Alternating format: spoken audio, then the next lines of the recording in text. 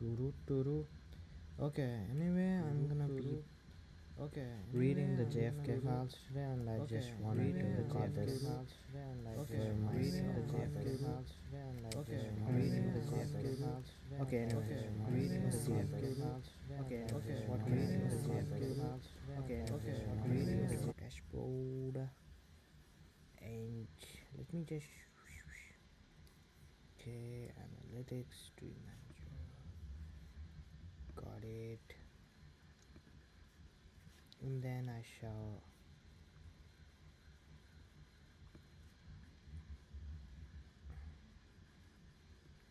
got it, and then that,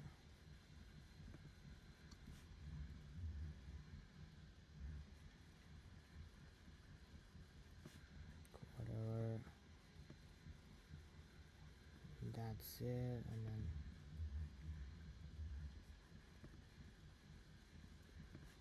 edit layout.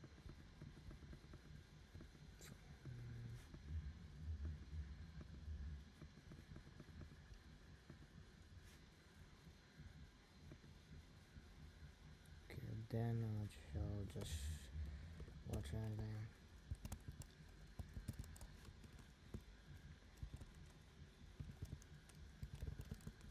Growing Starship 3D print.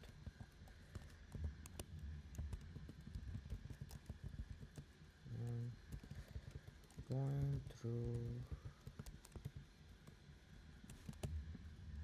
JFK files. Okay, done. Okay, let me copy that. YouTube. Going on. Then let's go live, and then come on.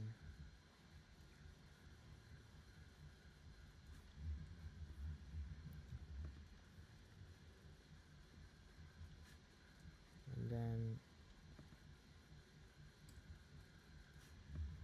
I'll just paste that.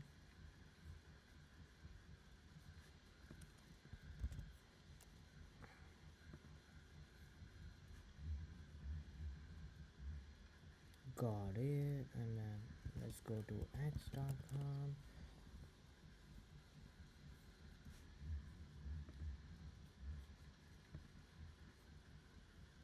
And then let's just log in and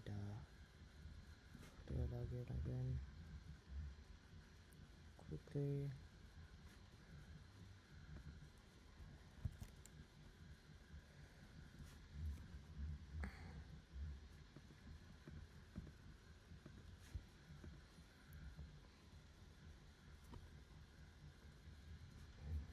Login.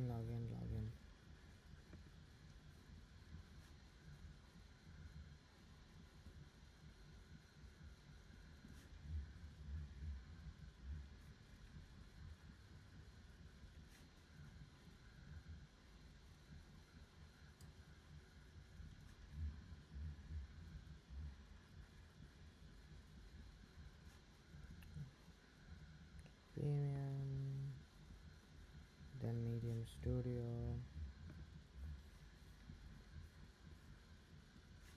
And then Producer. Then go live. Create broadcast. Broadcast name. Science and education.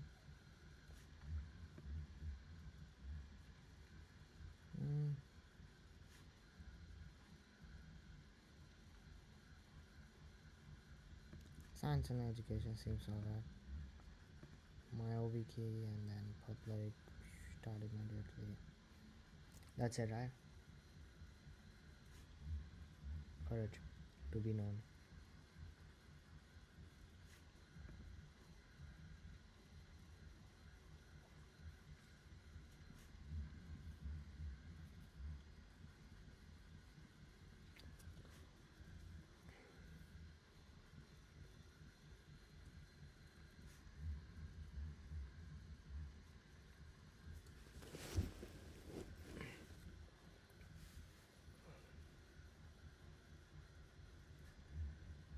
Okay, for now that should be alright. Create broadcast. And then I shall just use this. Okay. Let's see. I glued this and now I shall glue this to that. Do I have everything?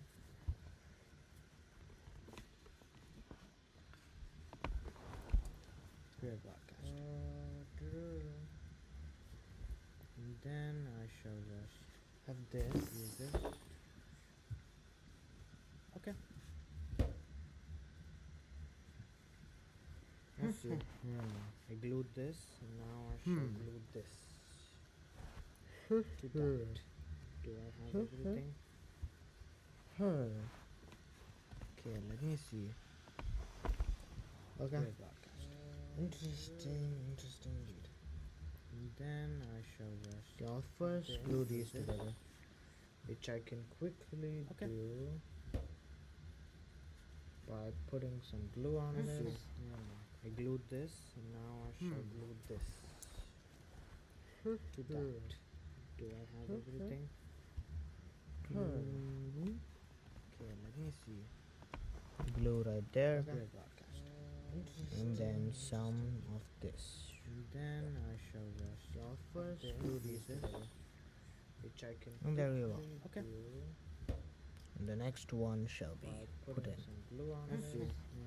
I glued this and now I shall glue this to that. Okay. Do I have everything? And then I shall put some in. Already glued a lot of glue right there, so I just got the idea to just stream this. Oh, like in reality I'm gonna be like reading to the JFK files, and yeah, there we go. Okay. Just wanted to record it. Shall be put it. I glued this and now I shall glue this. Ta-da, ta-da. To that. Ta-da. Do I have everything? Yeah, it's nice. 3D printing is so awesome, man. This is something I wanted to do for a while. I just got the idea to just yeah. Oh, like just in reality I'm gonna be like reading to the JFK files, and yeah, there we go. Okay. Just wanted to remember record. Then I shall have this. I glued this. Okay, it's printing out like yeah. I didn't really like what do you call it? Create the assets for this. 3D printing is so awesome, man. I want to create assets soon. I just got the idea. I already have Blender, so. Oh, like in reality, I'm gonna be. I'm gonna need to add in some plugins. Okay. Just for 3D printing, but yeah. That's how I'm gonna get started. Let me just. Printing out like excess. I didn't really like what do you call it? Create the assets for this. It's just so awesome. I want to create assets. Be normal. I just got that. Like in already have Blender. Manufacturing. In reality, I'm gonna be like reading this. I'm gonna need to add some plugins. The ability of a 3D printer is amazing. To create such numerous objects with one cell. I didn't really amazing. What do you call it? I just need to find one thing. I want to create a I just got that. Like you already have Blender. Like in reality, I'm gonna be I'm gonna need to add plugins. Just want to be the ability of the computer create with one printing out like I didn't really like what do you call it? Create the assets for this. Create is so awesome. I want to create assets there. I just got that. Like you already have Blender. Like in reality, I'm gonna be like reading to I'm gonna need to add plugins. Just want to be the ability of the computer create with one printing out like I didn't really like yeah, I'm kind of feeling create the assets for this. Okay, I'm already want to create assets there. Let's go. I just got that. Like you already have Blender. Like in reality, I'm gonna be like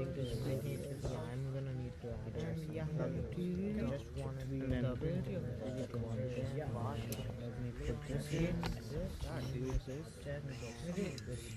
out like that I didn't really like. Yeah, I'm kind of create that. Create it should already want to create something I want to there.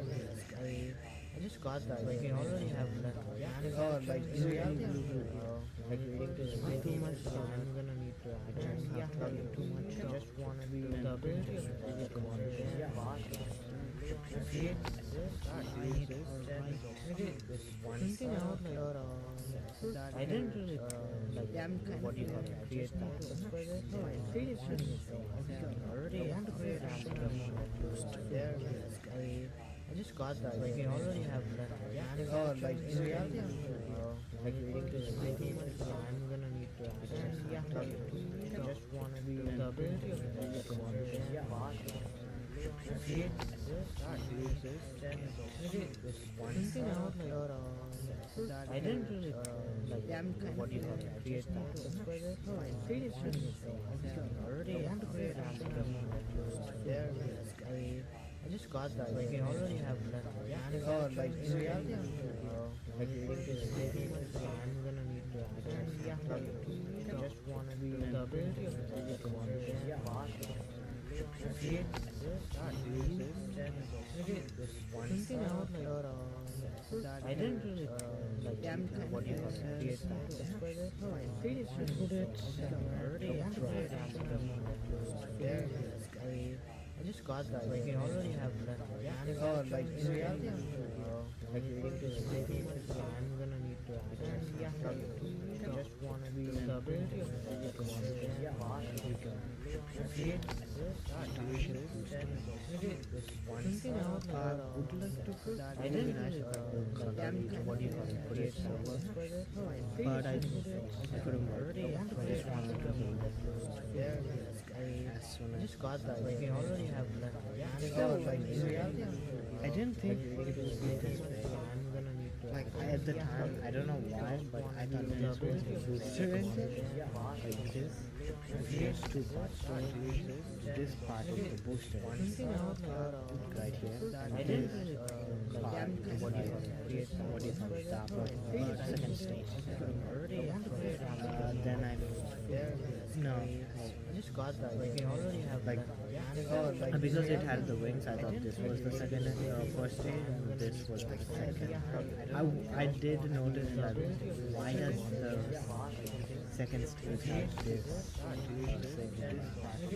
But after that, seeing the assets, I realized this is only one part of the whole three the booster. No, I just got that. Like you already have like because it had the wings. I didn't think that part was like I did and went to the JFK second week what they have but after that I didn't really realize that what you create one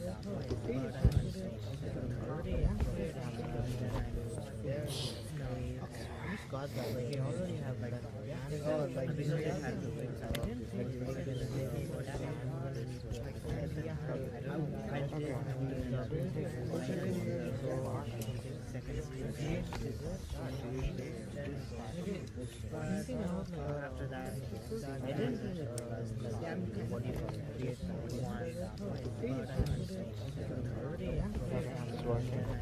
no, Let's go to the 235. The mic's good. There's some background noise. Let's go to 2 JFK assassination system. Identification form. Agency information. Being a software and you could just go online. Reviewed it again on August.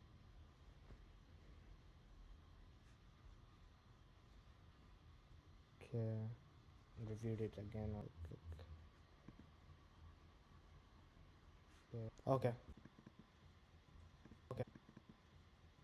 Okay. Okay. Okay. Okay. Okay.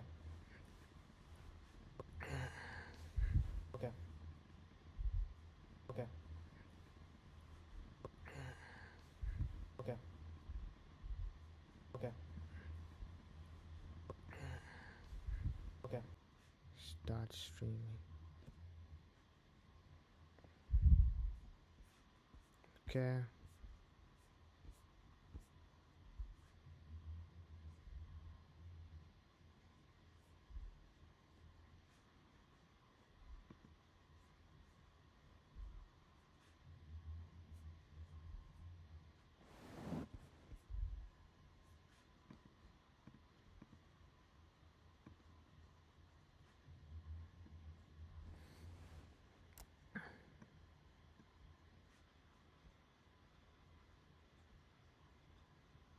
And then Safari, and then okay, again forgetting to transition Safari. Okay, now okay, I'm gonna just do this for now. Interesting. I am learning a lot, aren't I? Okay, why am I okay? Safari. It's interesting. Okay, this broadcast details and no.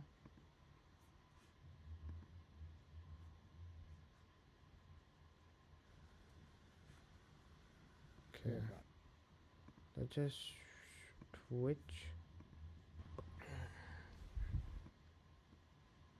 Let's just switch. Let's just switch. Okay, which one has been giving me some problems? Okay, which one has been giving all right? Okay, problems. Okay, everything's all right. Which one is transition? All right, and then Safari. Okay, and problems. Then okay, everything's all right. Which one is okay? Let's go to that. We have a lot of files to go through today, so which one is? I hope nothing happens, but who knows? Who knows? Okay. Brief meetings. On April 15th, 1963, Mr. Meyer of CIA met with board's officers with board's panel on covert actions, Messrs. Murphy and Gray. Mr. J. Patrickson, Coney, and Mr. A. Russell were working together, blah blah blah, and something happened. And yeah, something happened.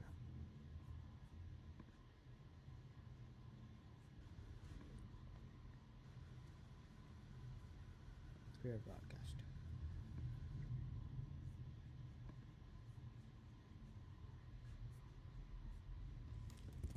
And yeah, something happened. Very okay. Now I can see. Got it. Okay.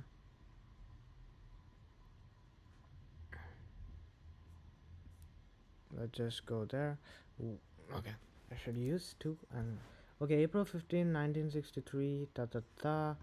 Mr. Meyer briefed the board panel on major covert action programs of the CIA, with the exception of programs relating to Cuba, a subject scheduled to be covered in a briefing of a full board on April 23, 1963. Mr. Myers described the political action programs which had been pursued with respect to Chile.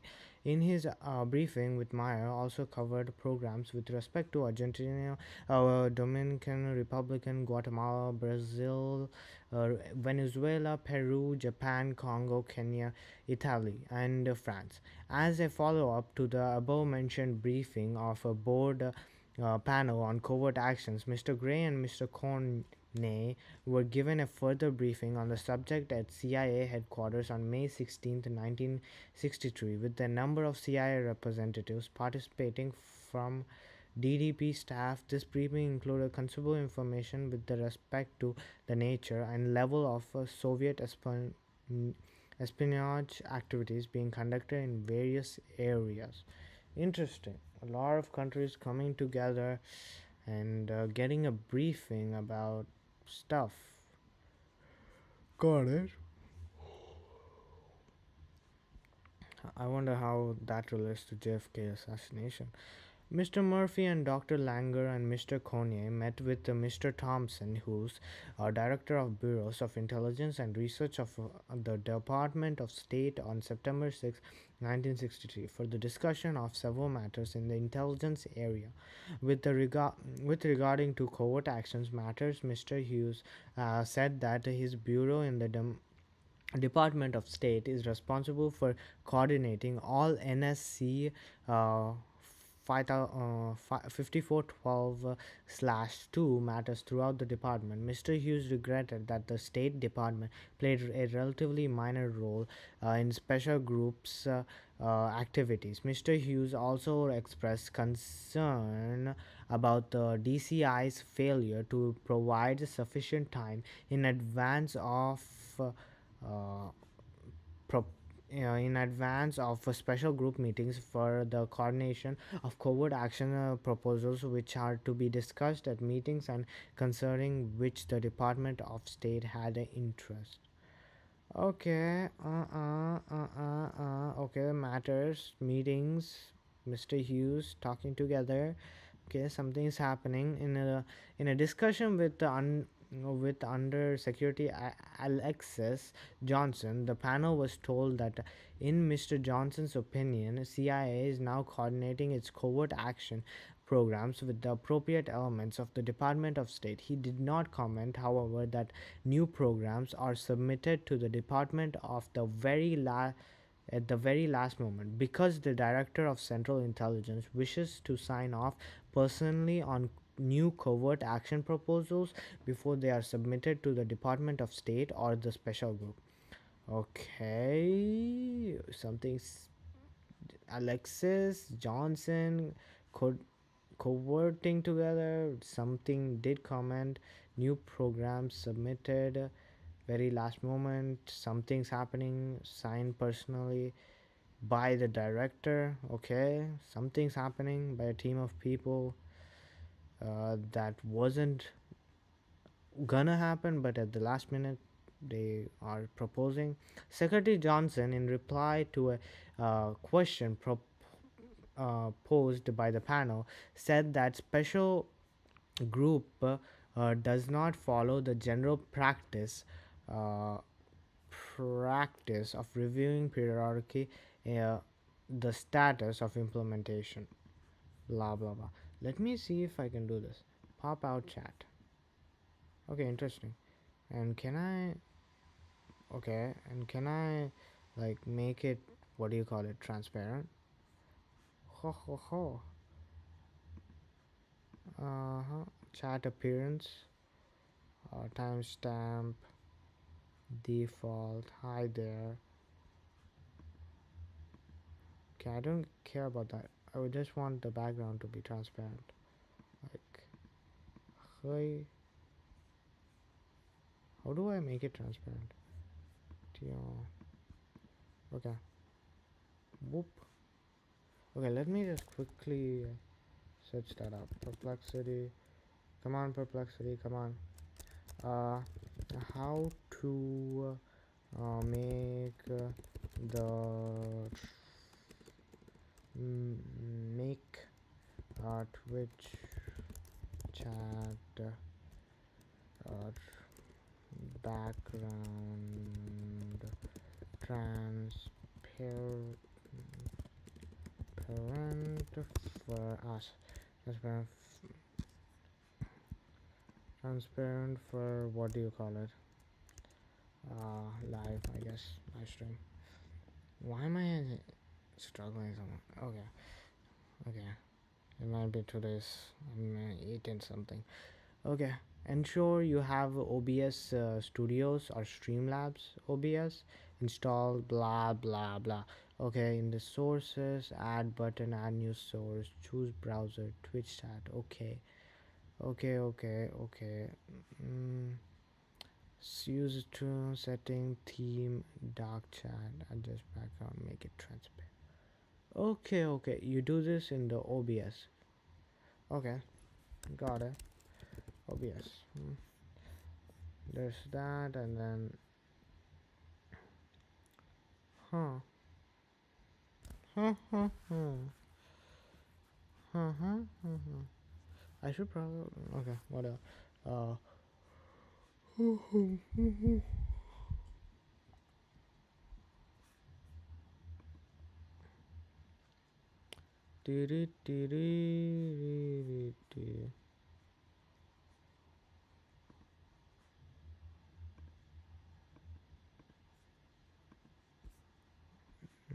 I don't like that. Otherwise,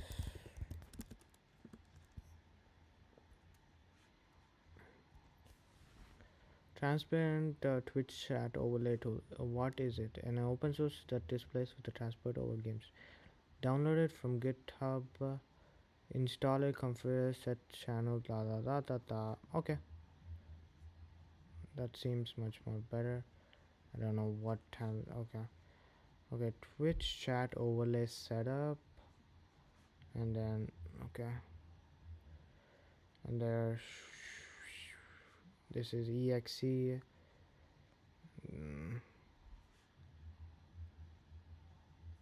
Okay, is this available? Ah, I feel kind of.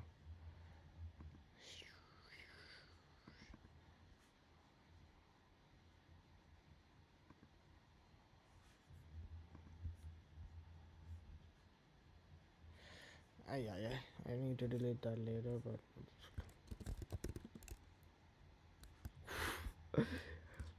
oh, what is happening? Okay, whatever.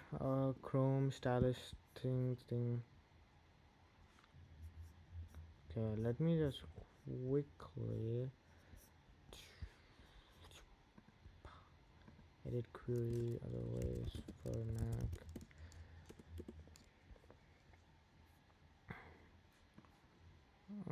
I don't wanna OBS plugins. Install plugins that allow customers less like light stream, cloud posting, less transparent overlay app available on GitHub. It looks like it should work. Okay, it should work, I think, but I don't know.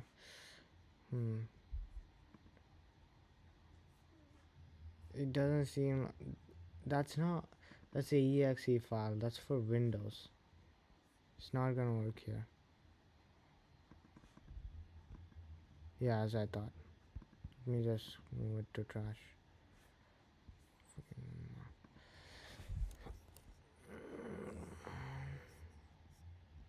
Da da da da da da.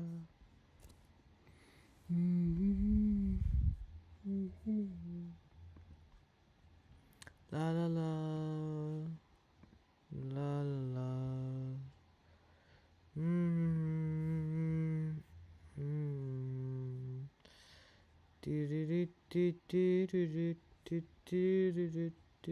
Oh yeah, there is a way. There is a way. I already deleted.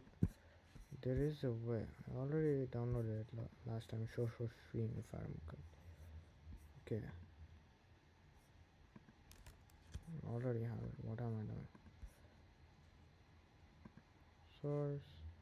That should do it. I just need settings and chat appearance. Uh. Hmm. I don't want that.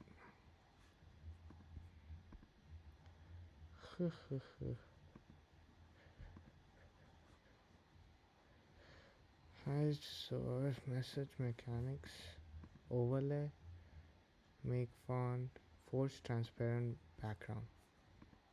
Okay, does that force it?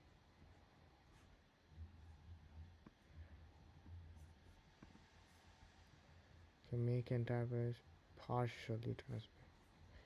Okay.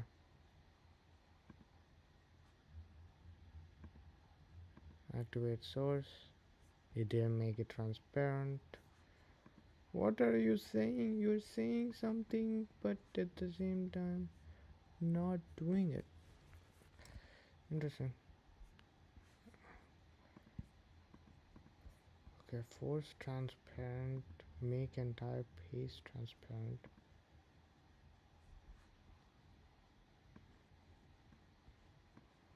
Okay, what's this?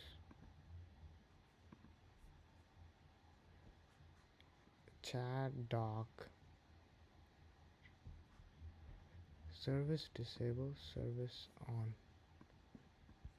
Service stop, activate. I don't think that's it.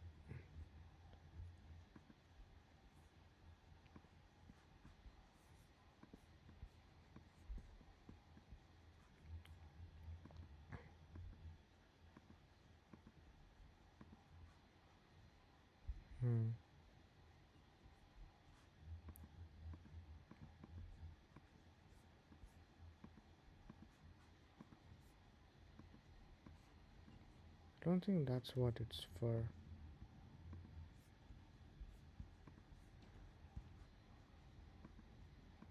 Okay, I'm gonna just do that. Mechanisms.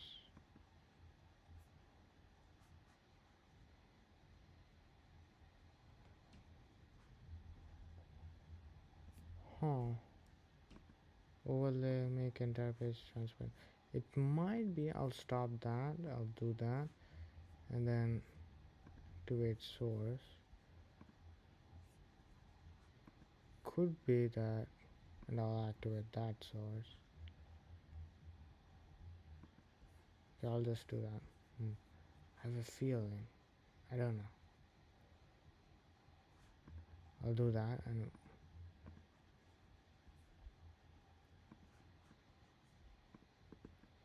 ha ha ha.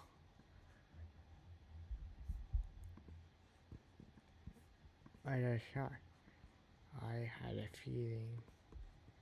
Okay, I'm gonna just put that there. Ha ha ha. This is nice. Okay, I'm gonna now see something.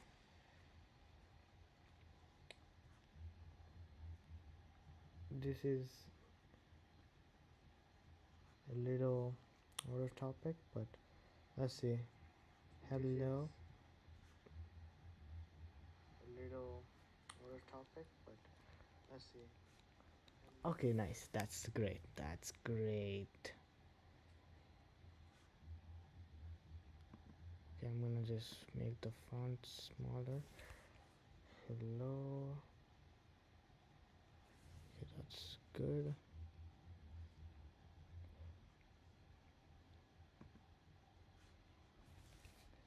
Hello. Okay, I'm gonna just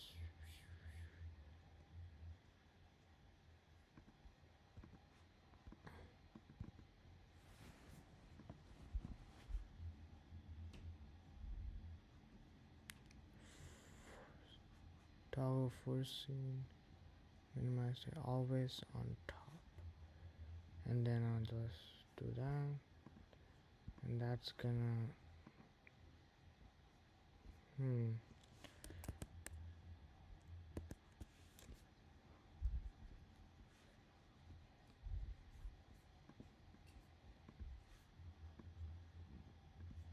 why are there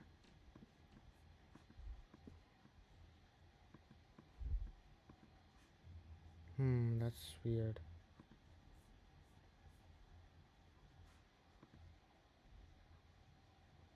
Okay, that's better.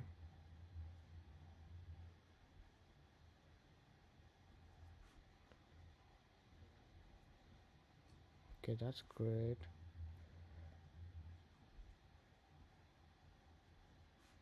Interesting.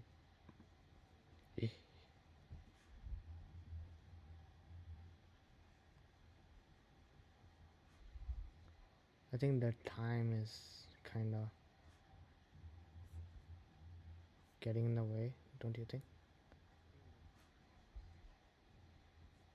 Hmm.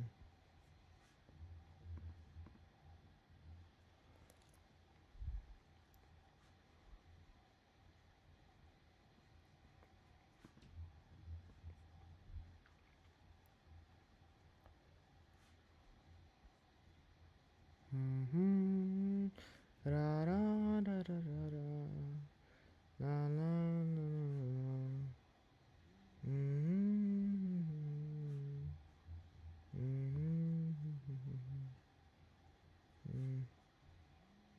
Mm-hmm. Mm-hmm.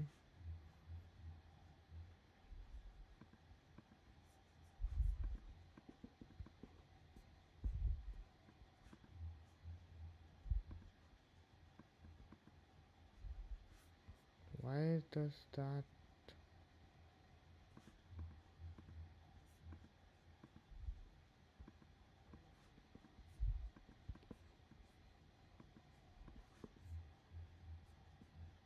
Okay, there's two.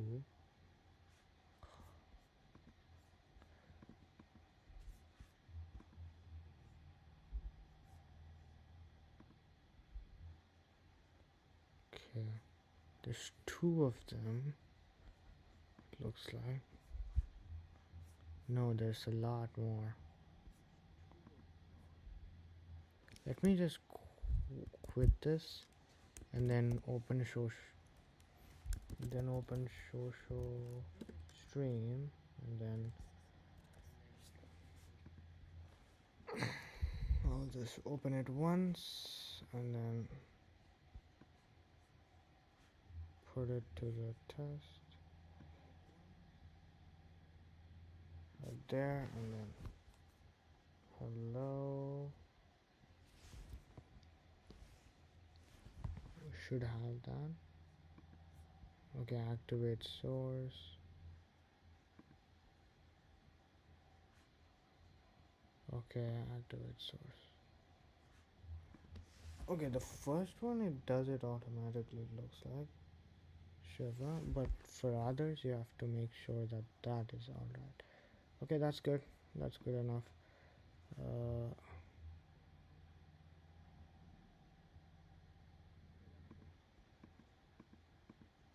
and mute the window stream.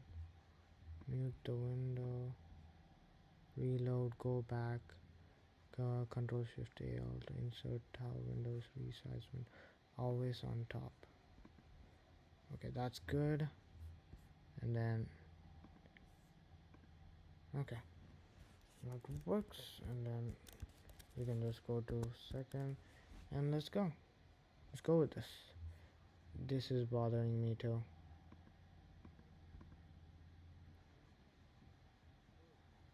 Edit window tone.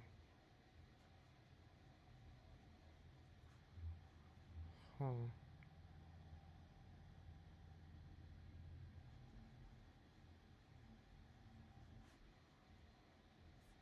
But okay, whatever. Okay, CIA briefing board, covert action panel, September 6th, 1963. Present were Mr. Robert Murphy, Chairman, Mr. Gordon Gray, Dr. William Lander, and Mayors Coney and Nash. During the course of the meeting, and the board panel was briefed by Mr. Richard Helms, Deputy DCI Plans and CIA representatives Cord Meyer and Desmond Fitzgerald, that's a funny name. That's briefing were on the subject of covert action programs with respect to British Guinea and Haiti and Dominican Republican, Vietnam, Bolivia, Brazil, Cuba. Excerpts from minutes of President's Foreign Intelligence Advisory Board meetings with respect to covert blah. Okay. Meeting of May 15th, 1961. Okay, just wait a minute. This is 1963, right? This is 2 years before that. This covert actions happening. CIA director signing something. we don't know exactly yet. Let's see. The then DCI, Department of Director of Central Intelligence, it looks like. I'm right, right? Mm, let's see. Coordinating with Department of State, sign off personally, Director of Central Intelligence. Yes, I am right. Let's go. Okay.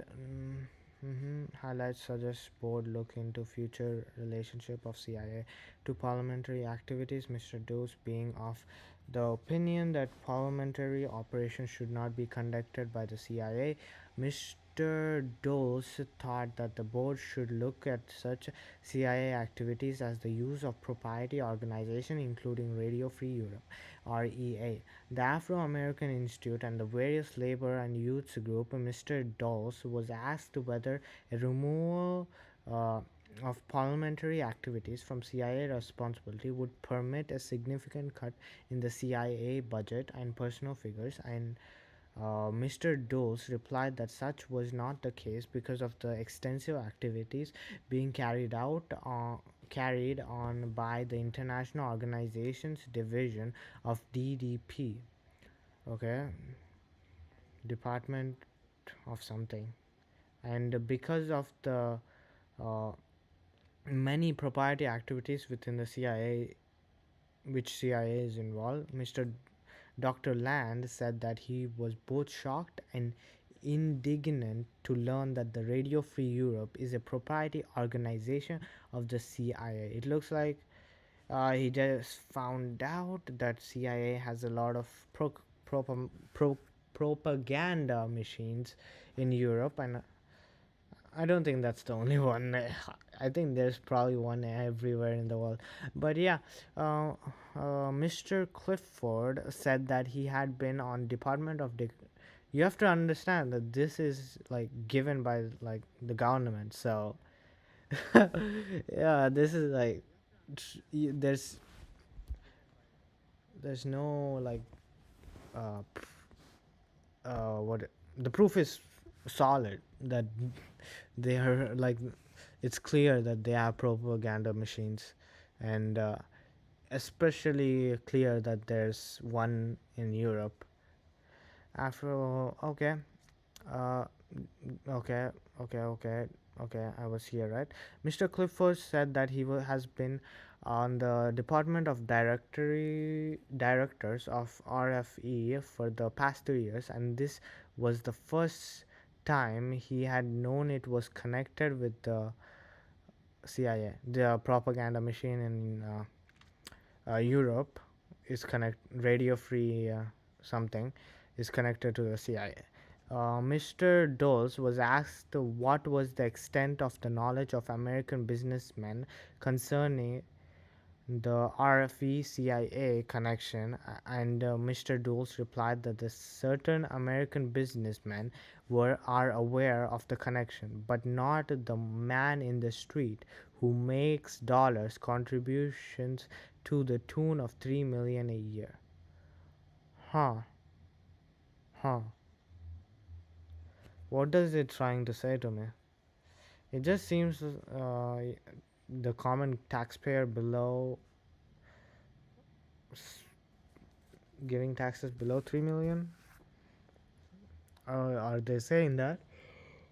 I don't know. Okay. The board chairman Kilman appointed himself and Messrs. Murphy, Lander, and Taylor to serve on a panel of board to study the extent to which the government should be involved in political, psychological propaganda and parliamentary activities, and the policy which should be pursued by the US government in these matters. President Kennedy joined the board of a meeting, and when the discussion turned to a recommendation of the prior board, the president referred to the recommendation that covert action programs of the CIA may not have been worth the risk nor worth the great expenditure of manpower and money. That CIA concentration on such activities has tended to detract substantially from the execution of its primary intelligence gathering mission, and that there should be a total of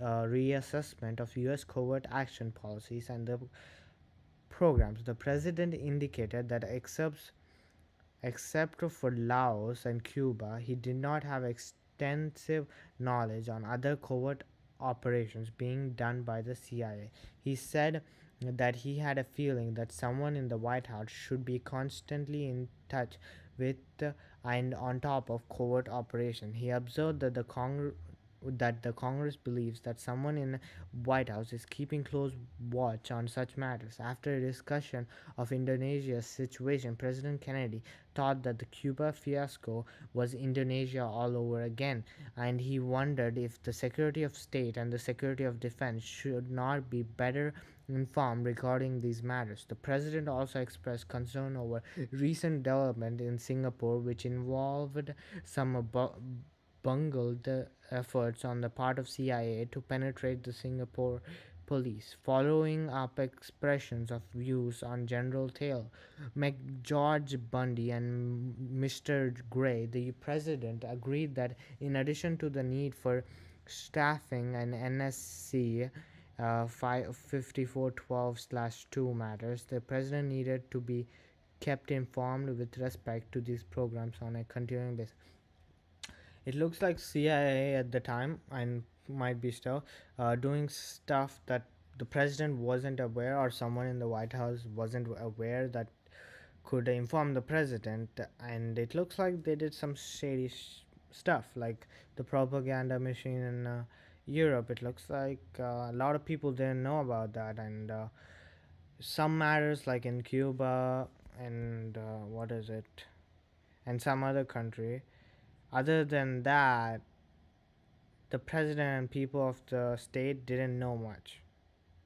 Like, and JFK, President John Kennedy, JFK, wanted more information, all information to be like told out, because a lot of stuff was happening, like in Singapore, a lot of suspicious it's not suspicious, like CIA was trying to penetrate Singapore police, like they were trying, yeah, they're like, mm, how should I say it, they're doing stuff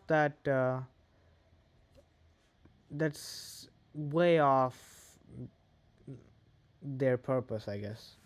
Or even if they're like, they could be gathering information from the Singapore police, but they're not informing it to the president or anyone in the White House, so to make plans. So what are they doing it for? Yeah, that was going around. It looks like that might be one of the reasons why he was. Okay, I'll not say it. Let's move on. Meeting of May 26th, 1961. In this second meeting of the PFIAB, the discussion included a statement by General Dolittle that proposed reorganization steps with respect to the CIA would involve the question of the interference of covert operations with intelligence collection. General Doolittle had found, he said, that the covert operations dog is wagging the intelligence tail, when in fact this should be reversed. General Doolittle added that a great number of people in the CIA are more interested in the uh, political psychological propaganda and parliamentary than they are in a dry, difficult, but important task of collecting, interpreting, and distributing intelligence, a matter which General Doolittle thought could be corrected by a change of emphasis and change in organization. It looks like the CIA was acting as a propaganda machine mm, than a intelligence administration that gives intelligence to the president. and it looks like someone called General Doolittle uh, is saying we could correct that. Uh, okay. At some point in the meeting, when the DCI, Mr. Alan Dose was present, that officials said that with respect to organizational matters, he favored transferring parliamentary activities to the Defense Department. He proposed the separation of other covert actions activities from foreign intelligence activities, and he was opposed to separating the post of DCI from that of the head of the CIA. Okay. It looks like they're trying to separate stuff happening like propaganda, and it looks like the someone, Mr. Doles, will favored transferring trans. Uh, it looks like Mr. Allen Doles favors transferring those propaganda stuff to the Defense Department or other department. Just wait a minute. Uh, was present, that officials said that with respect to organization matters, at a point, Mr. Dose was present. Okay, okay. Someone else said that we should separate the propaganda machine from the CIA, and Mr. Alan Dose was opposed to that, and yeah, let's see. Meeting of June 7th in 1961. Upon the completion of its third meeting on June 7, 1961, the board met that evening with President Kennedy, the Attorney General, and Mr. McGeorge Bundy were also present.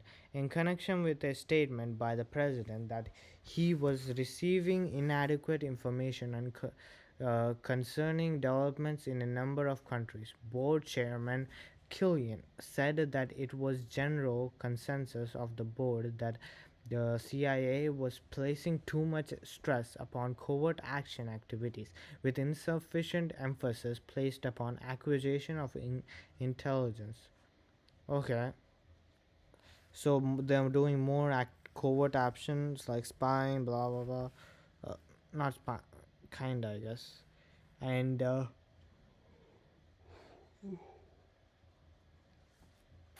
yeah, spying is like what do you call it? A subset of covert actions. They could be like, as I say, propaganda machine trying to make the enemy think something else or something. But yeah, later, yeah, they wanted to change that, and later in the discussion, McGeorge Bundy said that in the line with the president wishes, a list was prepared of all programs involving covert support to the political parties abroad and support to the individual associated with political parties, with a view to assessing the direction and value of those programs. Mr. Bundy noted that a certain of these problem areas, which had been referred to by Ambassador Galbert in connection with covert actions in India. What the? Bundy noted problem areas which refer to Embassy Koto in connection with covert actions in India. Okay. What? Okay. Oh, man, I'm getting too many yawns. Connection with covert actions in India had been recently reviewed by specific Special NSC 5412/2 group.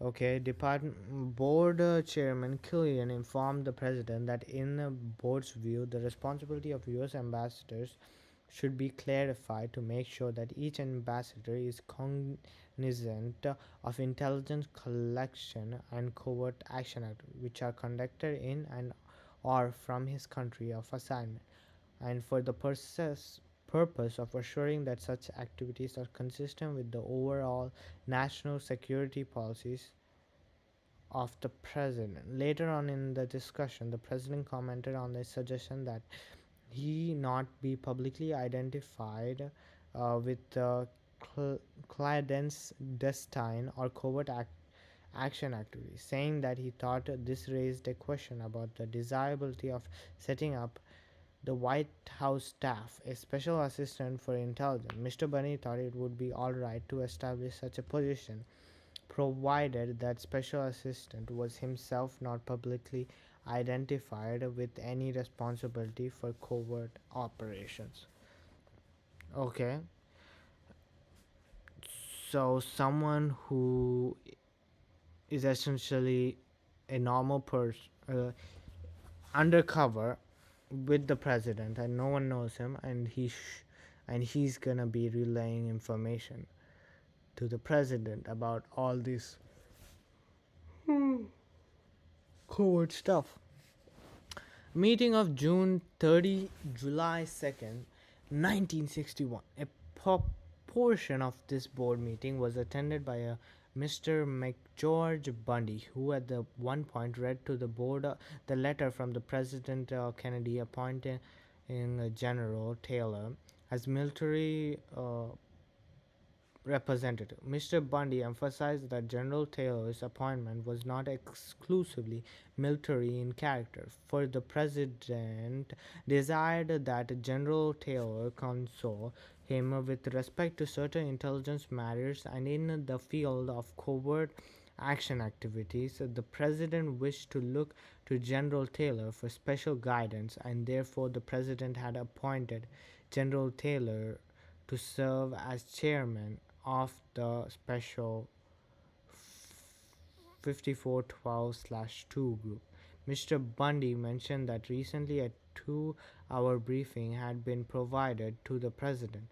Mr. Bundy, General Taylor, and Mr. Cornier by Messer Doles and Bissell concerning major covert action programs currently being carried out by the agency. Got it. A lot of stuff is happening. Okay, another point in the meeting, the board heard comments from Mr. Roger Hillman, Director of Bureau of Intelligence and Research at the Department of State. Among other things, Mr. Hillsman felt that the U.S. government was not making full use of covert action operation in providing assistance to foreign political parties. He thought that such operations were important and could be helpful if done skillfully. Mr. Hillsman expressed criticism of the fact that the Department of State was brought into CIA's planning in NSC.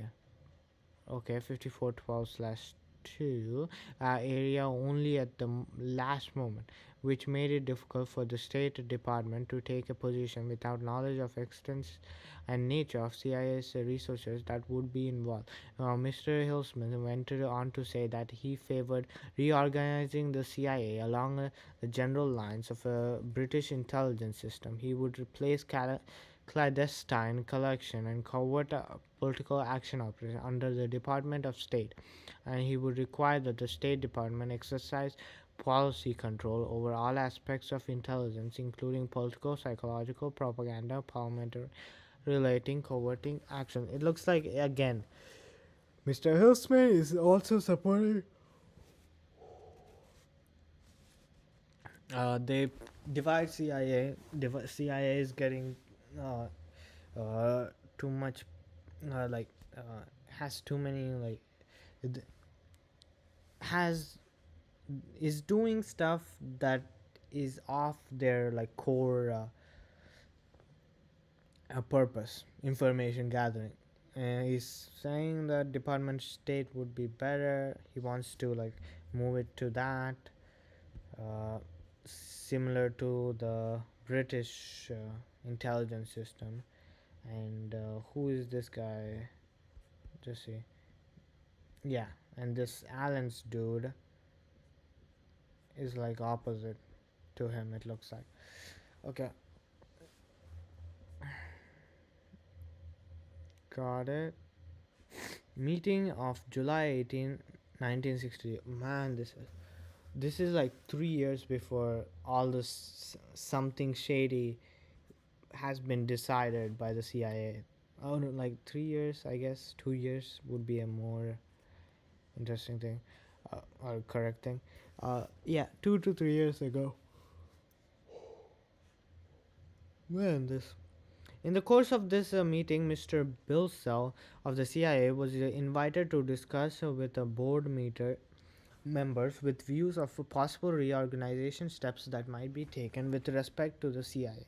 At one point in the discussion, Mr. Bissell volunteering the suggestion that perhaps a step might be taken by President to obtain a better public understanding and acceptance of CIA's responsibility.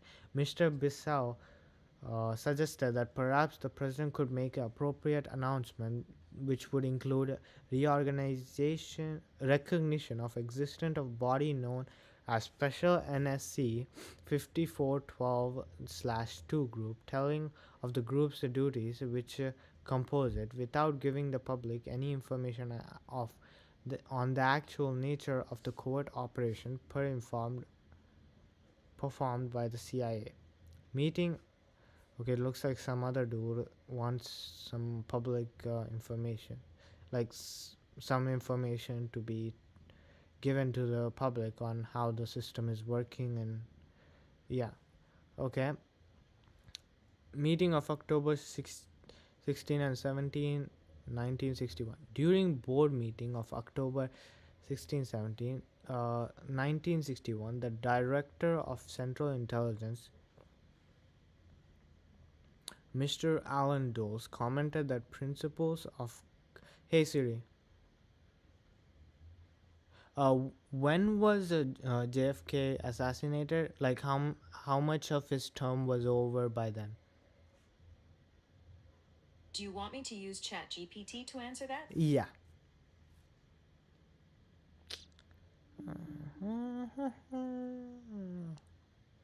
Mm, President John F. Kennedy was assassinated on November 22nd, 1963 at 12:30 p.m. CST in Dallas, Texas, during a motorcade through Dealey Plaza. He was fatally shot by Lee Harvey Oswald from the Texas School Book Depository. got it. So 2 years, like 2 years after this, he was killed. Okay.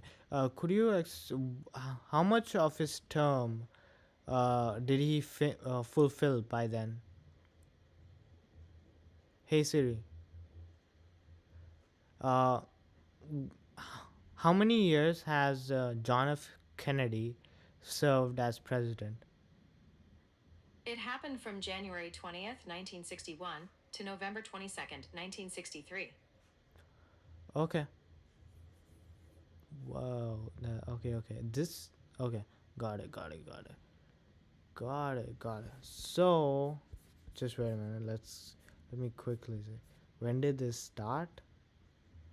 It started. Just wait a minute. I think it started on June 28th, 1961. Like a few, like six six months. Yeah, around 6 months after JFK uh, came into office. So yeah, it looks like he finished like around 3 years, like almost beginning in his fourth year. Not yet, but almost. So okay, since his start, he was doing some stuff. He saw some inefficiencies or uh, or organization being inefficient, or organization having too many powers, or it being not efficient for two functions of the government to be within a CIA which has a purpose of information gathering rather than covert actions, which some people are suggesting to be better fit for the Department of State than the CIA. Some people suggesting for the information to be released to the world or public before doing anything.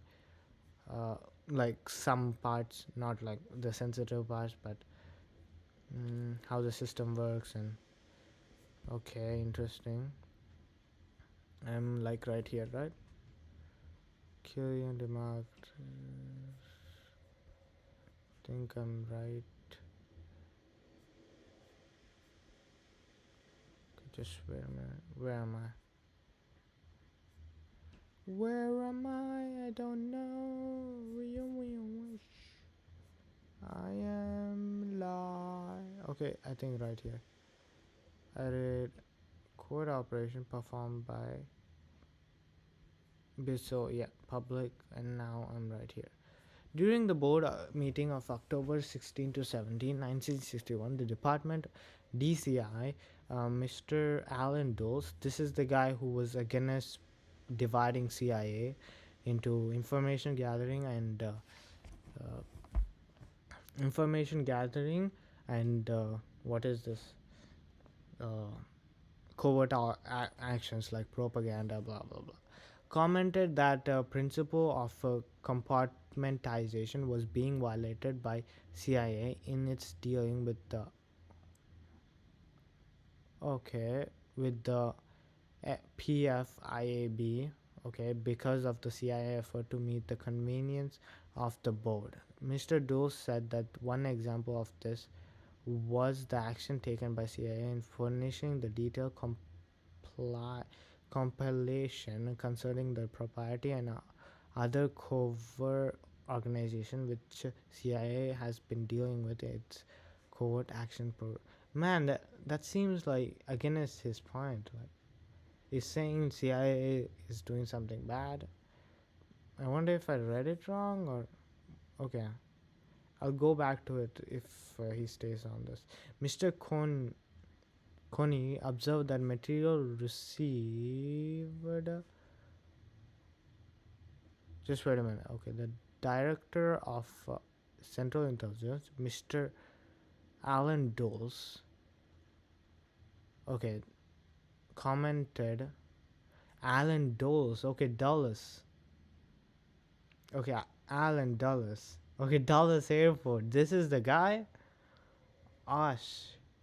Okay, commented that principle of compartmentalization was being violated by the CIA. One example taken action by CIA is furnishing the detailed compilation concerning propriety and other covert organization with which CIA has dealings in its covert action programs. Mr. Kanye observed that material received by board from the CIA and more sensitive information received from other US intelligence agency is given a greater degree of security in the board than in the CIA itself. For use at this board meeting, a 17-page summary had been prepared in the board's offices based on the undated document from the CIA marked top secret, eyes only, extreme sensitive, containing list of brief description of all CIA cover organization and proprietary activities, including references to Asia Foundation, Radio Free Europe, Institute of National Labor Research, World Confederation of Organization of the Teaching Profession. These are all like U.S. Propaganda machines. U.S. National Student Association. It might not be fully, but like, yeah, they are influenced. They are being used in some way. Mr. Dose told the board that CIA can play a role, helpful but relatively modest role with the regard to Laos and South Vietnam problems, and he thought it would be well if the board would suggest ways in which the CIA would more effectively utilize its resource in the meeting such problems.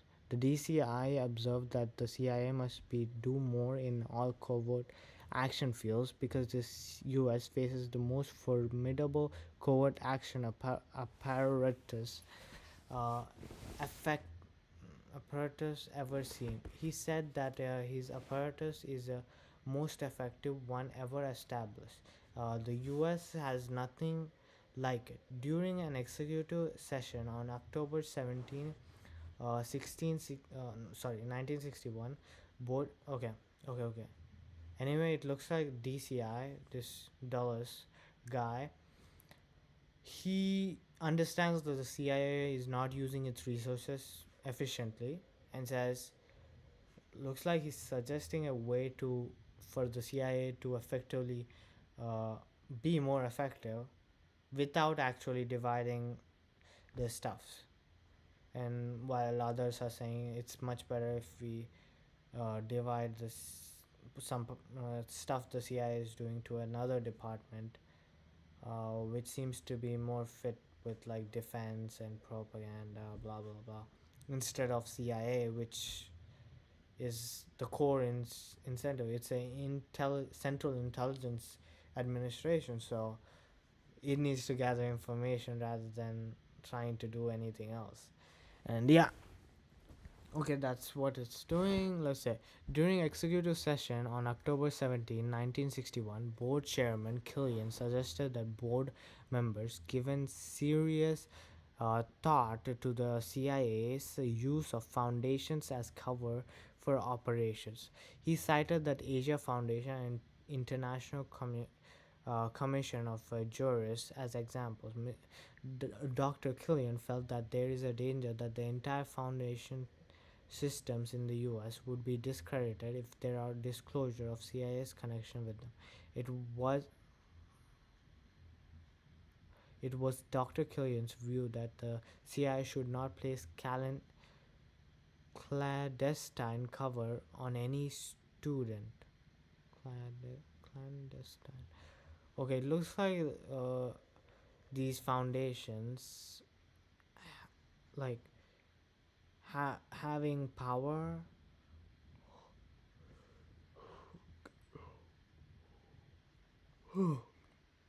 It looks like these are like the problem is that having like if the CIA is connected to these foundations, if this information gets out, it would be a big problem.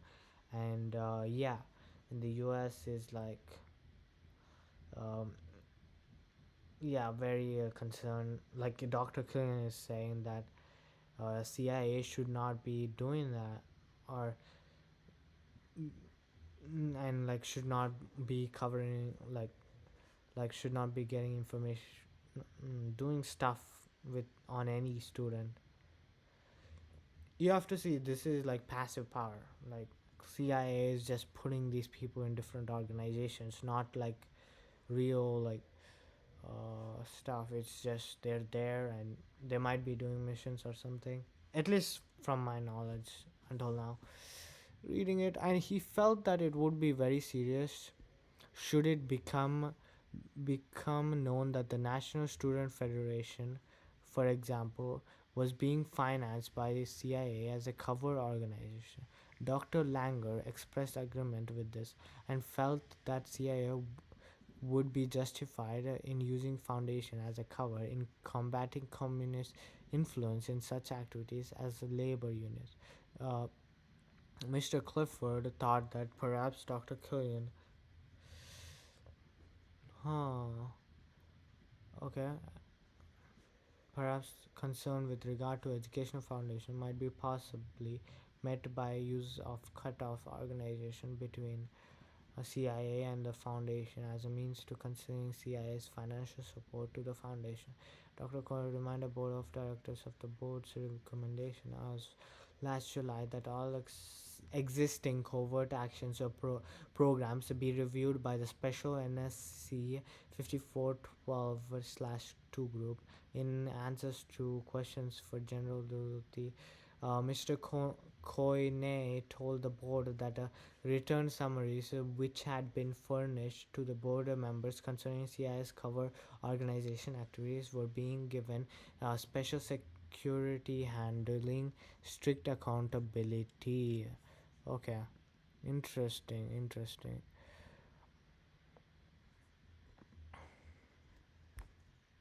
Okay, you can't even see my face now. Let's see.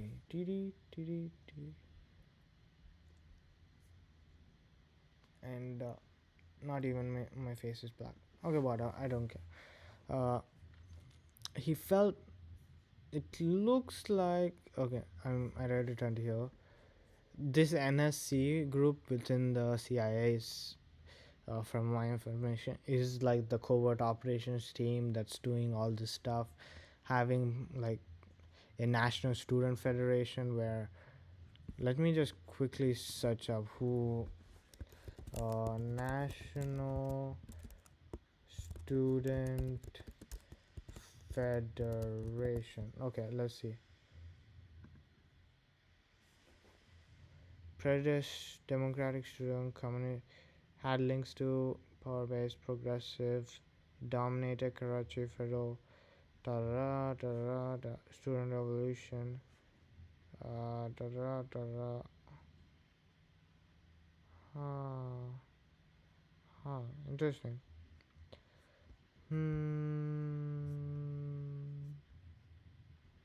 Okay, that's, it looks like National Student Federation.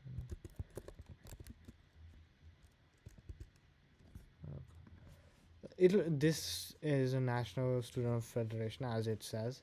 It looks like it's been funded by the CIA, and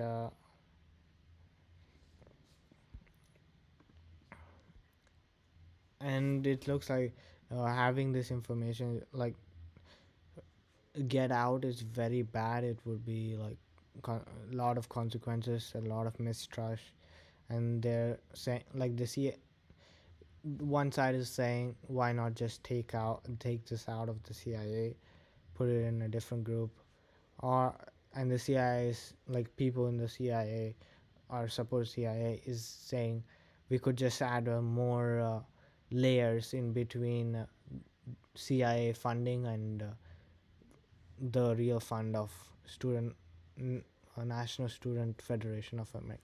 I don't know if it's the National Students Federation of America or something else. Like, it could be uh, other groups, I don't know, like, I don't know which. It could be another state. I don't know. We have to just see.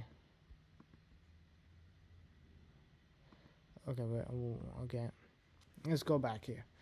He felt it would be a serious problem should it become known. Okay, I read until here.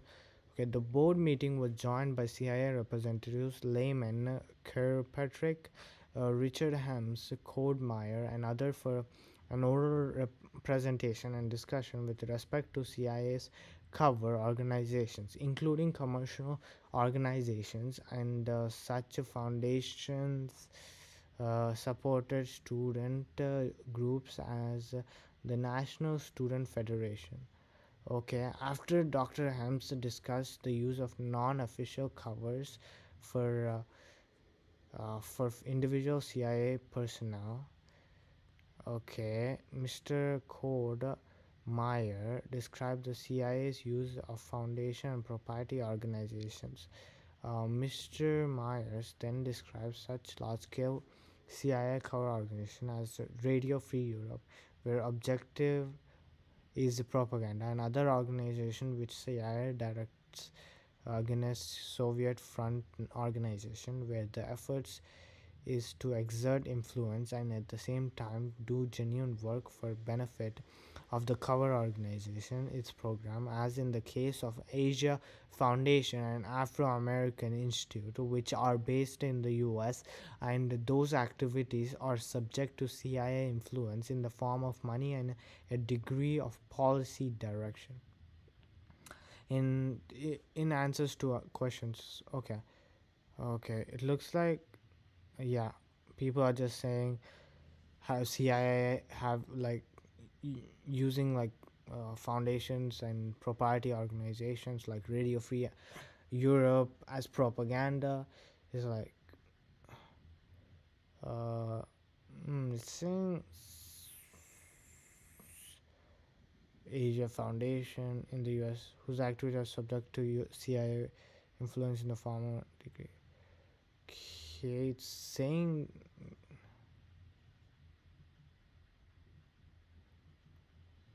yeah, it's just summarizing stuff, I guess. Okay, in the questions from board members as to danger of disclosure of CIA's relationship to these various foundations, Mr. Meyer said that there was no grave danger of a cultural U-2 incident, and the risk of disclosure by a defector, for example, was less than the risk of a U.S. News story. Uh, in the questions relationship with various foundations, Mash said that there is no grave danger of cultural U2 incident, and the risk of disclosure by a defector, for example, was less than the risk of U.S. news story or disclosure resulting from gossip among members of the U.S. Foundation community. Mr. Meyer considered it inevitable that Asian mentality would suspect that there is U.S. government influence in all U.S. based foundations. Chinese communist propaganda continually charges the U.S. government or Wall Street control exists in these foundations. Even in the Ford Foundation, where this not the case, nevertheless, the cover foundations, which are in fact influenced by CIA, continue to do legitimate work, as, for example, in the case of labor training schools supported by Asia Foundation in Pakistan. Okay, and in the case of teacher training grant at the University of Rangoon, and in the case of natural student. Mr. Meyer pointed out that CIA's financial support is normally fueled through a various of channels, and the CIA money goes to National Educational Association through the cutout uh, arrangement. Mr. Meyer expressed the opinion that CIA budget controls over the use of money contributed to the international student group would deter any efforts to impose foreign influence upon U.S. student support normally flew to various channels goes to national education through the cutout arrangement. Mr. expressed the opinion the seal over it of contributing international groups would, would deter any effort to impose.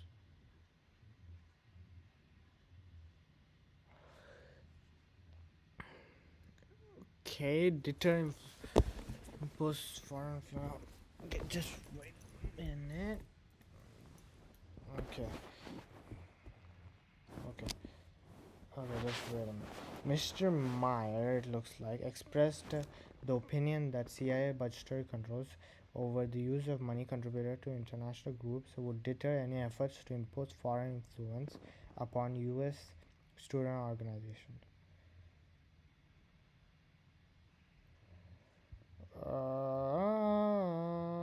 Funneled through various channels. CIA money goes to National Educational Association to the cutout arrangement. Okay, the money is going to stop people. They're doing legitimate work. That's something, and using money to do legitimate work to student groups would deter any efforts to impose foreign influence upon U.S. student. Okay, okay. Is they're saying that they are doing legitimate work to help and do the purpose of this organization that the CIA is funding. They're doing like real work and helping people. So all that would deter people to thinking that this is a this is like CIA doing it for information or something, and so the government, the foreign influence, or the students or the people would not strike that this is spying, blah blah blah, or something, or some other type of organizations. Okay, Mr. Meyer informed the board that CIA covered organizations activities are approved by CIA Project Review Committee, with the State Department being made knowledgeable. Mr. Himes stated that since January 20, 1961, there had been no review of such activities by the NSC, not the special NSC 5412.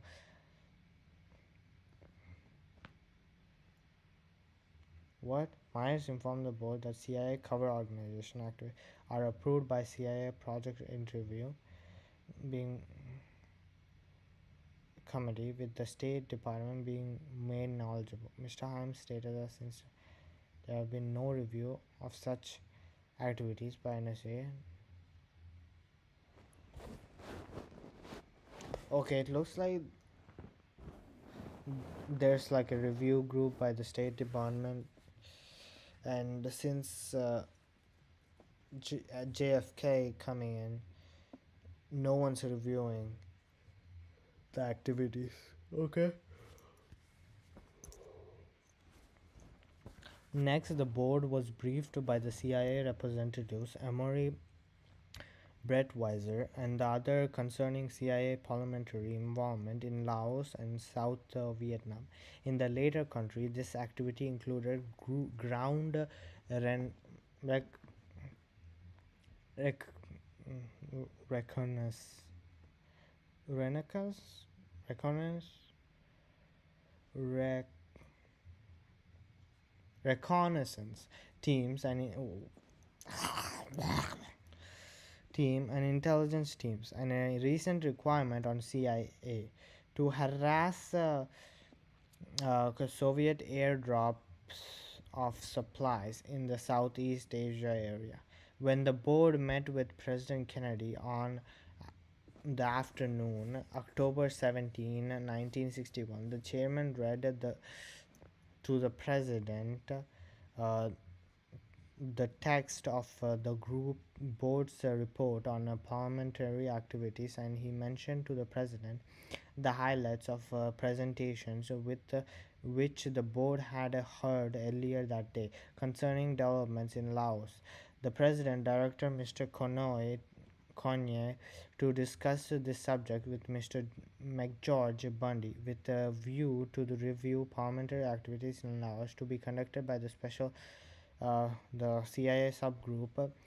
This was discussed by Mr. Conye with Mr. Bunny, who said that he would have the review made of the parliamentary activity in Laos and the question as to whether the responsibility for activity was properly assigned to the CIA.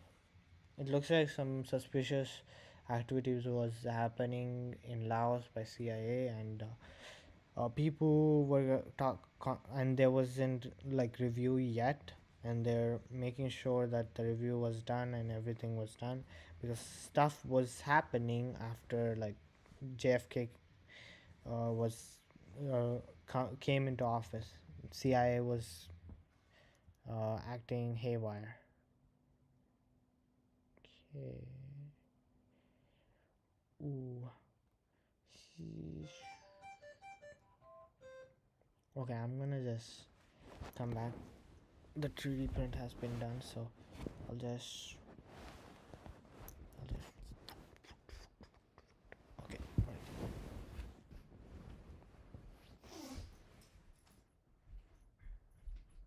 Yay, 3D print.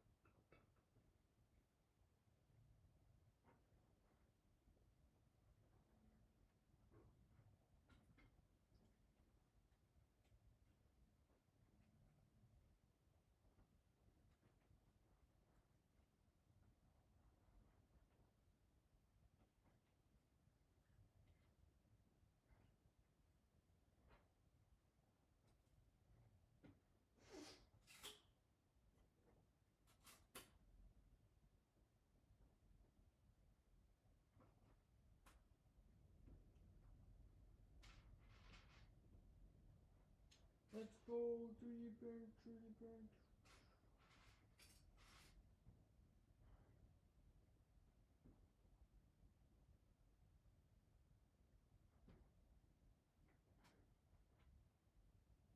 Let's go.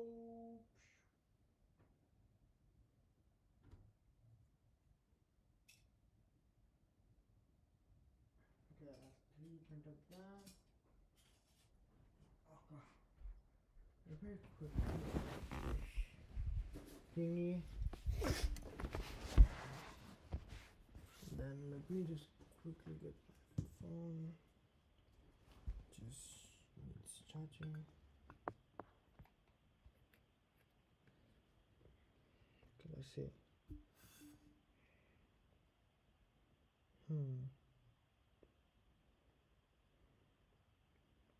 See, let's see.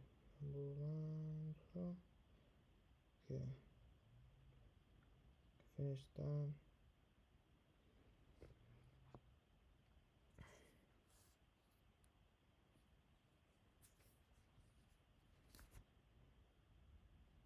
Okay, let me first arrange this.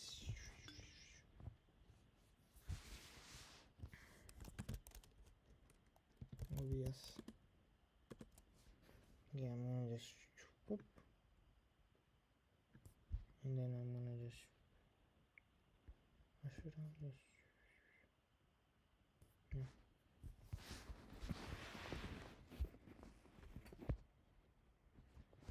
Okay, I'll just do that.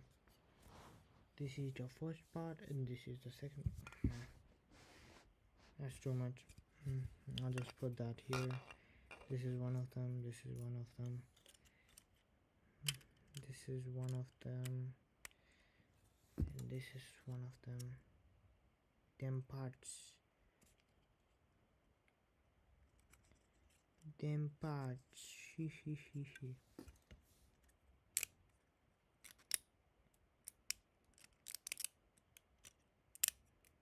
Okay, that's good. And then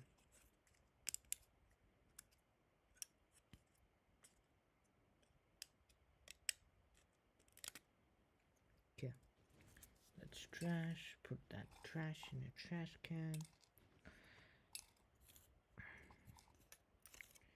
In the trash can, mini trash can, 3D printing stuff.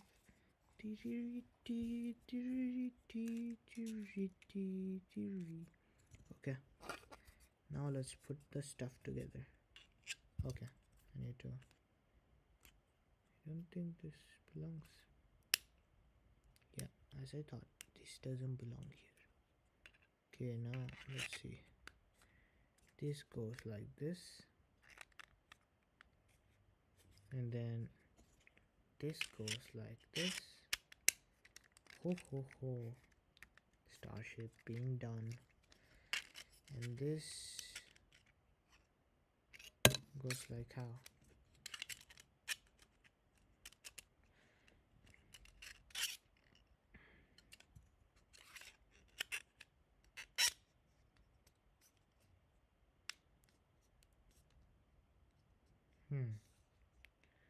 Huh. Might be like this. And this might be like this.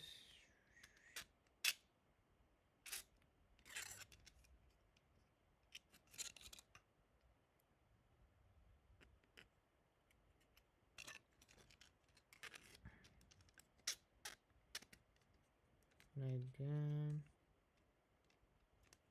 And then yeah, this is like this. I'll probably have to, like, you know, put this like this. Like that. Oh man, this is big. I wonder if it's 1-to-1. Okay, this is this, and then okay, that's good.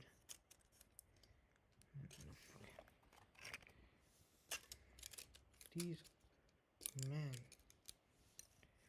hey, Starship is big. Obviously this should be red though. And then that's that.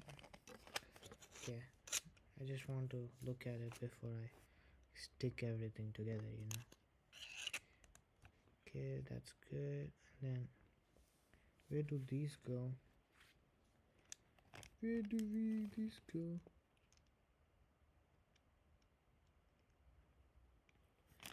Where do these go? Do.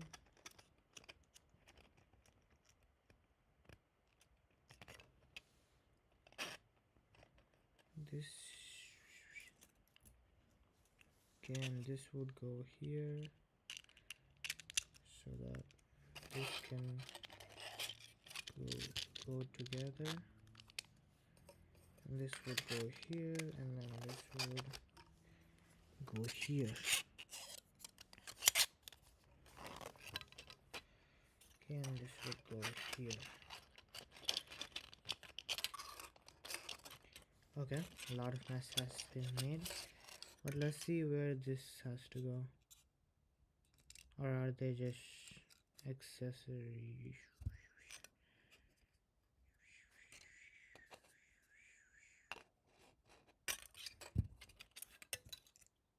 I don't think they're accessories.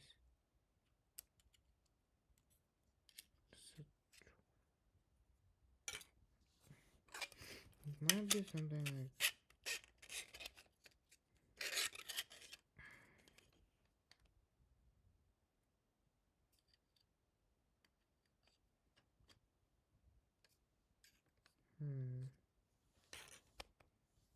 duh.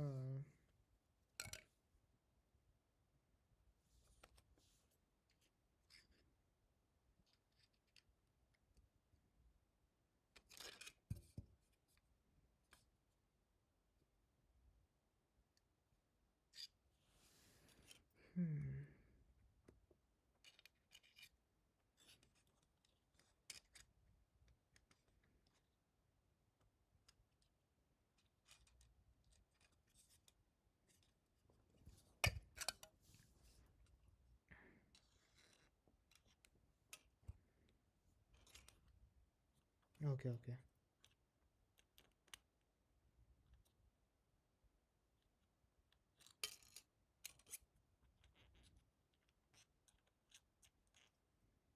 Okay, I found it. It's just this, and if I'm right, this should be right here. Yeah, I found it. It's just that, and then you just have this,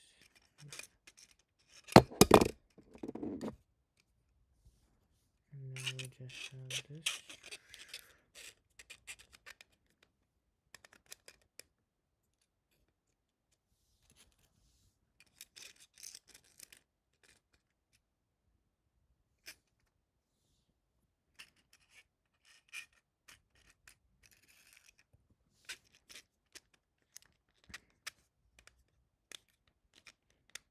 Interesting.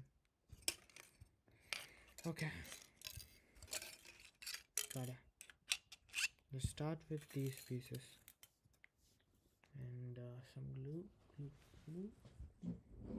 Okay, right here. Okay.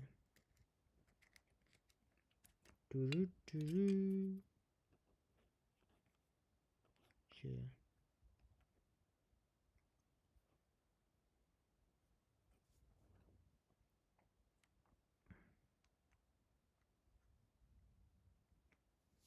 I'm gonna just then I'm gonna just do this like this and then put that right. Ay.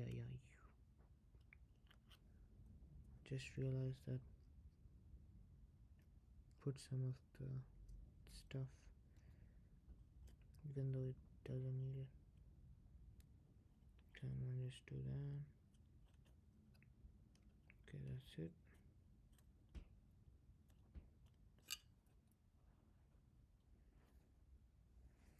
Okay, ready, go.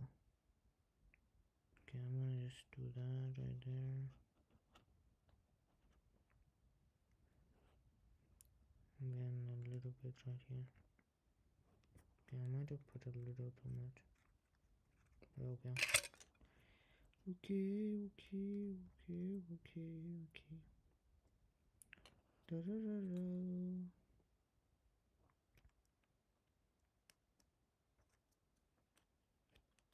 Once upon a time, there existed a creature. Doo-doo. Once upon a there existed a creature.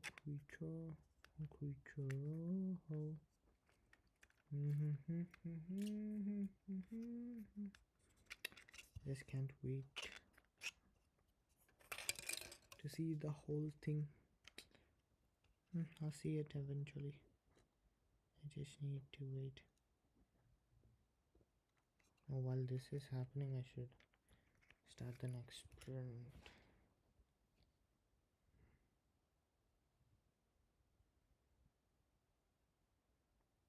Printing history.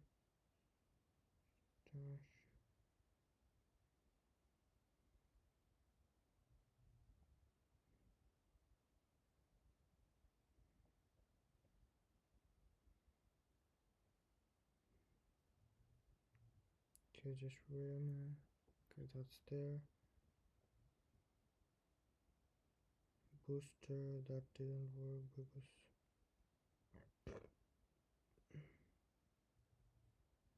compatible. Is it done? Okay, booster.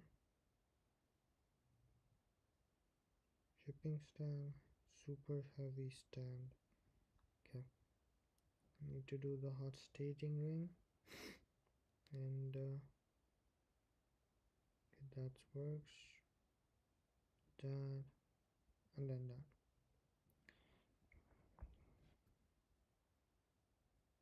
Okay, that's gonna be doing its job. I'll just do my job. And then right there. Ready, go. And now the next thing is this.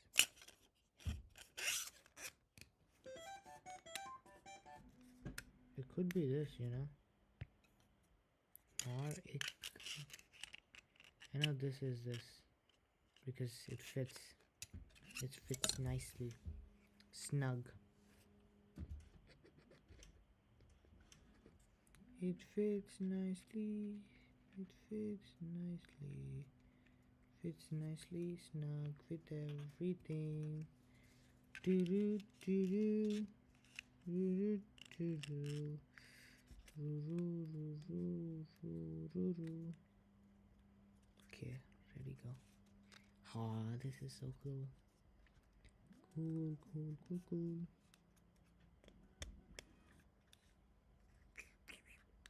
Starship is so cool, man.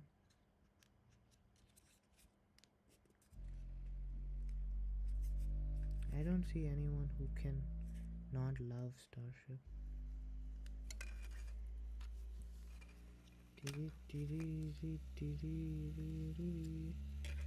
I just need to fucking just wait a minute. Just need to okay, that fits nicely. I just need to put more here. And then again put more here. And then I'll just glue that together. Okay, that's good. That's good.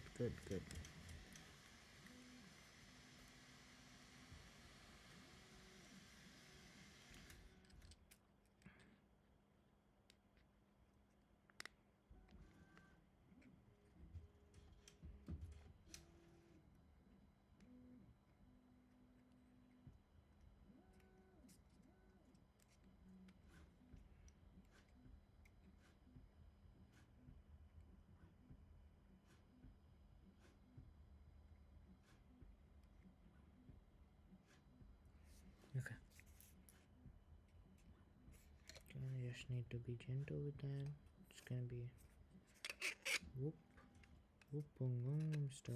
Whoa, look you later. Then it's gonna be this.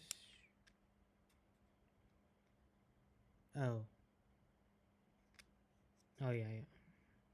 Yeah. Yeah, that's it. Okay. Wait your turn.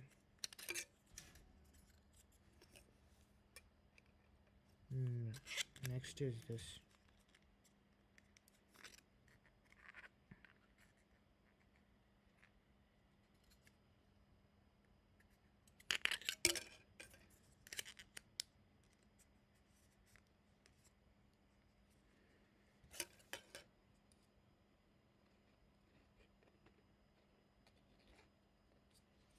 Okay, I'm gonna just stick these together by doing this and then doing this and then doing plugging this into this and then putting some super glue on that and then putting that in the thingy and then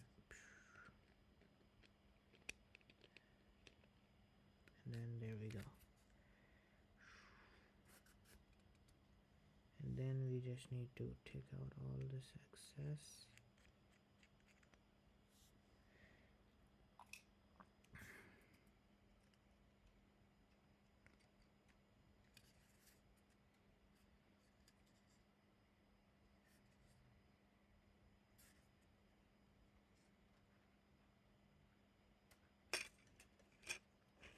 Let's go.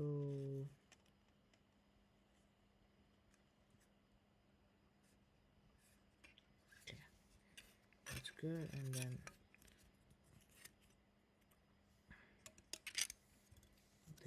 the next one is just this and this and then, okay, let's go. Whoop whoop. I think, why am I putting it just that thing? Yeah, I'll put some like here, put some here, and that's gonna make sure that this doesn't move. It sticks to the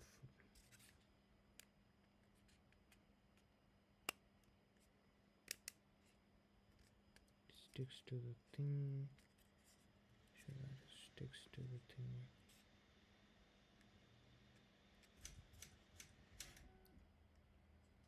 Okay.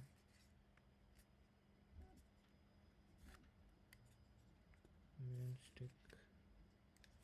That's good.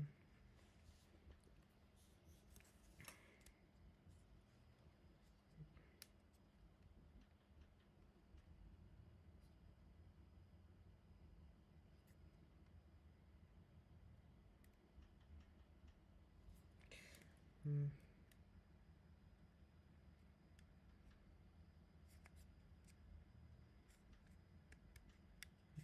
that's okay. Just wait a minute. Can I do something else? Yeah, that's not gonna do it. Just wait a minute.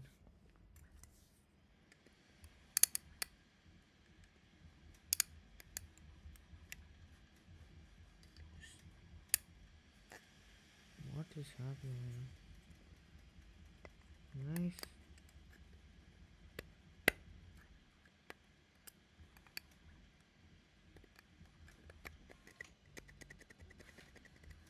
Okay.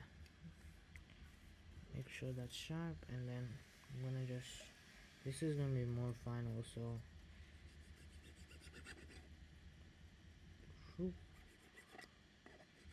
This is gonna be. This one I need to make sure that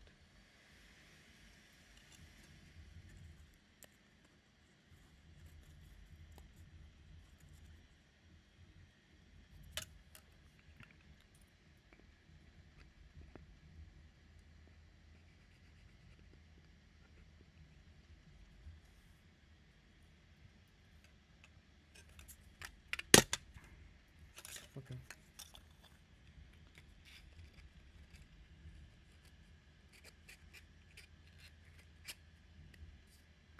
And there we go, and then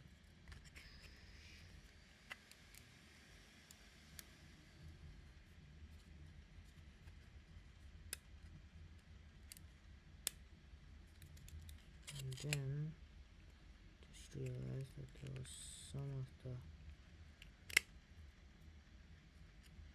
paper was still there. Then okay, now that's clean. That's clean right there. Okay, and then lastly,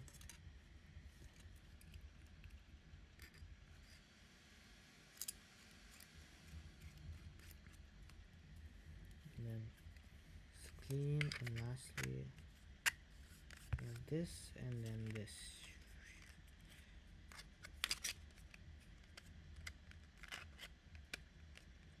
Okay, and that's gonna make the last part of this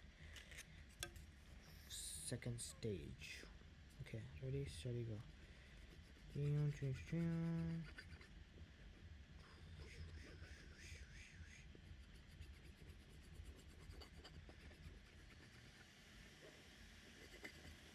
a little bit, making a lot of volume right here. A lot of volume. And then okay.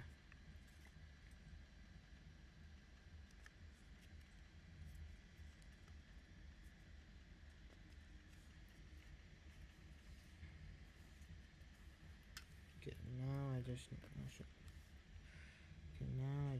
to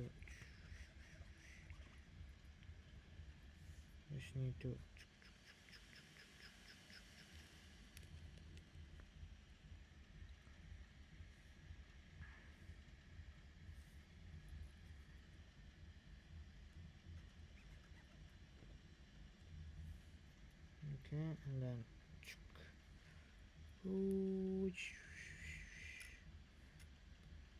and then I just do that. I think right. I need to put more glue. Necesito, por favor.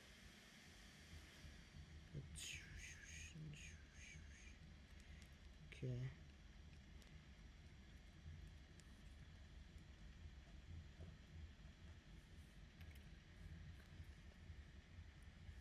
Okay. Starting to have what do you call more stickiness to everything. Okay, now again round 2.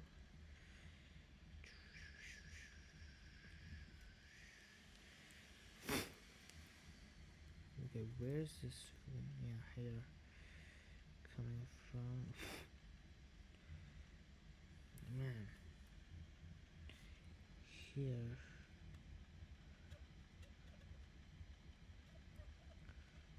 Don't have time to clean that up because this is gonna cure soon. Need to put it on for everyone to see. Ha ha. Let's go. Front stage over. Second stage. Okay. Okay, I need to in the skin. Okay, that's done. Okay. Oh, this is amazing. Such a marvel. And then it's not either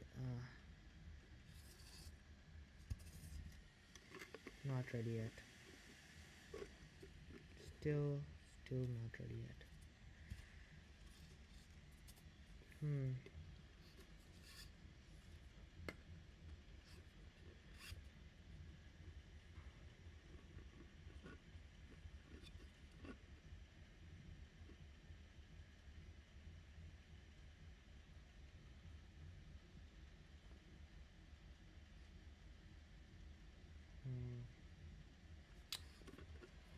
La la.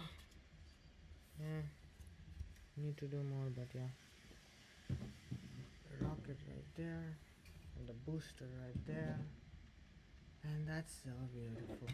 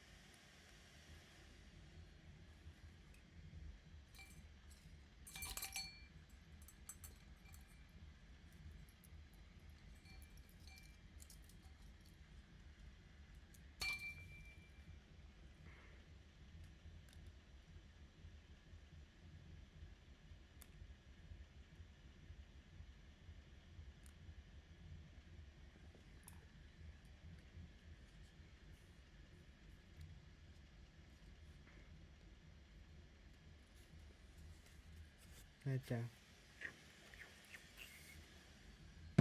Still have stuff to do, but Starship ready.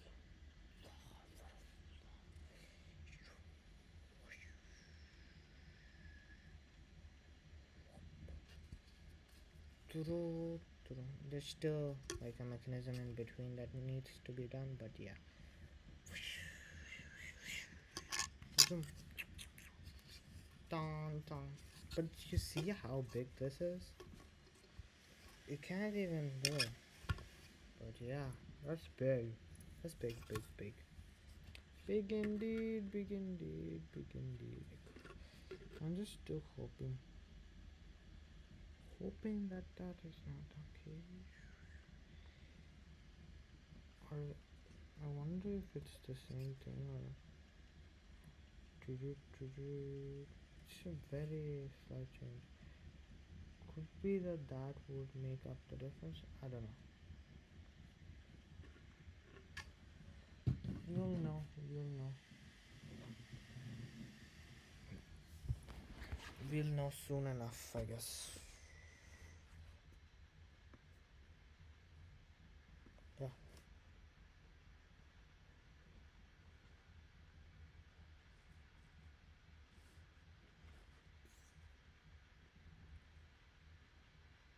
What is happening here?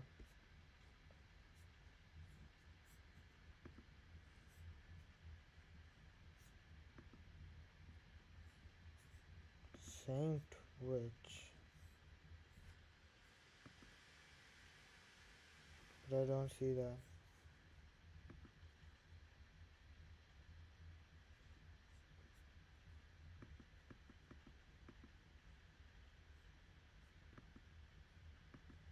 I don't like that message, so I'm gonna delete it.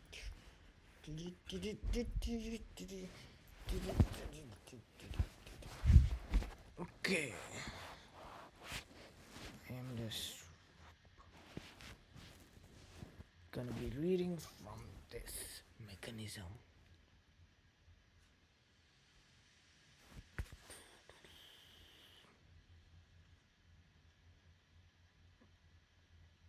Should I? Is that a real question? Okay, anyway. Uh,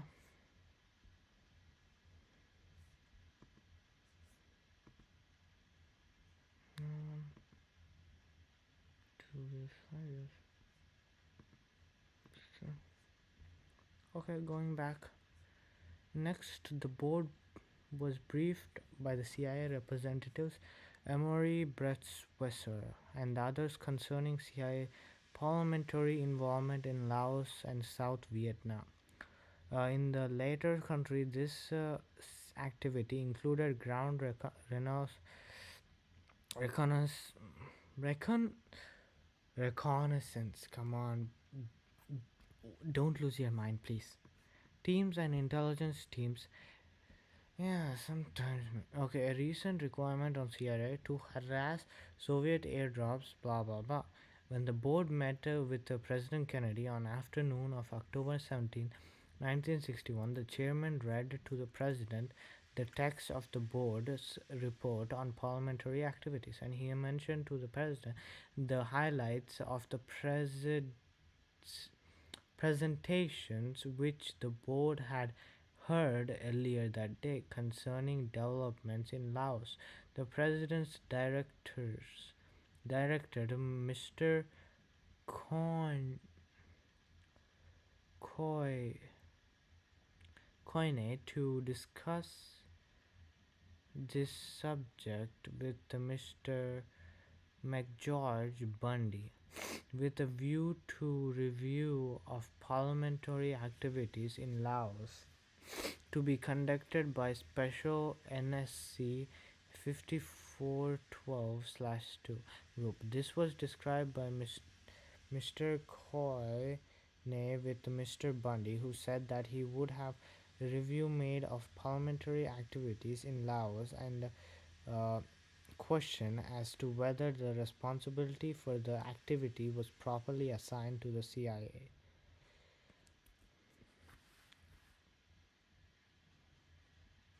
Yeah, I read this already. Okay, December 9th, 1961, during this meeting, the board opportunity was given to Mr. Gray to present some highlights of Mr. Gray's and Mr. Conye, Conye's findings in the course of their on the scene review of U.S. foreign intelligence activities in seven Middle East countries. One of the recommendations of Mr. Gray's report to the board, which the board sequentially adopted and submitted to the president, called for review of NSC 5412/2 and related NSC intelligence directives to ensure that adequate guidance is given to ambassadors and CIA station chiefs with respect to covert actions generally, and the station in Cyprus to be reviewed with a view to placing increased emphasis on covert operations, particularly in the newspaper and trade union fields, with appropriate support to be furnished by CIA stations in action in Athens and Ankara. Of General Taylor, Mr. Gray and Mr. Brief's special CIA subgroups concerning covert action related matters which had been reviewed during the Middle East trip. Whoa, got it. More propaganda machines, more. Okay, got it. A lot of reviews happening in meeting January 1990, 19 to 20, 1962. In course of board meeting, discussions were had with the newly appointed Director of Central uh, Intelligence, Mr. John McCone, during a discussion of possible ways to reorganize and strengthen the CIA. DCI said that he might decide separate functions with the DDP slash P area within the CIA. Mr. Cohen thought that he might possibly name one assistant who would specialize in conventional covert operation, including the management of clandestine services worldwide, and designate another assistant to in the area of DD slash P area who would be in charge of such matters as commit elite satellite reconnaissance. Mr. McCoy added that he thought he would pick a military man to head up covert operations to handle parliamentary activities in order and to handle parliamentary activities in order that these functions would be conducted on an absolutely professional basis without disturbing the lines running from the DD slash P to the CIA station chiefs. Further on in the discussion with the DCI, McCoy expressed concern over the fact that the CIA organizational responsibility for financing was placed at a rather low level in the headquarters organization, etc. Therefore, the DCI decided to place this responsibility upon a higher level official who would serve as a comptroller in the office of official high level official who would serve as a controller in the office of a DCM. Mr. Gray asked whether this would increase problems. Okay, with the Bureau of Budget, with the Bureau of Budget, if the DCI made the controller responsible for all funding, including covert operations, the DCI replied that in this opinion he would compen- compartmentalize the work of the controller in a way which would facilitate dealing with the Bureau of the Budget concerning covert action matters. Meeting of March 23rd, 24th, 1962. During the discussion in executive session, board chairman Killian noted that President Kennedy had accepted the board recommendation concerning a redefinition of the role of the DCI regarding reorganization of the CIA. Dr. Killian thought that the point of had now been reached in board's effort when it should serve the president by examining selected areas of the government's intelligence effort. He mentioned as an example covert actions carried out by the subgroup of CIA. At another point in the board meeting, Chairman Killian again pointed out that there was a need for board to explore thoroughly the activities carried out by the subgroup of CIA. Killian thought that a general session with the General Taylor at the next board meeting would give the board an opportunity to become acquainted with the present status of the specific programs being carried out under the special NSC 5412/2 group. The chairman thought that it would be advantageous if the DCI were present at such board meeting, and Dr. Killian added that the board lacks clear information on covert action programs with respect to Cuba. Later on, okay,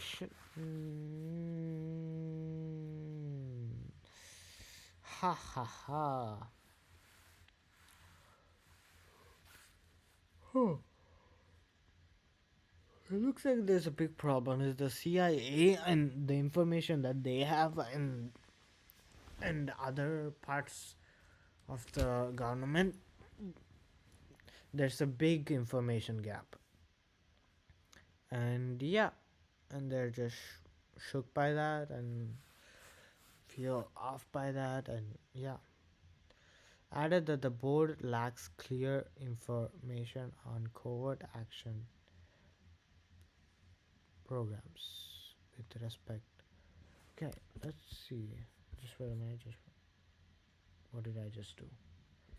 Okay, just wait a minute. Huh. Let me see.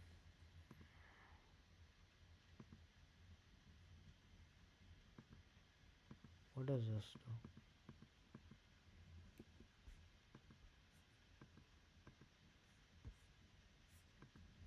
Okay, let me just.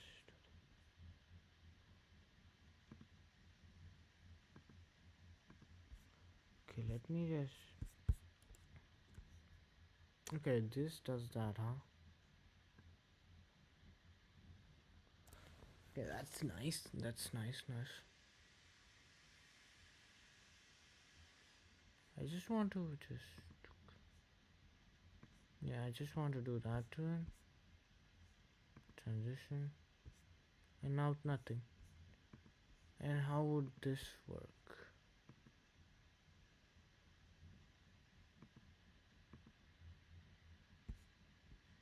Would I need to like just delete it?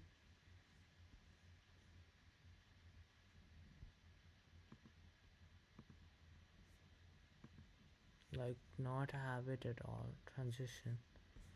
Just go and then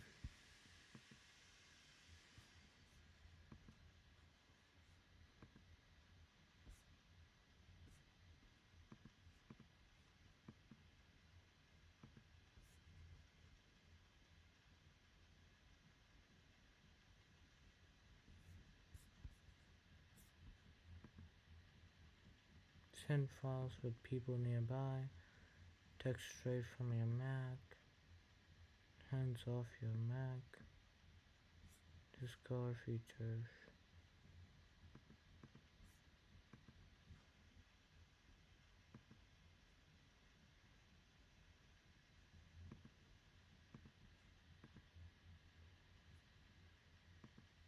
What does start virtual camera mean?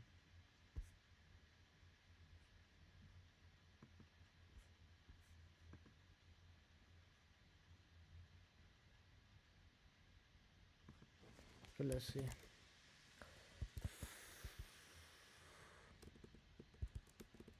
Proof.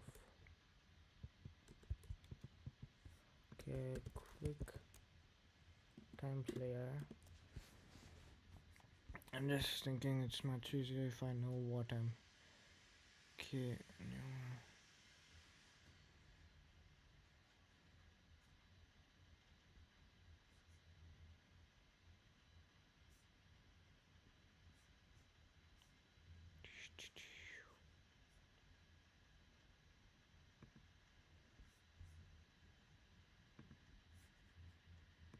That's how I look, huh?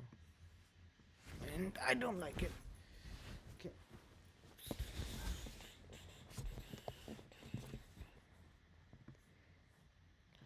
Okay, I'll just put that there.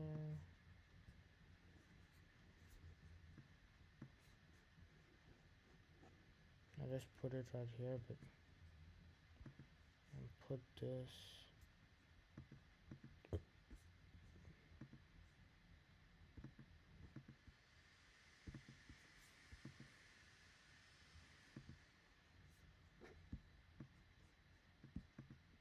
This should float on top, but it looks like the precedence is right here.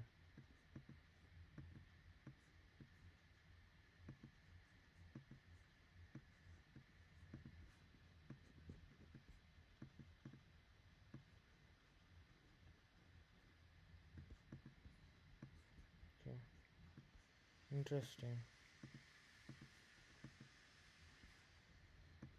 The precedence is that over this.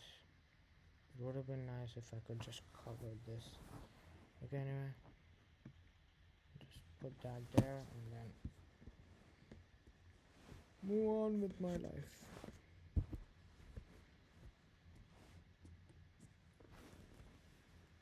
Later on in the meeting, chairman made several panel assignments to various board members.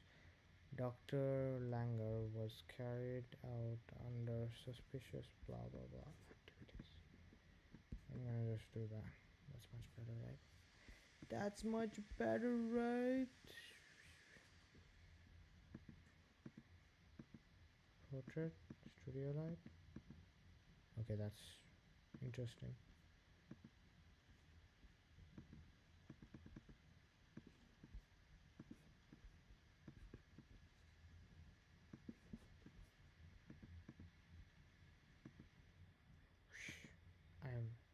I'm somewhere else. I'm here. I'm in Apple Park or something.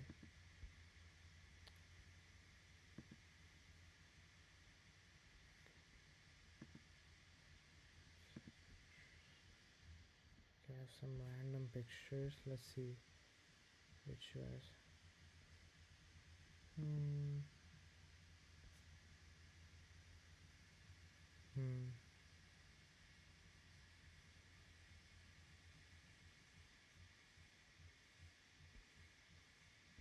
No, no. There's some interesting pictures indeed. But not interesting enough, it looks like. Looks like I have JFK. Ask not what your country can do for you. Ask what you can do for your country. January 20, 1961. He made it on the day of his inauguration. No man is good enough to govern another man without that other man's consent. consent. Okay, there's a lot of stuff in here. I don't even know when I got this.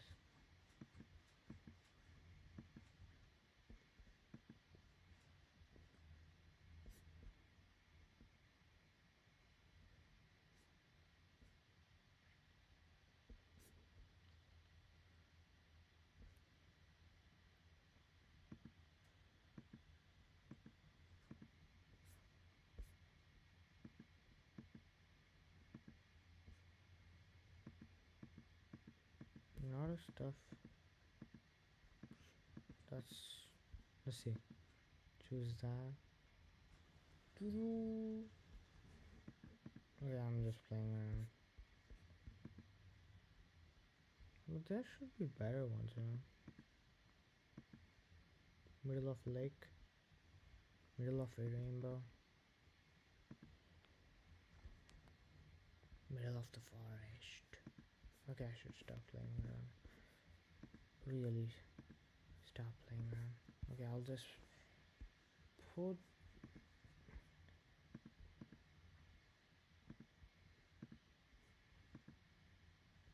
this.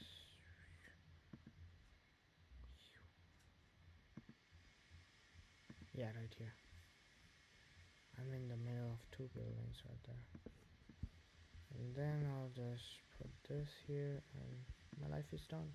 That's good. Okay, later on this meeting, the chairman had made several panel assignments to various board uh, members. Dr. Langer was asked to obtain information concerning covert actions being carried out under auspices of the special NSC 5412/2 group, in order that the board might be informed in depth with regard to such activity. The chairman said that Dr. Langer report to the board should include information concerning covert actions with respect to Cuba, Laos, Vietnam, and Guatemala, among other countries. In another reference to covert actions matters during an executive session of this board meeting, Mr. Coyne suggested that consideration be given to having one or more of the board members take on an on-the-scene look at the covert operation which are being carried out abroad, particularly in South America. Dr. Killian agreed that this should be done. Meeting on May 11th. Okay, a lot of stuff is happening. Information needs to be said out, and they're saying everyone should know about all these matters. And yeah, CIA is an information gathering site. If no one knows what they're doing, like, yeah, stuff is happening and they want to make it more efficient, and people are saying just have two people, one people, like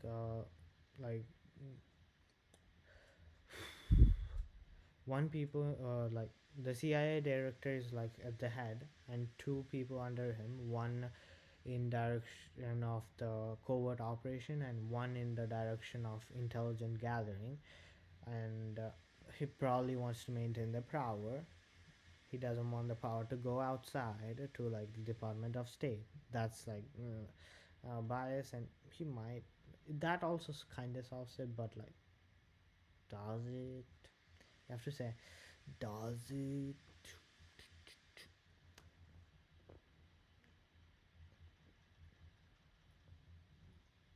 Okay, and what else?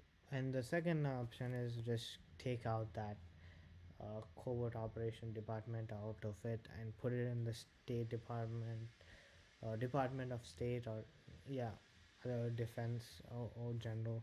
Yeah. Anyway, meeting of May 11th, 11/12 1962. This is the second year during JFK, and yeah, we already been to the second year. Yeah, a lot of meetings are happening, and yeah, second year.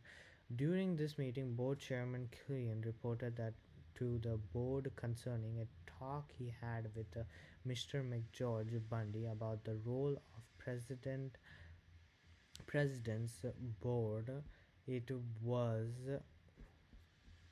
it was Mr. Bundy's view that the board must continue to keep itself fully informed about the foreign intelligence program, and Mr. Bundy emphasized the need for a board to be completely informed regarding covert action operations taking place in the sub-department of CIA. In the executive session, Mr. Coney reported on the discussion which he had with the newly appointed DCI, Mr. McCoy, for the purpose of outlining the various board panels assignments for the further purpose of scheduling CIA briefings for the member of the various board panels. Mr. Conner reported that the DSA reaction was to be indicated his belief that the board panel activities seem to be concerned with the matters which were appropriate for the DCI himself to pursue.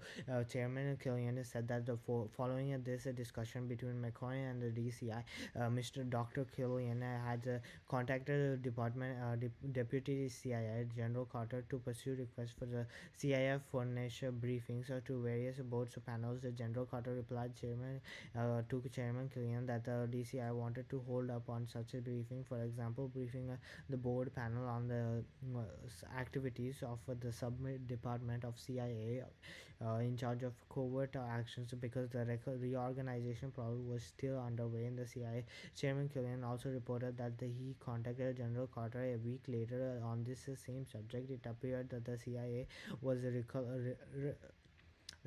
reluctant to furnish the desired for briefings, but Chairman Killian took a firm stand in requesting them. During the executive session, Chairman Killian asked for suggestions concerning subject matters to be discussed with the DCI. When the officials joined the board meeting, the following day, with respect to the Langer Gray Murphy panel, the Dr. Langer said he had no particular questions to raise with the DCI concerning activities carried out under the uh, Covert Operations Division in a CIA. Uh, okay. Uh, Dr. Langer observed that he was impressed by the way the special group checks up on implementation of covert operation. Chairman Killian referred to various indications he had received that General Taylor was doing a very good job in this respect. Mr. Gray thought if the board is going to try to protect the president in this particular area, the board must have better flow of information to the board concerning NSC activities, activities, in order that a board may take a necessary evaluation of covert action programs involved.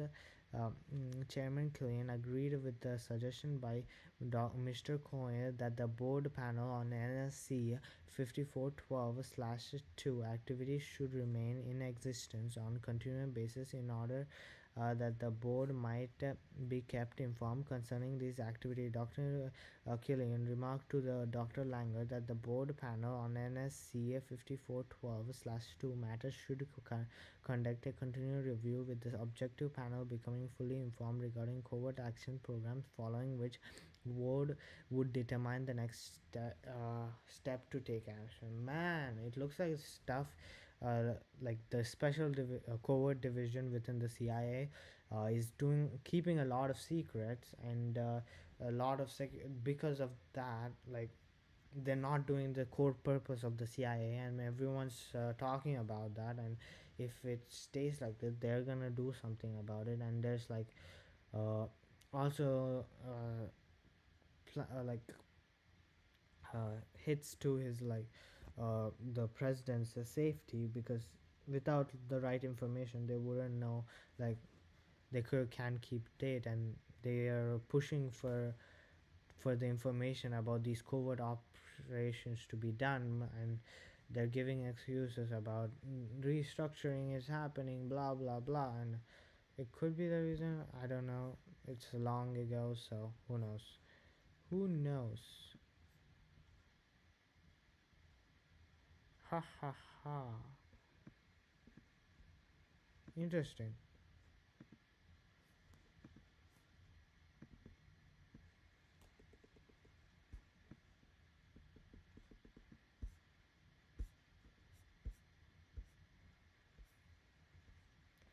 Okay. Mm, mm, mm, mm. Dee, dee, dee, dee.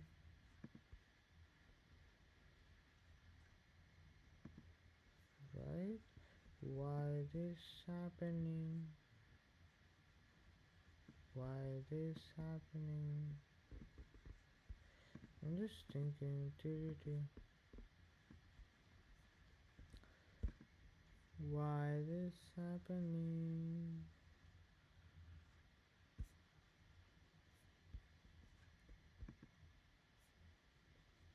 It's like on top of it, right? So why is it not working?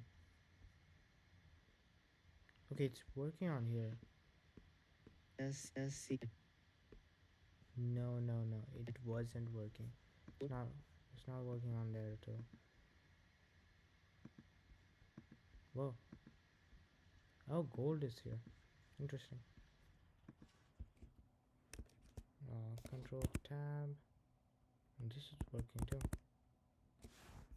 Interesting. Let's see.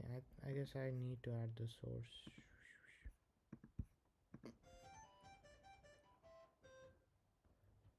Okay. That's the last print for the Starship. Let's go. Video capture device. Okay. Device. HD camera. And then high preset. Defaults. And then I'll just do this.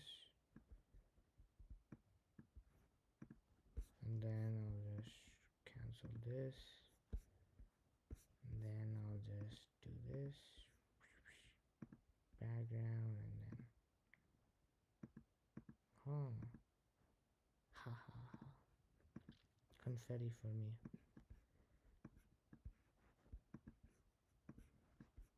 Okay, this and then I'll be in right there. Let's go. Ha ha ha. And that's it, right? Transition. Things done. Not everything's done.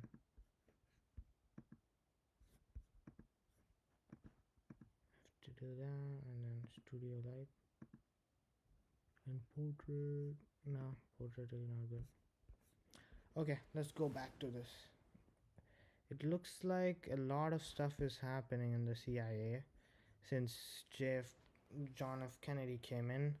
Um a lot of it looks like CIA has two divisions, one like information and one a lot of covert operations and a lot of funding to organizations to uh, for propaganda and everything, and stuff was happening like Radio Free Europe, a lot of organization, Asian Foundation, funded by the CIA for propaganda, and them doing real work to make sure that the native like people wouldn't know that it's a CIA run funded organization.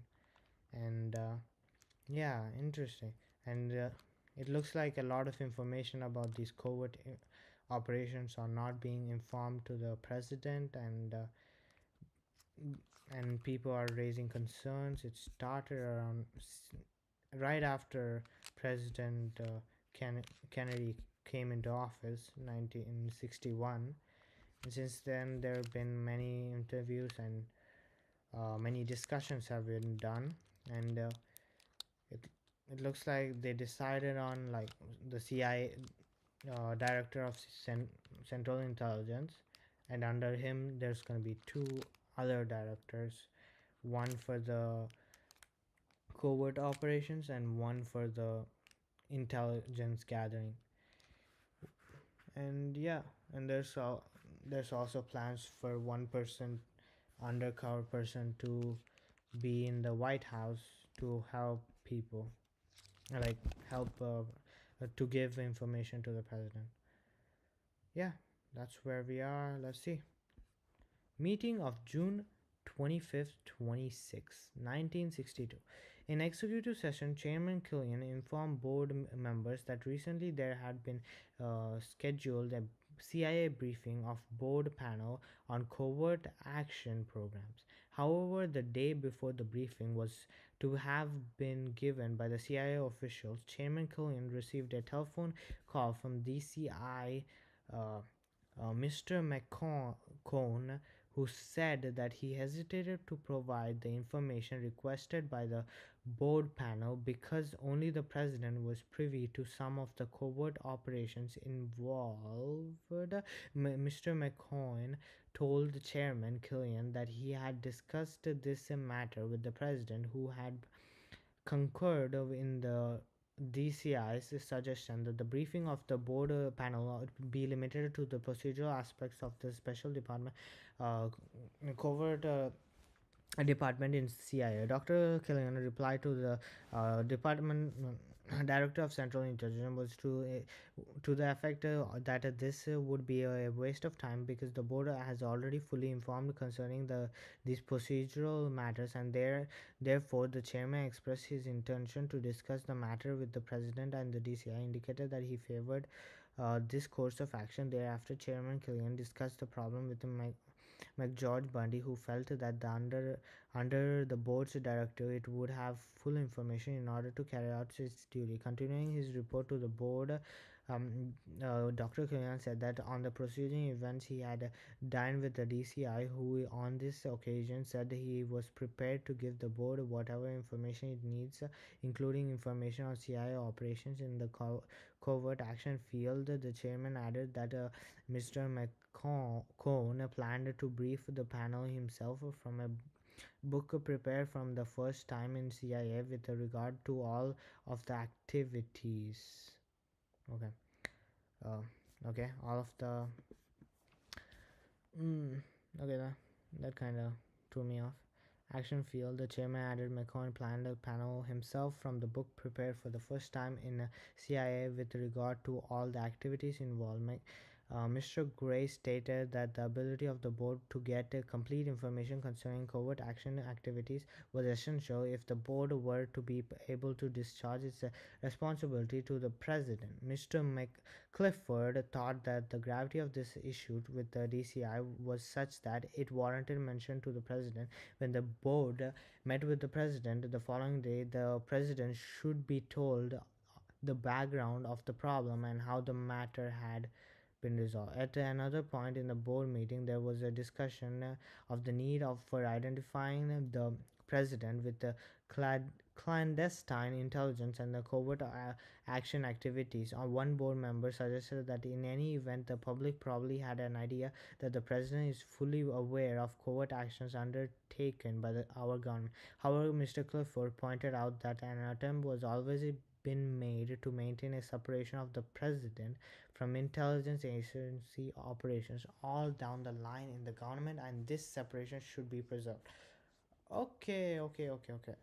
Looks like CIA has been doing a lot of covert operations, and investigation has been done to make sure this information is given to other organizations, and slowly some of the information is being given to the board that's investigating this, but not everything yet. And they've been in talks to give information to the president, but people are uh, within the CIA or pro CIA are trying to preserve the separation of intelligence on the covert operation between the president and the CIA, I guess. And on top of all this, it's like CIA is like intelligence, giving you intelligence, but it's doing a lot more stuff. So yeah, a lot of stuff is trying to be cleared out by this board. Let's see, will they do it or will they not? Haha. Chairman Killian observed to the board members that when matters of previously withholding information from the board concerning covert operations would not be brought up unless the DCI himself should bring it up for discussion. Dr. Killian added that steps should be taken by the Mr. McCoy to conduct the DCI and reschedule the CIA briefing of the board panel on covert actions, preferably within the next 2 weeks. So, when the DCI, Mr. McCone joined the board meeting for the discussion of intelligence matters. At one point, the DCI referred to his extensive field trip in South Vietnam. McCone said that training is being given to South Vietnam villages to civil defense arms and training are being supplied to Howlett leaders train and arm others, and there are plans for additional similar projects for special sub covert operations department within the CIA. The Department of Central Intelligence described the extent to which programs which are backed by the U.S. military teams. He added that CIA trains mountain people as trail watchers to report on infiltration on communist forces from North Vietnam, and CIA is installing communication between villages and is equipping military units with the communication. Yeah, this is the central point. Some stuff are coming out and more information is being shared, and one of them is that they're training people within South Vietnam, the democratic, I guess, kind of, uh, against, like, who are fighting against North Vietnam, the communist country, and they're training, putting up communications. That information is being said to the this board about one of the stuff that the covert operation division within the CIA is doing. And yeah, let's yeah. In the course of a discussion with the DCI concerning CIS budgetary matters, Mr. Gray observed that at times in the past, Budget Bureau had been prone to look into policy decisions which had been arrived at with respect to covert action programs in the Special Covert Operation Division in CIA. Mr. McCoy said that he anticipated no such problems in the Bureau of Budget in the future. With the recent appointment of Mr. Robert Amory, formerly DD/I at CI, to fill the Budget Bureau post, which is concerned with the CIA budgetary matters. I wonder if this is gonna be apparent, because this Robert guy looks like he was inside CIA, like he was under DCI, and now he's, I guess, under the Budget Bureau now. There's probably gonna be communication between them.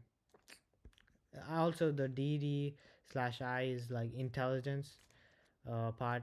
The two sub directors, one for the covert operations and one for the just intelligence, and this was done by this board like a year ago, I believe, like a few months ago. And yeah, and now let's see. Yeah, they didn't break apart the CIA for the covert operations.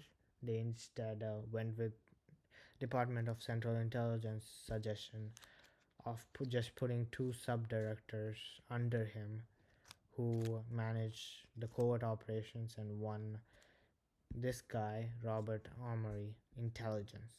In his further remarks to the board members at this meeting, Mr. McCoy took up the subject of covert action programs, which he then proceeded to describe to the extent that they involved aerial reconnaissance missions over China, following considerations and approval by special NSC uh,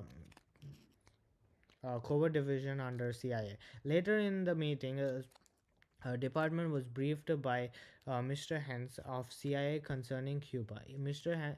Helms said that after the abortive Cuban invasion, there was a relaxation of covert action and intelligence collection effort for several months with respect to Cuba. However, since December 1961, a major intelligence effort has been aimed at Cuba, involved U-2 overflights, interrogations of Cuban refugees in the in Florida, and obtaining intelligence reports in answer to a question by a board member. Mr. Helms said that a thought had been given to sabotaging petroleum, which is en route to Cuban refineries, but such a covert action project was awaiting further policy consideration. General Taylor joined the board invitation meeting at another point. In response to chairman invitation, among other things, he discussed subject of covert action activities. General Taylor asked whether the board wished to indicate any reaction it might have to its uh, to its current review of the covert division under CIA, and Dr. Langer responded with the comment that yet the board discussions had not gone beyond a briefing on procedures given by the security of special group. In answer to a question by Dr. Langer, it was General Taylor's opinion that special covert operation under CIA on implementation of all covert action projects, and for this reason special group places dependence upon the PFIAB. Huh.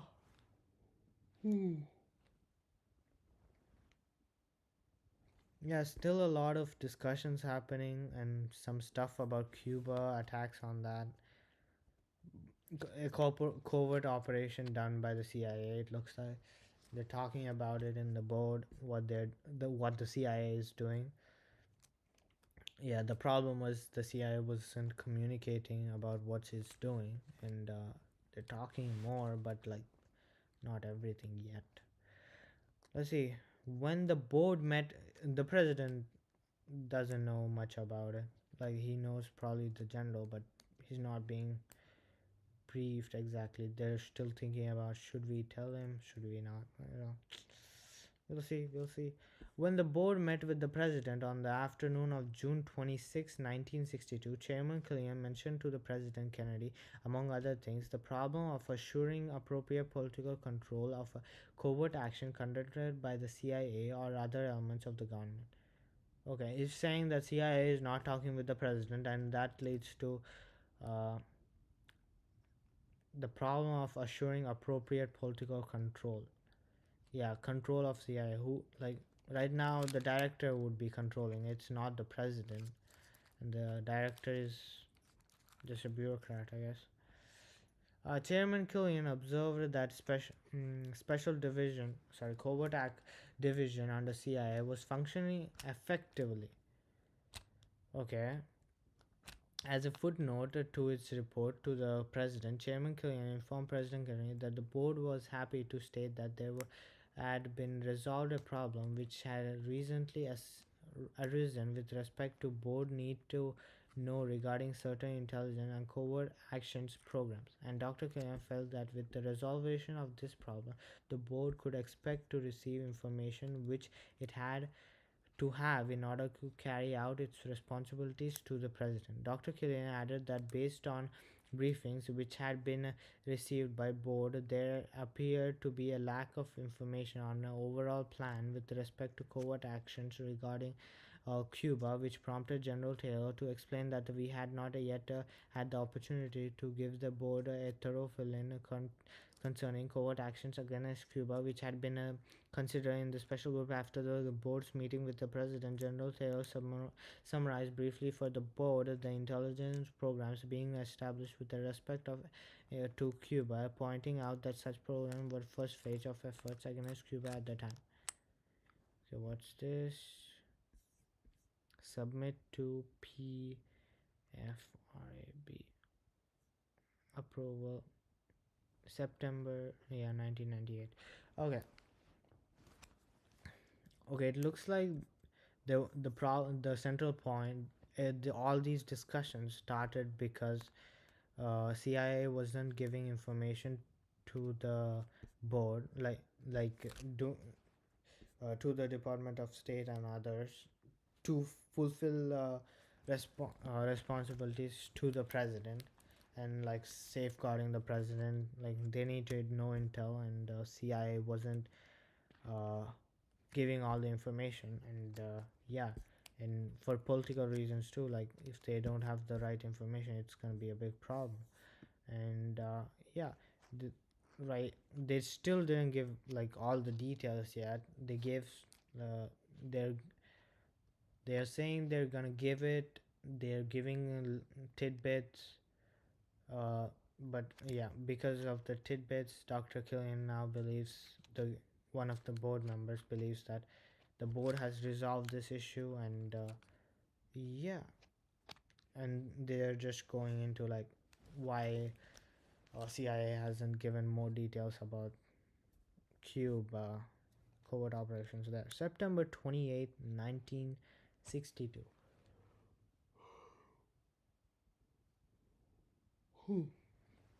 And this is around like 1 year before he gets assassinated. Now, okay, during this meeting of board, Mr. Murphy presented an oral report of the board's panel on covert action operations based on the detailed report which had been prepared by Kone with respect to the recent meeting with the which the panel had with the DCI. Mr. Murphy touched on some of the highlights of the information which had been supplied by the DCI by Mr. Helms, and Mr. Murphy suggested that the board members read the memorandum um, report which Mr. McCoy had prepared. Mr. Murphy thought that the good report had been established by the panel with the Department of Central Intelligence, and he indicated that the panel would continue to review the subject periodically with the Messrs. McCone and Helms. Dr. Baker, acting board chairman, emphasized the need for the board to obtain full and accurate information concerning a covert operation being conducted with respect to Cuba and with respect to yeah, it looks like they're trying to resolve the thingy. They think it's at the end, and there's and the chairman says we need accurate and full information about Cuba and all other aspects, because like right now is around the time of the Bay of Pigs invasion, if I remember correctly, trying like uh I think hostages by Cuba or something big, yeah, and yeah, they lost or something, yeah, the invasion, Bay of Pigs invasion lost or something right around this time, or right after it. So tensions were rising because communism so near, and rockets coming from Russia, sorry, nukes coming from Russia. Yeah, tensions were high, and so they needed information, and CIA wasn't privy for that. Clearly, they're trying to resolve that issue. Meeting of November 9th, 1962. At the beginning of this meeting, it was announced that Mr. Pace was absent on the trip to South America, in the course of which he would, on behalf of the board, look into some foreign intelligence and covert action activities in Argentina and Uruguay. Okay, meeting of December 6th and 7th, 1962. During this meeting, Mr. McConey suggested the board consider the advisability of a recommendation to the president that the board be granted continued access to the records of the special uh, covert division under CIA in order to board's responsibility to the president may be fulfilled. Okay, they're asking for again special like records of the covert actions so that the board can do responsible like uh, fulfill responsibilities to the president, such as giving him intelligence on other what are happening and how it relates to the political situation right now with Russia, Cold War, and Cuba, communism, nukes coming in, everything else, and CIA is being close sourced. Yeah, they're giving slight information, but they need the board is trying for clear cut information, and for the future they they're trying to make it show that they're reporting all of this, and yeah.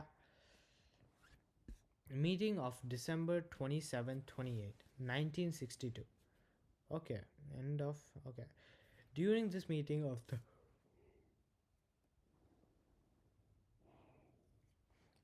Let me just. What is PFAB? I think President something. PFIAB. President Intelligence Advisory Board. That's the PFAB. Okay. Better unique. Okay. Better unique. Thank you. Okay, during this meeting, President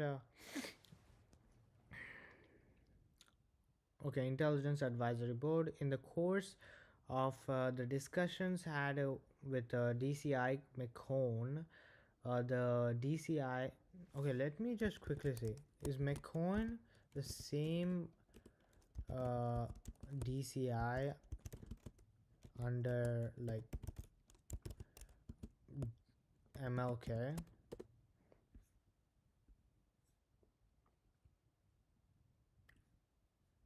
Director of CIA. Yeah, this is the guy, man. I think this is the guy who Lyndon B. Johnson. I think, yeah. McCoy, like find MLK. Not found. King.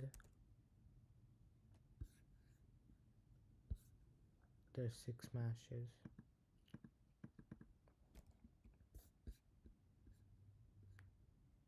Whoa.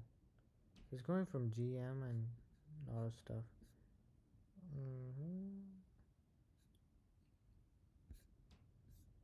Why am I searching for that? Okay, I'll just do that. Is DCI what the DCI McCone the same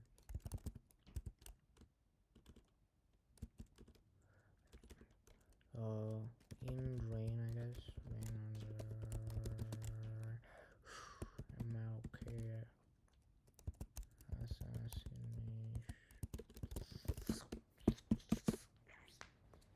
Man.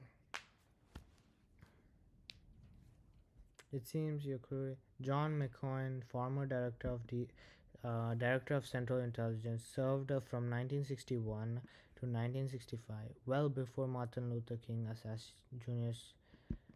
Okay. Okay. I guess no. Yeah, no. Okay. Cuba. Okay, let's see. He said that the Phase 1 program consisted of obtaining intelligence of possibilities for organizing supplying resistance groups with Cuba. The DCI said that it had not yet been considered an appropriate time for execution of plans for violent actions of a sabotage nature within Cuba. Mr. McCoy had thought that such actions would not be appropriate because of his own speculation. Okay, why did they write okay, I guess correction. Had thought. Okay. Okay, such action would not be appropriate because of his own speculation in August 1962 that the US would be faced with MRBMs. In any case, the DCI said the Mongoose effort became diverted by consideration of Soviet activities in Cuba. Got it? Meeting of January 25th, 26th, 1963 for use in connection with the board meeting of January 25th, 26th, 1963, primarily on the subject of Cuba. A.R. Ashe prepared a memorandum for the file dated January 11th, 1963, summarizing the results of review of minutes of the covert division under CIA of a special group, augmented the latter group, including Attorney General concerned with the Mongoose Program, Director at Castro regime in Cuba. At August 4th, 1962, meeting of Meeting of the special group augmented. The Attorney General stated that the President felt that more priority should be given to mounting sabotage operations, and the Attorney General urged massive activity within the entire framework of Mango's program. It was agreed that one of the objectives of the special group, augmented under chairmanship of the Attorney General, wouldn't be to develop new and imaginative approaches to possibility of getting rid of Castro regime. They want communists out. The review of minutes in special NSC 5412/2 group with respect to Cuba reflected that this body was concerned primarily with the reconnaissance overflight questions during period leading up to Soviet Missile crisis. Okay, the review of minutes with respect to Cuba reflected this concern primarily with the reconnaissance. Okay, they're trying to get information from like about the Mangoes program, and it looks like uh, yeah, it's January of 1963. If uh, couple couple of months before John F. Kennedy gets killed, like 8 months, I think, 8 or 9 months. Okay, around December. Yeah, Castro regime. They're trying to. Mango's program is trying, like CIA. Mango's program is trying to get out Castro regime, but since they're doing it independently, president wants them to work together, like talk and make sure they're on point, and they're using Attorney General to make that happen. And yeah, okay, meeting March 8th to 9th 1963. in the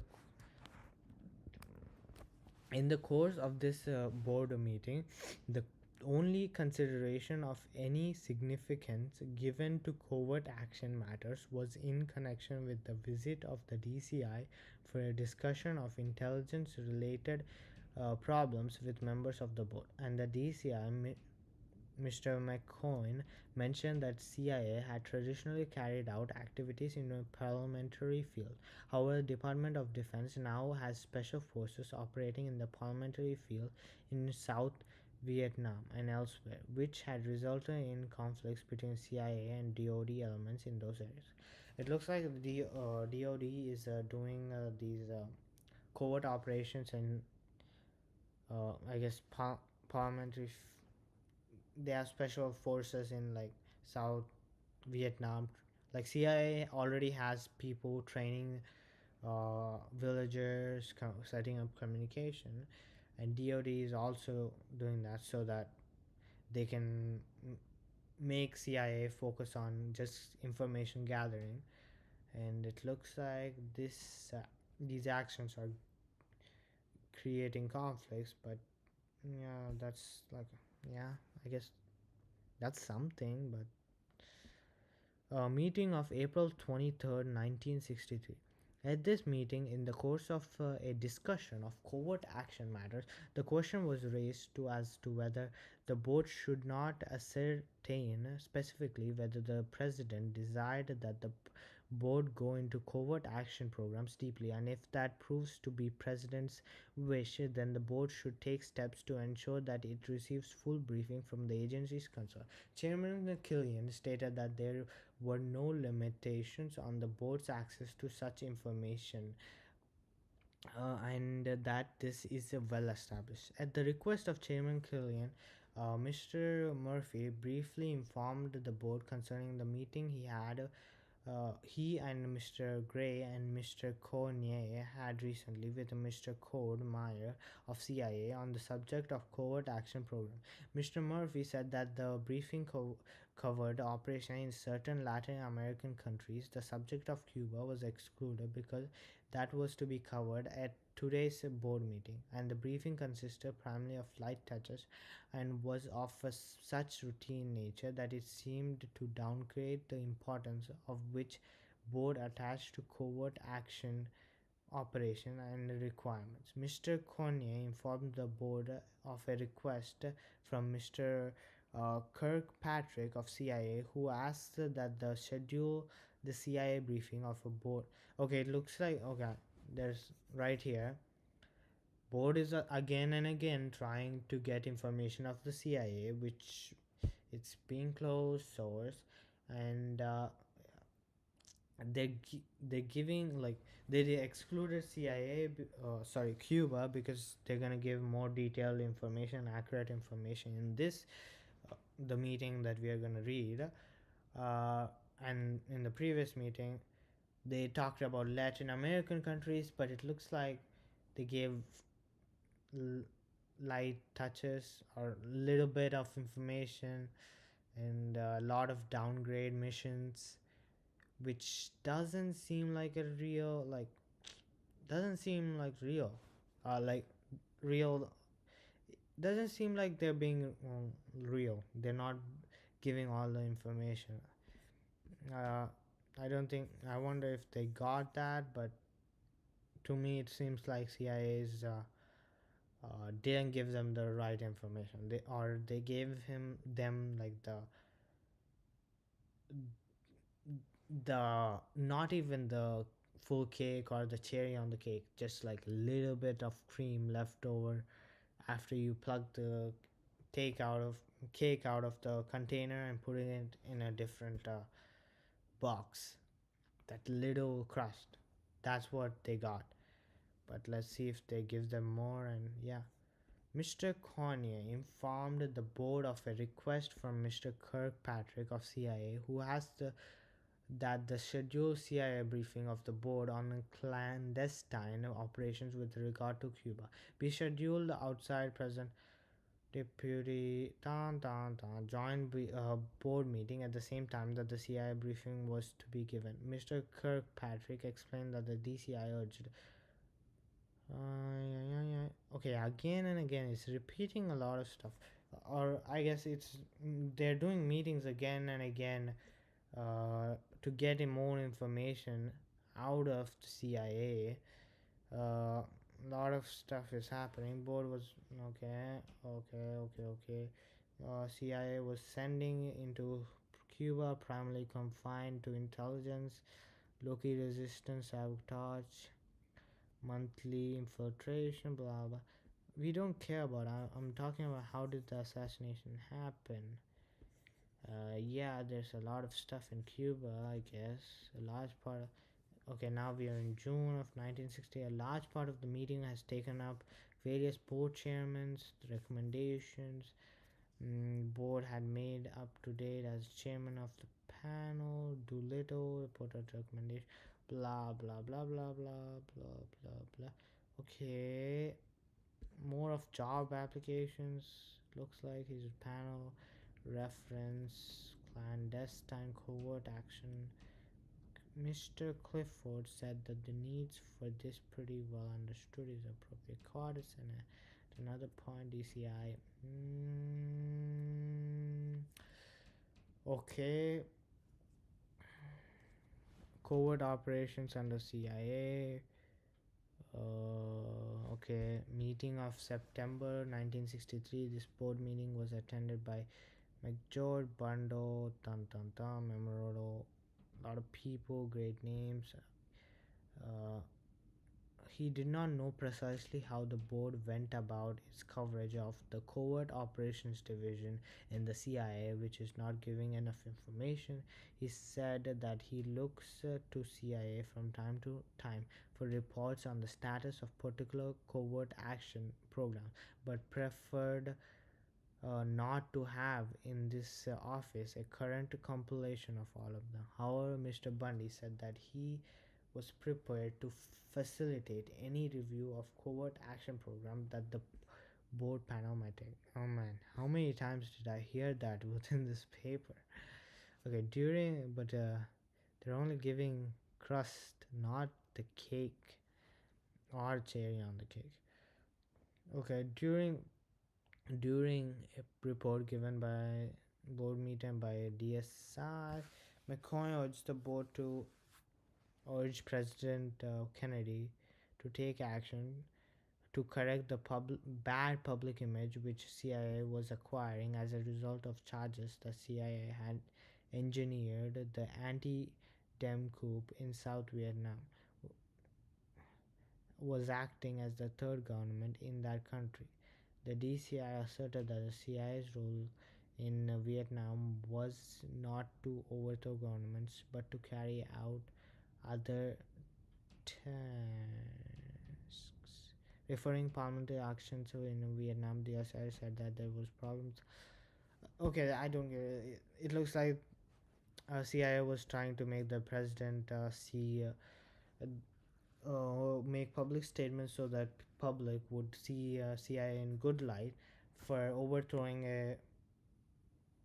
trying to overthrow uh, the communist group in North Korea, Vietnam.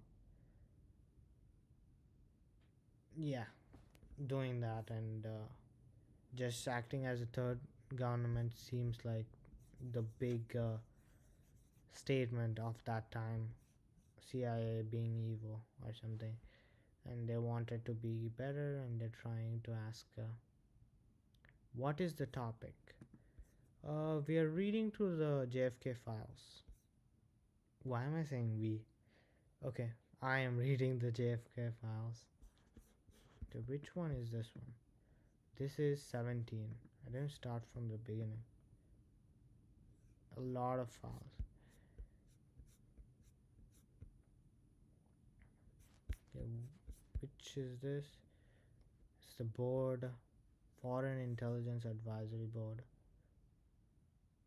Open in full.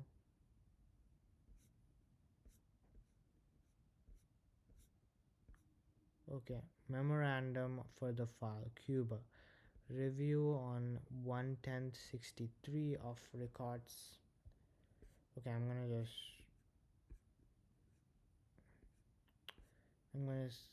just skip. I'm gonna just quickly read through them, see if there's any information about JFK assassination. There's a Mongoose program, Cuba. There's talks, internal matters, how they handle stuff in Cuba. It looks like there was a lot of haywire, like not enough communication with the CIA and the board, and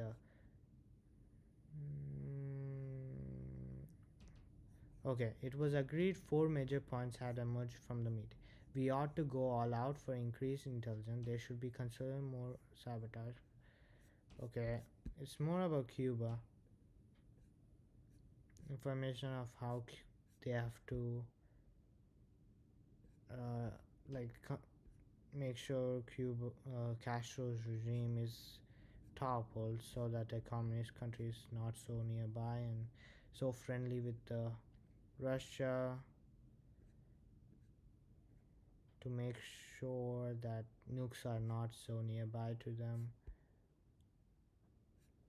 Right now, reconnaissance. Yeah, this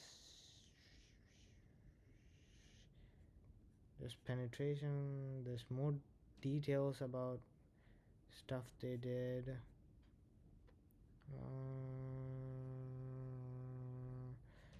Yeah,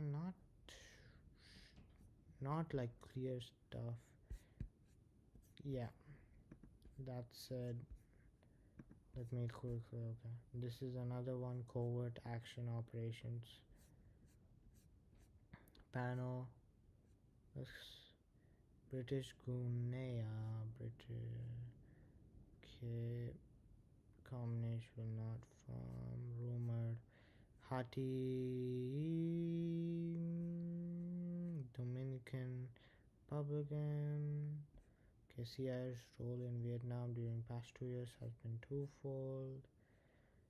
More details about their inner workings in South Vietnam, Italy, how they're like have their propaganda there, Bolivia rationalized a project. Brazil discredit the legislation. No large scale fiscal. More details. I want like how the details about JFK assassination. I can see that there's some there's new regime came in because of JFK coming in.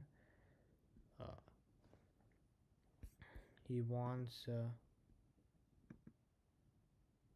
information to be told. Just gonna see. This is 1041. 222. Okay. Anyway, yeah. We finished these, so we are going to 14. Let's see. Covert discussions. Let's quickly go. Mr. Murphy just differences. I see you. Wolf GM. Material factories, plasters, works burned down. Sabotage operation policy approach to details about Cuba Exile Group with regard to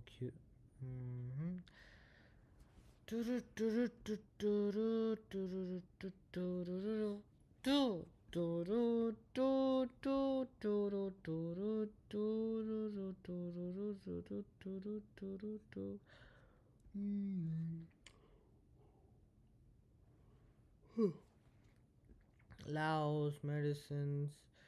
Adula Basil Seal supplied with 6 aeroplanes regarding measures in PayPal Tune Might of Department Specialty Johnson represented background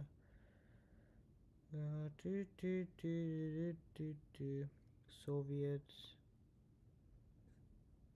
bugged Mr. Murphy's Johnson question a lot of okay Moscow.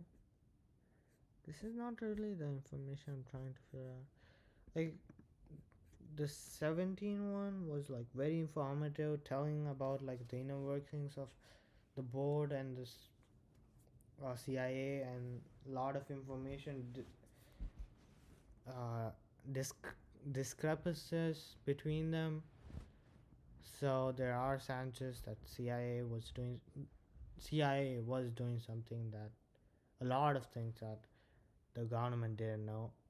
And since JFK came in, they've been trying to get more and more information out of them, correct it in, and that might have caused something. That might be the reason, but it's not clear yet. Let's see.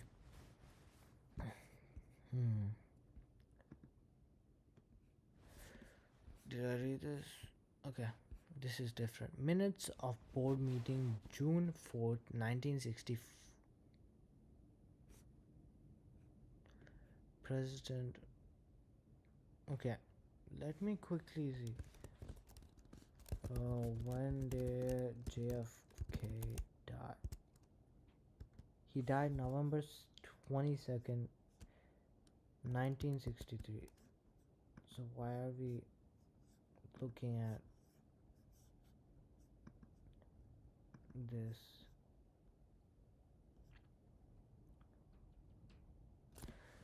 Huh.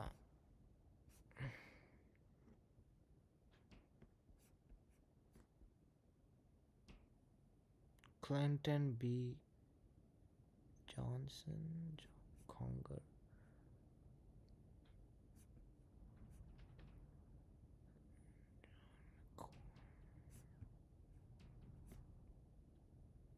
Subject. Yeah, this is. Yeah. I'm gonna skip this one because it doesn't make sense. There might be some information, but Okay, let me quickly look at that. 13. Accelerator orbits. Okay, schedule sessions, implementations prior. Arrival writer, people talking, and then president reports, Bundy, and then some stuff. Clifford summarized comments. Lot of stuff, man. Chairman Clifford thought it was gratifying. Defense Department boards NRP report. DCI non-committal. Looks like, yeah, Department of Central Intelligence is still not giving clear information. Still on the same topic, and they're just talking again and again. Business meeting, board meeting 1951. So it been completed. Going into history, and now the board, what stuff that they did in the Soviet Union. Spies. Do, do, do, do.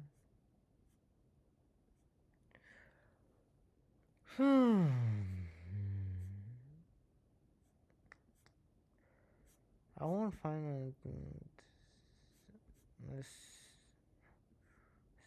It doesn't seem like this is like. It's just giving more information about command, like talks between CIA and this guy for more information.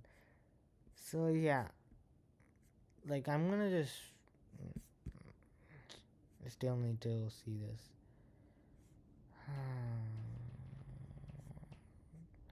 Okay, related USB start coding system. Reading secretaries you to China flights, Mekong Empire, token of airstrike. Okay, I'm talking about what they're gonna do with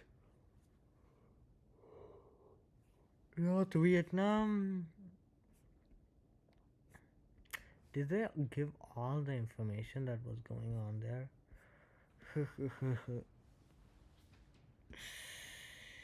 Ha.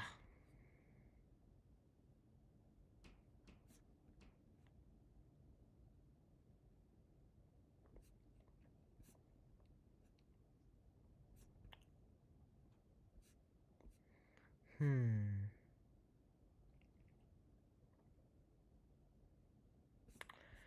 Hmm.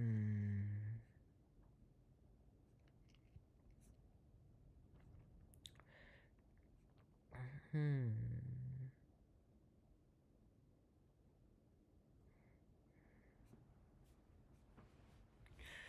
Ha.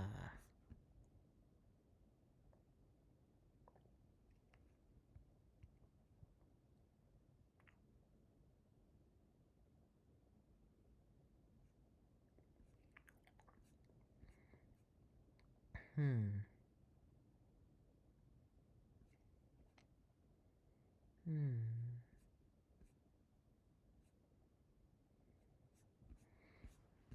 Okay. Yeah, there wasn't really much in there. Look at this. There might be.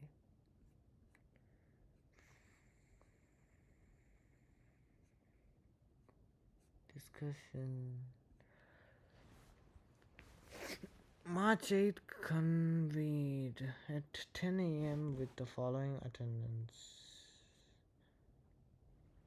Following submitted by the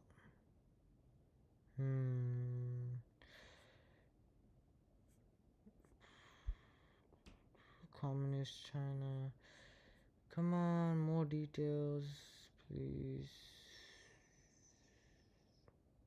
They're even cloud cover, man. In Communist China and Chinese. Interesting. Ooh.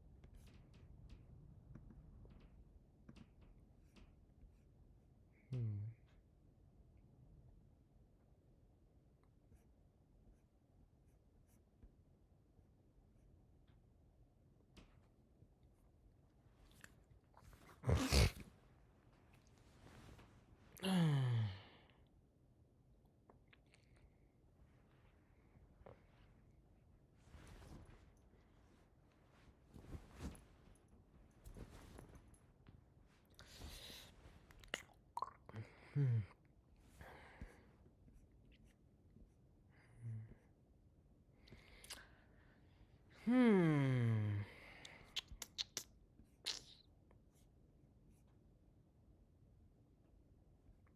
Camera time, Cuba.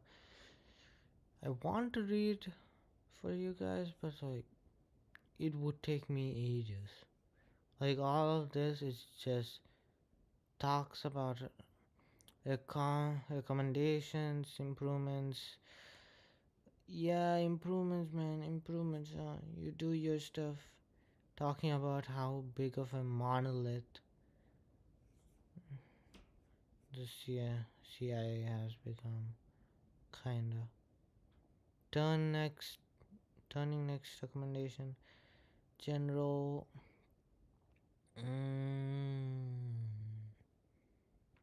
Okay, 35 intelligence reports.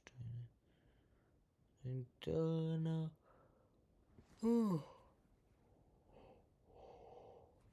President said that we should accomplish a penetration of Castro's regime. Da, da, da, da, da, da, da, da, dun, dun, dun, dun, dun. Yeah, the president said, looking at Cuba's situation now, some sites related. Da, da, da, da, da. Okay, man. There's no information about the JFK assassination. Why did they kill him? Who killed him exactly? How was it planned?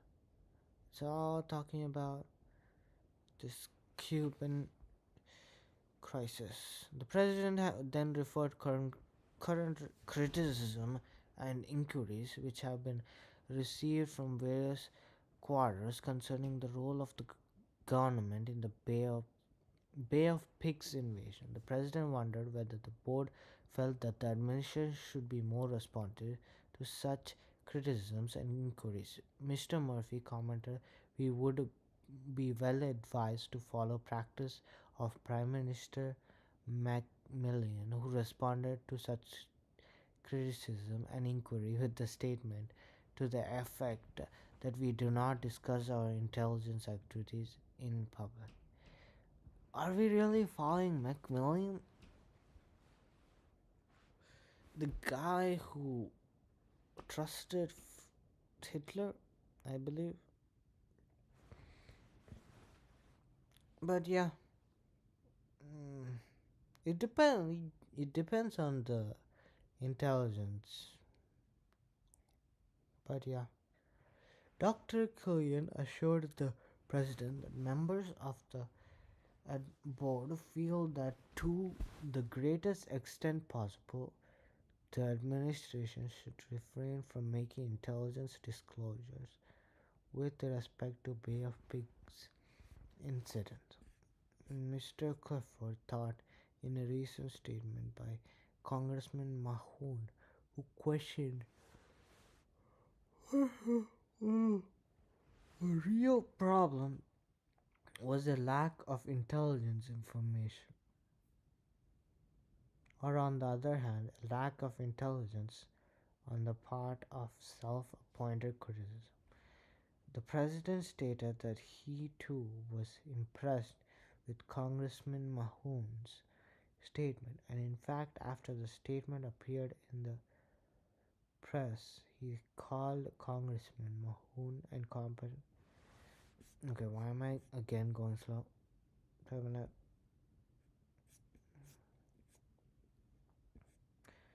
Yeah, recommendation, man. I get it. You're collecting information on Cuba.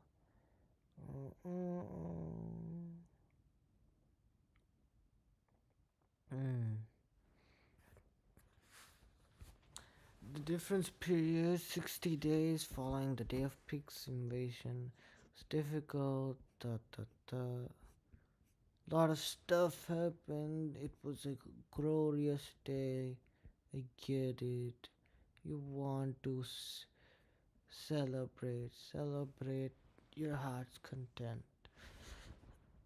You can do whatever, man. And material, and then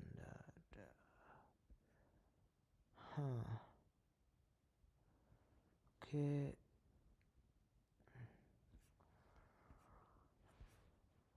General.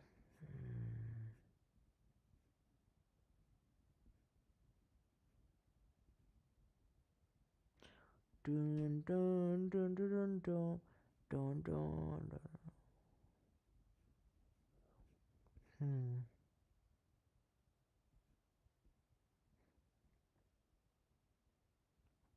Okay, man. Russia does something. Yeah, statistics on Russia. Yeah, right.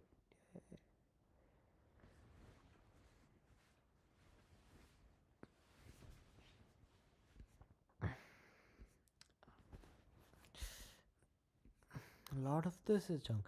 They should have subdivided it. Like, if they wanted to unclassify this, they could, but they could have just like compiled it in different folders. I guess I'm trying to. So the idea. So I don't have to do all that information. But yeah, anyway, let's see. 63. Where am I? This is. Okay, this is the main stuff. Okay.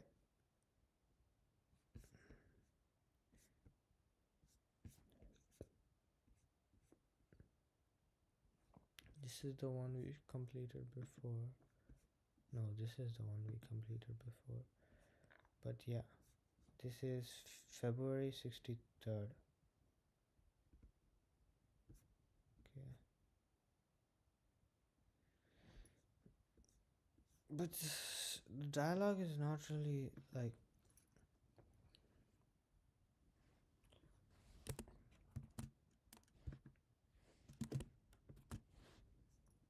Okay.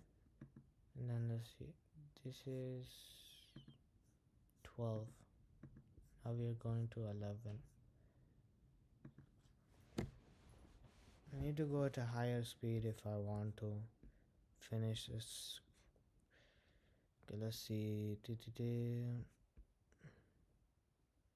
depends on whether I see anything relevant.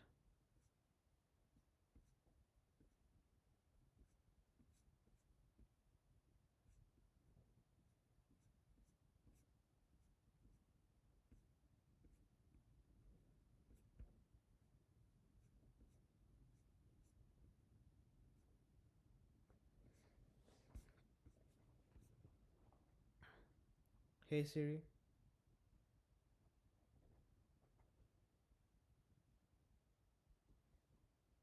Okay, whatever.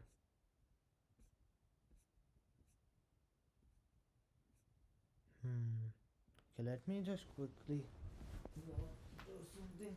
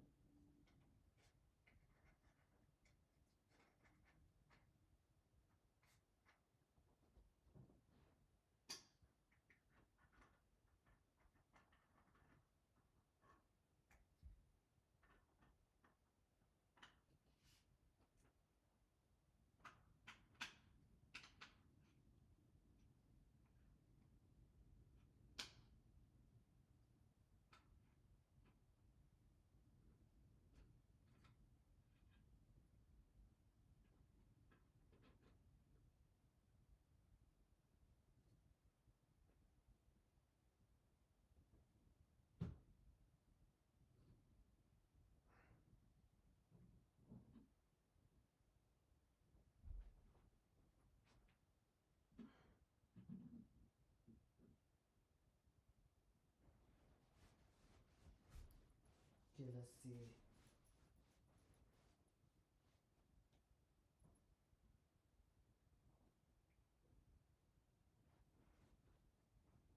cancel that.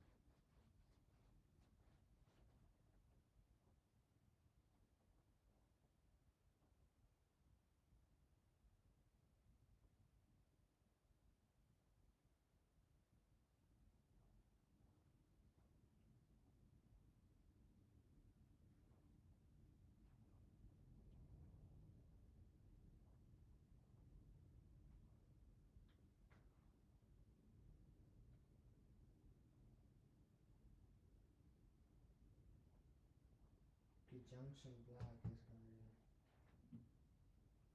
be what's gonna go on that road.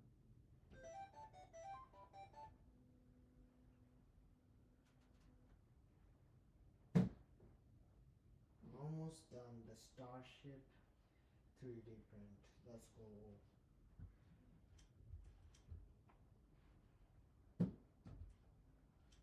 Wow, this is so nice. Beautiful.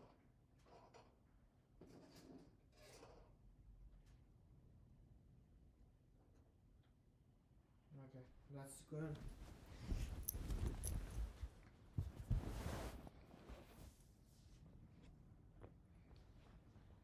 Okay, let's see some stuff.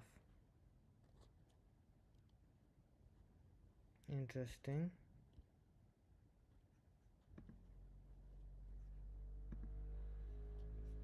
Let's see some stuff. Okay. We are broadcast. And then I shall just use this. Okay. I'll just. Let's see. I glued this. Now I shall glue this to that. Do I have everything?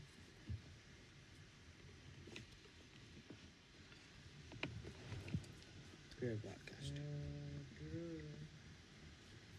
And then I shall just have this. Use this default. Okay. Let's see. I glued this. Now I shall glue this. Shall just stop it to that. Do I have everything? Okay, let me see. Okay, I'm gonna message. Interesting indeed.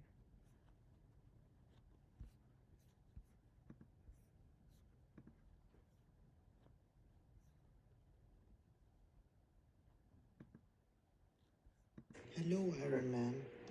What do you have to say? Ho ho ho. The Starship is big.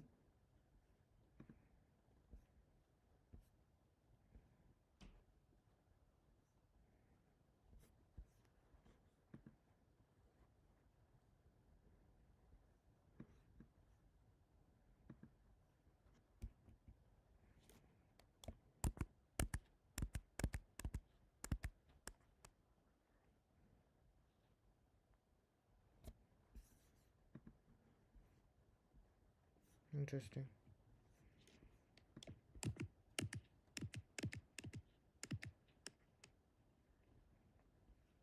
Okay. Interesting. Okay, we're going back into. Yeah, just needed to quickly take off the 3D print for the Starship and. Interesting. To finish that off. But yeah. Okay, we're going back into. Obviously, yeah, just needed to. It would be nice if I could have take the off color the 3D part print for the Starship. But that's for another day, I guess. Finish that off. But yeah. Okay, we're going back into. Obviously, yeah, just needed. Okay. Yeah, let's go. A lot of stuff is end of the report, preparation.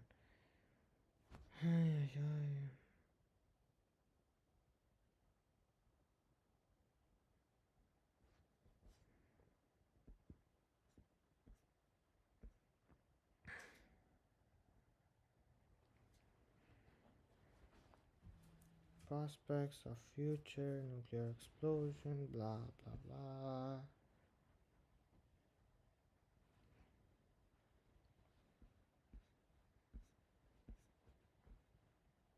Okay, I'm gonna just use my eyes and not talk because that's gonna be the fastest way, 392 Soviet Union official representatives identified.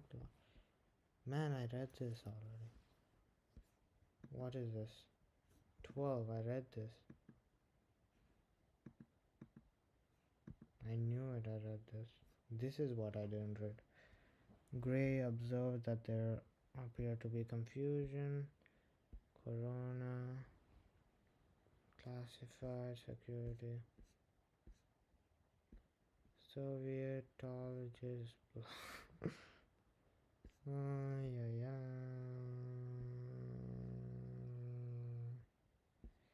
Got it. You want ominous out. I understand. The board met at the Pentagon with General Maxwell. A lot of stuff is happening, talking about.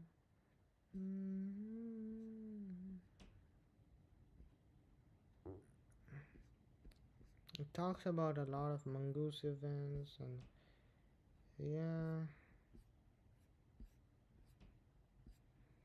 I think this could have been. This could be boiled down to what what do you call it? Boiled down to like how the assassination happened.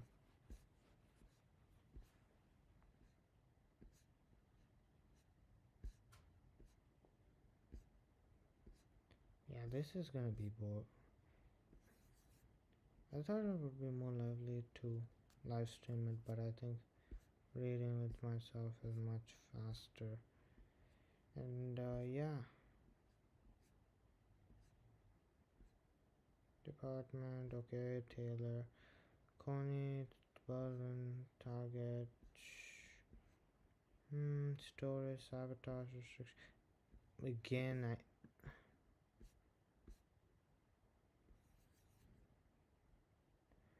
there are similarities.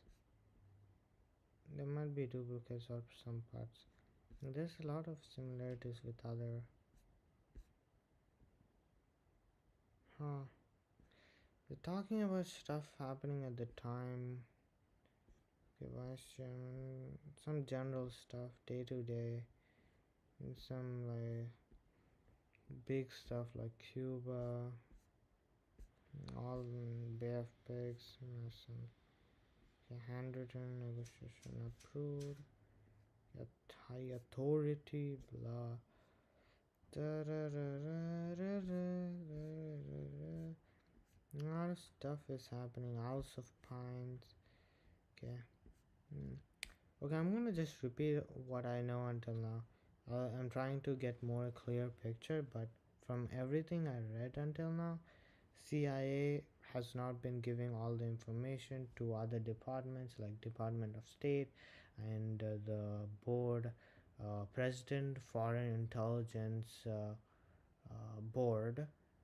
They haven't been given information to serve the president with information about all the stuff like Cuba and everything. They made a meeting when he first like around January when he first came into office. There were the first meeting started then. Since then, many meetings have happened, and people are talking. People are talking back and forth from CIA and stuff, and one action was taken is that covert operations and intelligence operations, just like intel gathering, should be different. There were two options proposed. One is just divide CIA, take out the covert operation and put it into DOD or something, and yeah, but they didn't because the Department of Central Intelligence and some others suggested just make a sub directors within the CIA, and one has that one's in charge of covert missions, and one is in charge of the intelligence. But still, CIA intelligence should be the priority. I think it would have been nice to have just, or wouldn't. I don't know. It's hard to say.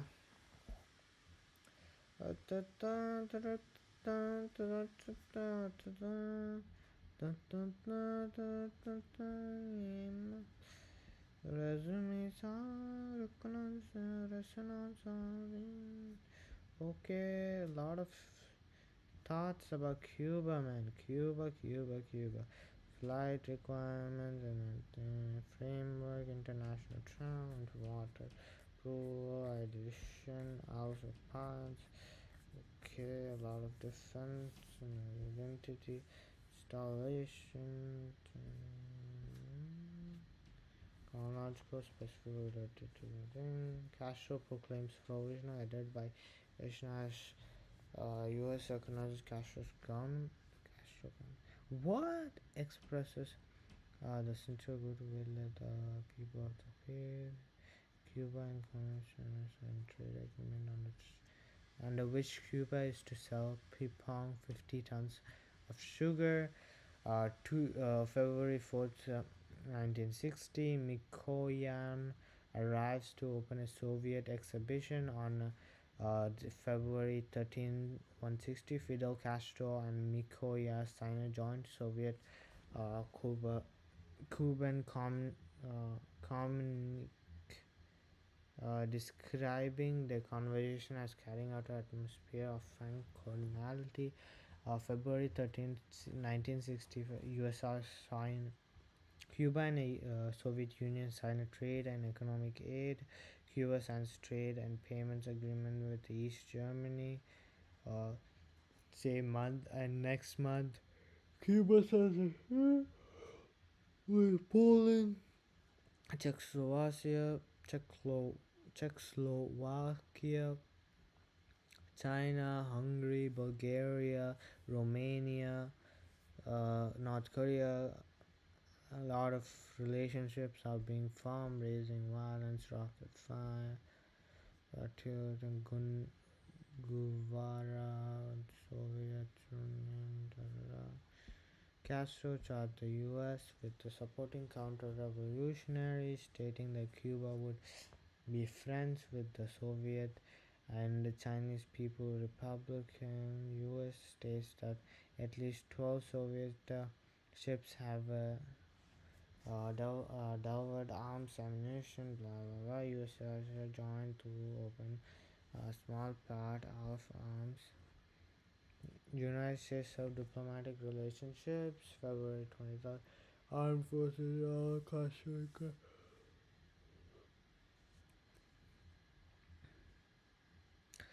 Minister of Finance Cuba Ballista administrator that just recently have resigned commentary for the investor part. Sad specific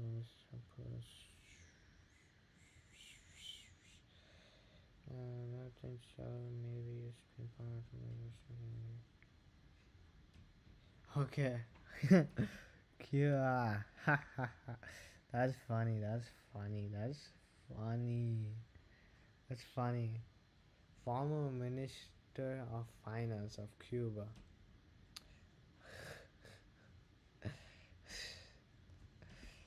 That guy told US about nukes in Cuba. Okay, April 3rd, 1961.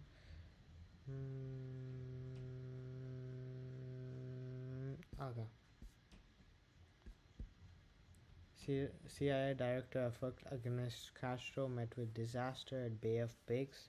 That happened around April 17th to 19. It happened from April 17 to April 19, 1961. The year that okay, Bay of Pigs happened a lot earlier than I thought. It happened like,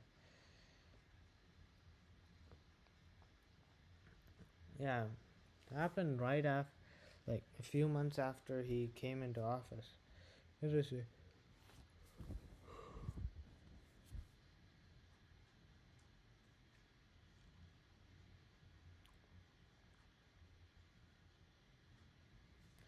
Okay, some statements.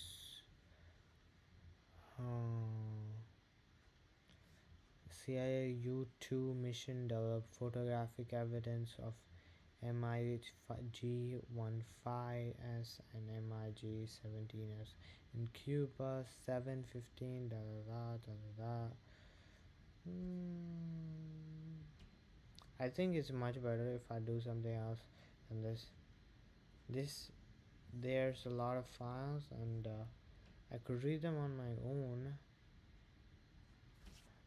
Okay.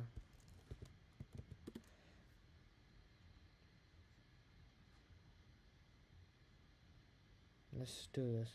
Something I've been 427 days into what should have been a 30-day mission, and it's turned into a nightmare. On the surface of Mars, 297 million kilometers away, is Ingenuity, a tiny 680-gram helicopter. It's made from off-the-shelf parts you'd find at home. It's got bits from an Android smartphone, batteries from a cordless drill, and to everyone's surprise, it's been performing well so far. But something is wrong. See, the Martian winter is coming.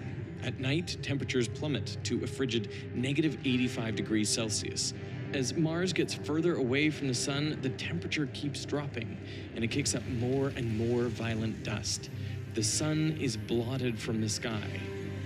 On her 427th day on Mars, they try to reach her, just like the day before. But they get no response. They try again, nothing.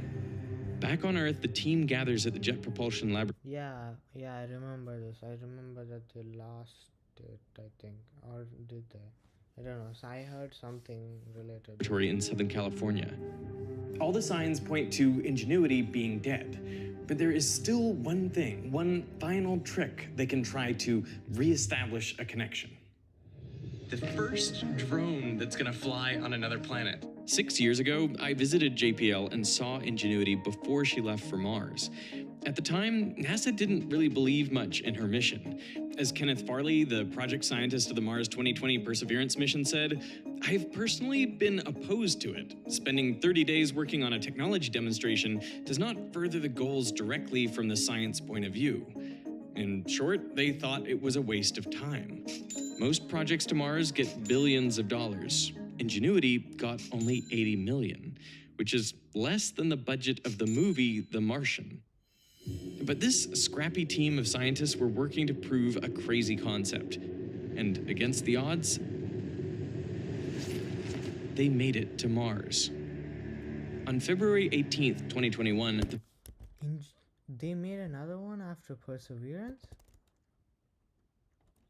What?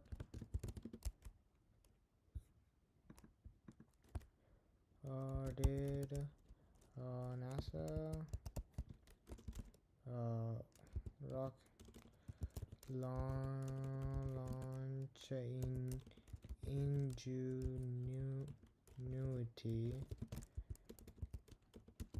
after Perseverance rover? No, NASA did not launch Ingenuity after Perseverance. Both Perseverance rover and Ingenuity helicopter were launched together as part of Mars 2020 mission on July 30, 2020, aboard Atlas V rocket from Cape Canaveral. Okay.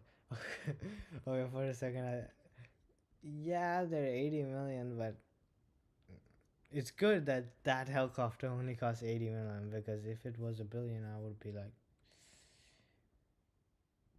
like, are we really? Perseverance rover survives entry and lands on the Martian surface. Attached underneath is Ingenuity. This marks Sol 0, her first day on Mars. They sever the umbilical cord, and Ingenuity, affectionately known as Ginny by some on the team, prepares herself. Her mission is simple: prove that flight on the Red Planet is possible. But with an atmosphere just 1% that of Earth, flying is really difficult. She must be ultralight, and her blades must spin at over 2,400 rotations per minute to generate enough lift. It's a design that no one is really sure about. For 2 months, they rigorously check her systems, running up the engine, testing navigation, and her control computer. Then, on Sol 58, they finally think they're ready. The blades spin up, and she takes off. Only 120 years after the Wright brothers on Earth, humanity flies on another planet. Within days, they fly again, and then again, and again. In just 1 month, they complete 5. That's such a thing. They just made a flying thing on another planet with a different gravity.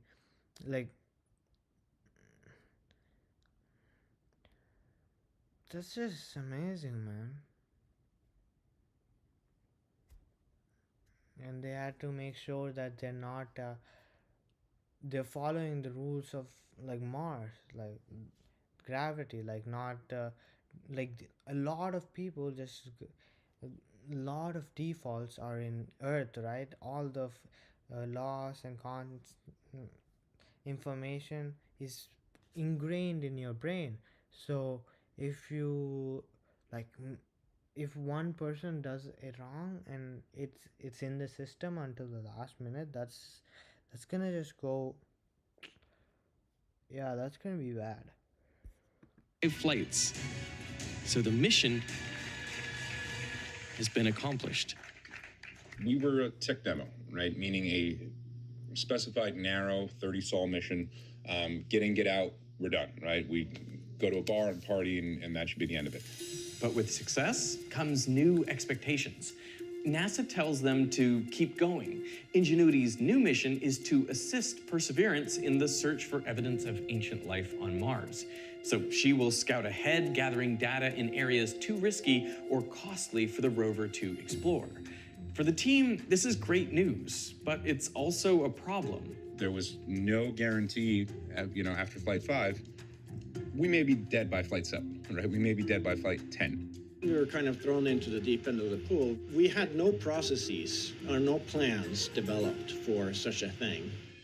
Until now, every flight had been carefully planned. They've all started from an area selected and analyzed by both satellites and the Perseverance rover itself.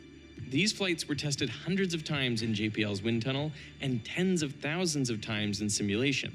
But now that they have to keep up with the rover, they're flying. It's just amazing that we have a rover on another planet. I hope we can have colonies too. I know it's, and for the people who say,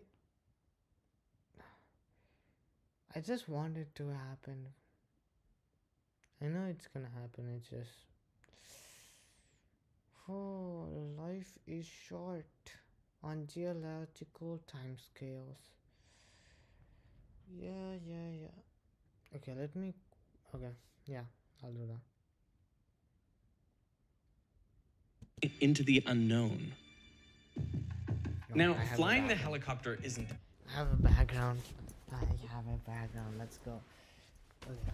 Yeah, I'm doing okay.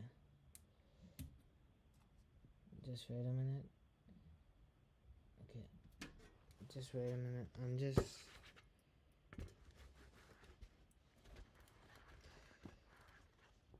I have a 3D print right now. Okay. Easy. At its closest, Mars is 56 million kilometers from Earth, which means there's at least a 6-minute round-trip communications time delay, which is way longer than Ingenuity's 2-minute maximum flight time. So she has to fly autonomously.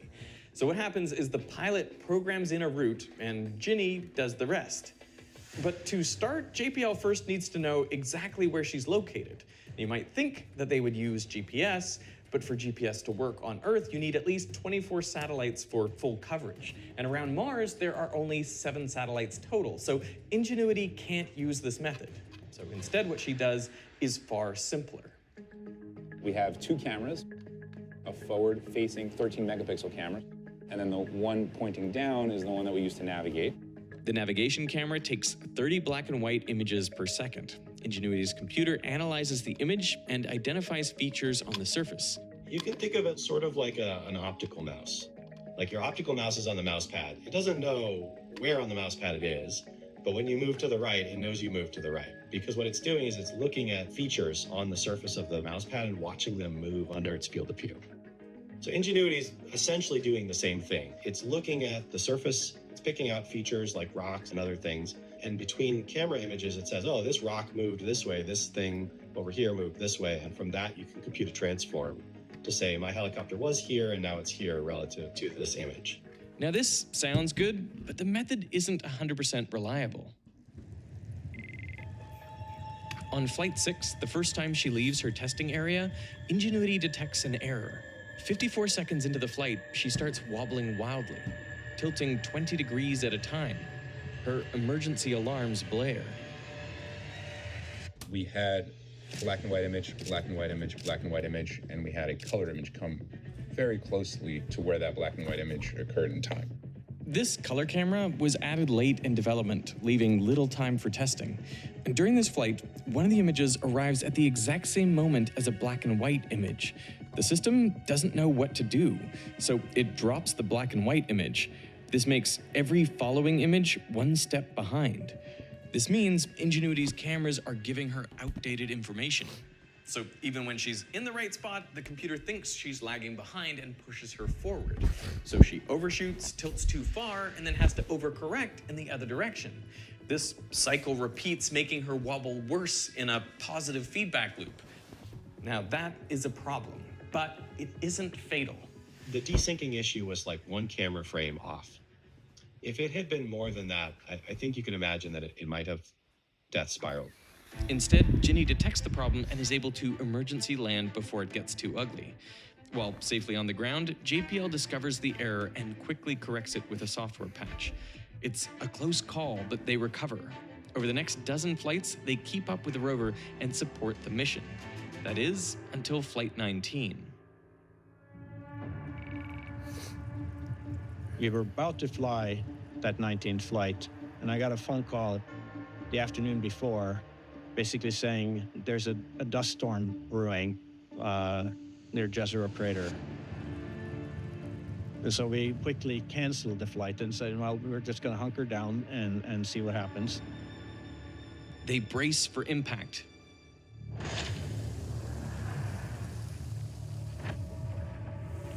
It lasts 6 days, with winds gusting up to 20 meters per second. That first dust storm in the middle of fall, in the first Martian year that we were on the surface, it clobbered us. But they make it through. Nervously, they try to make contact. And she survived. She hasn't died or toppled over, but now they have a new problem. That's amazing. Like, would our systems, like our drones, work? I don't think so. Like, dust everywhere, in the pedals, in all those little cranny stuff. Yeah. 6 days of dust storms. That's a lot. That's a lot. A lot of stuff need to be done to Mars before I can get a colony there. Dust. Dust on Mars is no joke. I mean, for Ginny, there are two big problems. First, dust is covering her solar panels, reducing power by 18%. And second, it's clogging her mechanical components. We went to go fly, and when we went to wiggle the servos, they were actually stuck. They were kind of jammed from the dust. So that aborted the first attempt at Flight 19. Now, JPL had anticipated both of these problems, but they hadn't had the time or budget to fix them. So for the first, they just have to accept that they have reduced solar power, and they adjust their flight durations accordingly. For the second, they find a workaround by repeatedly wiggling the servos until the joints clear. So she's able to keep flying, albeit wounded. And survival isn't getting any easier. See, every Martian night, the temperature drops precipitously. My friend Alex from the channel Astrum describes it well. With less atmosphere, Mars became far worse at retaining heat. When the surface starts to cool, there is no air to catch the escaping warmth. It is at the point where, if you were to stand on the planet's equator during its warmest time of the day, your feet might feel 23 degrees Celsius, while at your head, it would be 0 degrees Celsius. This means between day and night, Mars has some intense temperature swings. Temperatures there now range from highs of around 27 degrees Celsius down to a freezing minus 133 degrees Celsius at night. If you want to learn more about how this leads to entire planet-covering dust storms, Astrum has a whole video on the Martian climate. So these massive shifts in temperature are happening all the time. But as Ginny's mission progresses, Mars gets farther away from the sun and enters the Martian winter. So it gets even colder at night, which is a problem. Many of Ingenuity's key electrical components are hand soldered, and big temperature swings cause expansion and contraction of this metal, and so that can eventually break these connections. Also, inside the batteries, a liquid electrolyte solution allows lithium ions to move between the cathode and anode during charging and discharge. I didn't even notice it's 3 a.m. I have work tomorrow. It's 12 already. Interesting indeed. Okay, Twitch,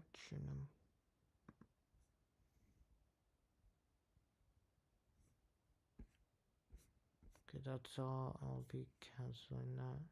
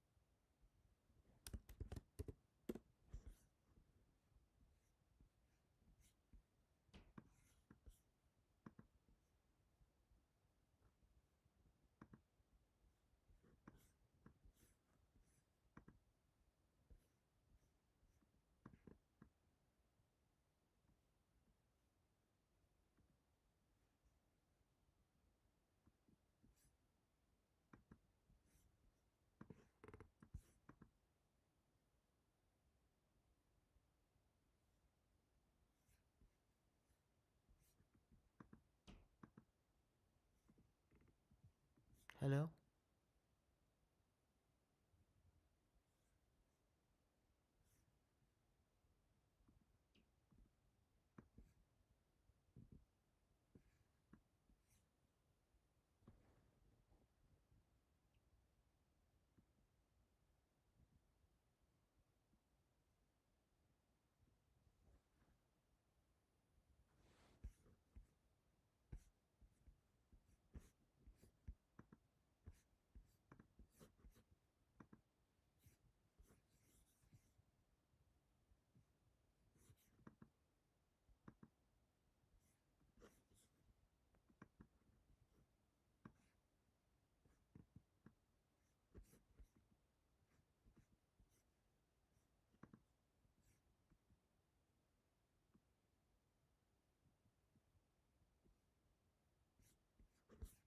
Distance off.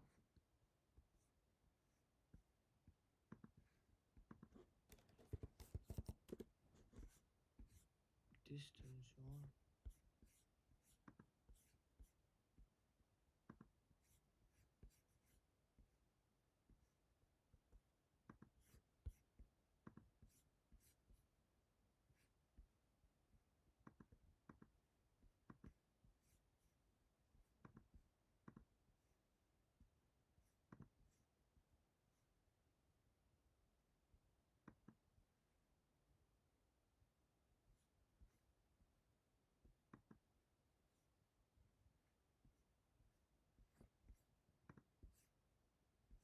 Okay, that's good. It didn't add those.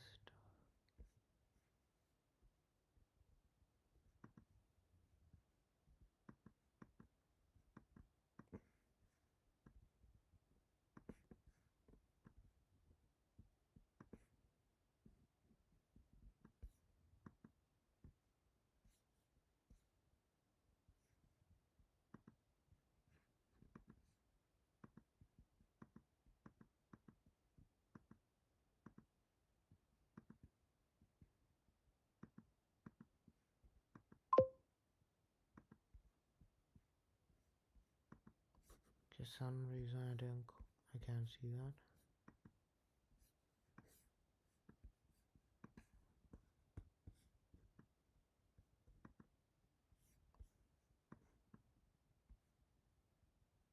What is happening?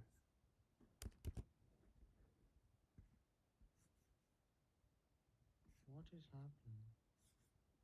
Like, the video is alright, everything's alright, but like, the video is alright, everything's alright, but like, the video is alright, everything's alright.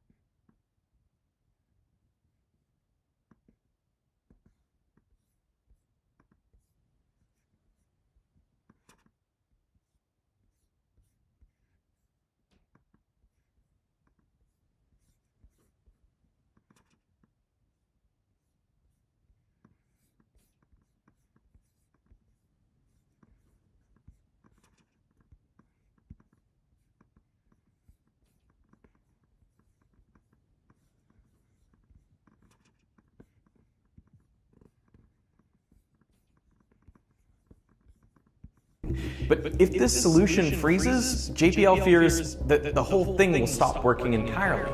So what they do is keep all the components sensitive to the solution freezes. JPL fears has resistance heaters that run during the night.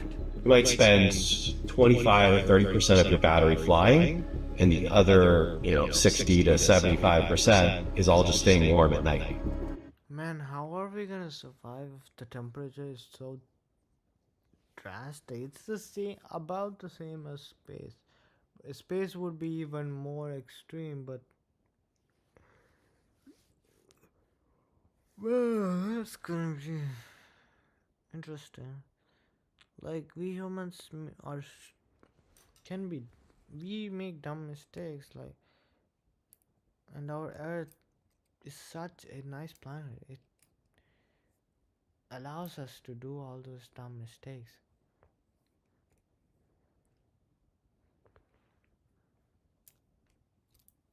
Come on. Problem is, the colder it gets, the harder the heaters have to work.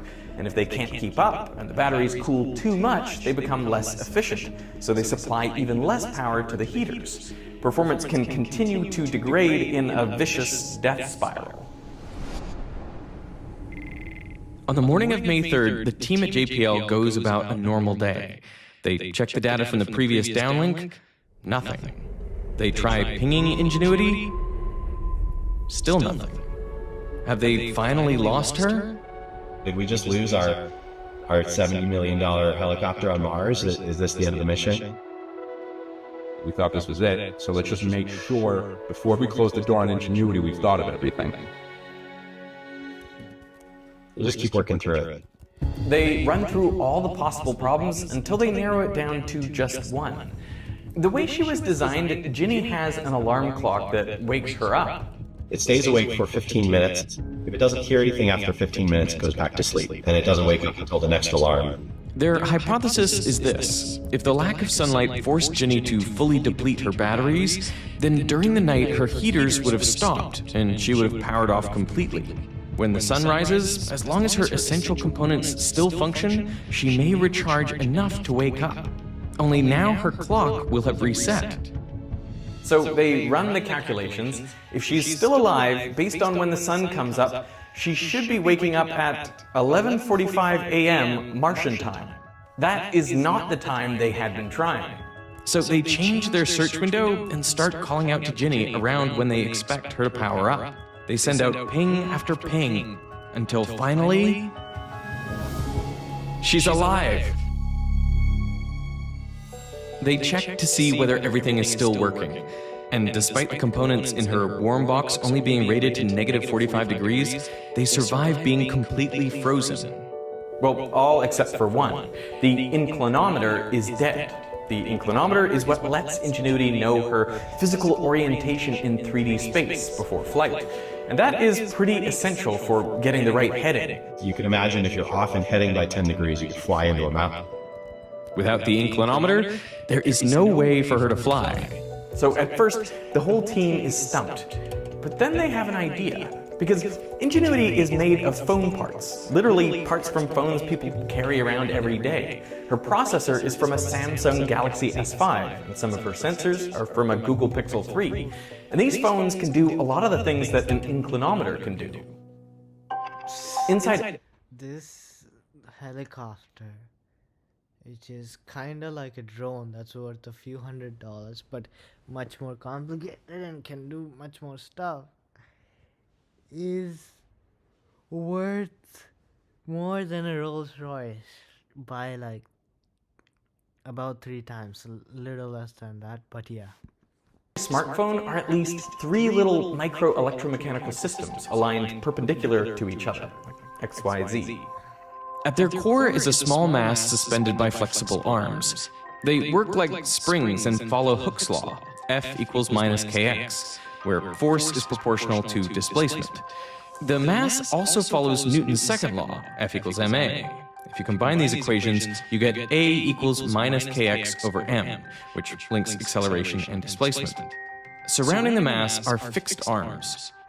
When a voltage is applied to the mass and arms, they form a capacitor, where epsilon and A stay constant, but as the mass moves, the distance between them changes with x. This alters the capacitance, which becomes more noticeable with multiple plates, hence why they have so many little arms. By measuring capacitance, you can determine displacement, and since displacement is proportional to acceleration, changes in capacitance allow us to measure acceleration. That's why these devices are called accelerometers. And by integrating acceleration over time, you can work out velocity and then position. This is how motion tracking works for screen rotation, gaming controls, and step counting. If you add gyroscopes, you get an inertial measurement unit, or IMU, and Ingenuity has the same IMU as the Google Pixel 3. So the team at JPL had an idea. They could reprogram the computer to use the IMU to replace the inclinometer. The inclinometer is really just accelerometers that allows us to tell the initial attitude of the vehicle in roll and pitch. And the IMU also has accelerometers, so in principle it gives you some information. So from the clutches of failure, they get her running again. We got lucky in that, like, the one instrument we could afford to lose was the one that died. But the IMU isn't space grade. In fact, none of these off-the-shelf parts are, which means they're vulnerable to cosmic rays. On Mars, the thin atmosphere doesn't just make it harder to fly, it also means cosmic rays reach the surface more easily. And a single cosmic ray can strike a computer register and flip a bit inside the computer, which can lead to some strange behavior. It even happens here on Earth. It once added 4,096 unaccounted votes to a candidate in a Belgian election. Now, on a Martian helicopter, flipping the wrong bit at the wrong time could mean losing control and crashing. So why doesn't that happen? If you asked somebody 10 years ago, can you fly just the latest cell phone processor? They'd be like, no, it'll last like 2 days and you'll be dead, right? turns out that cosmic ray bit flips are not as big a deal as NASA thought. The off-the-shelf components hold up way better than they expected. And this is an important finding. Rather than going through all of the development cost of building up a processor from scratch to be radiation tolerant, what we're finding is you get a lot better bang for your buck by just going and basically buying batches of different processors and just qualing them. That means throw them through a radiation test campaign, look at the failure rates, and figuring out, hey, this guy, we don't know why, but for whatever reason, this processor over here is great. It holds up, so we'll fly that. Now, using these surprisingly robust off-the-shelf parts, they survive the rest of the winter. But they're only barely able to stay within the communication range of the rover. Springtime came, birds were chirping on Mars. Talk about spring optimism, right? Like coming out of winter.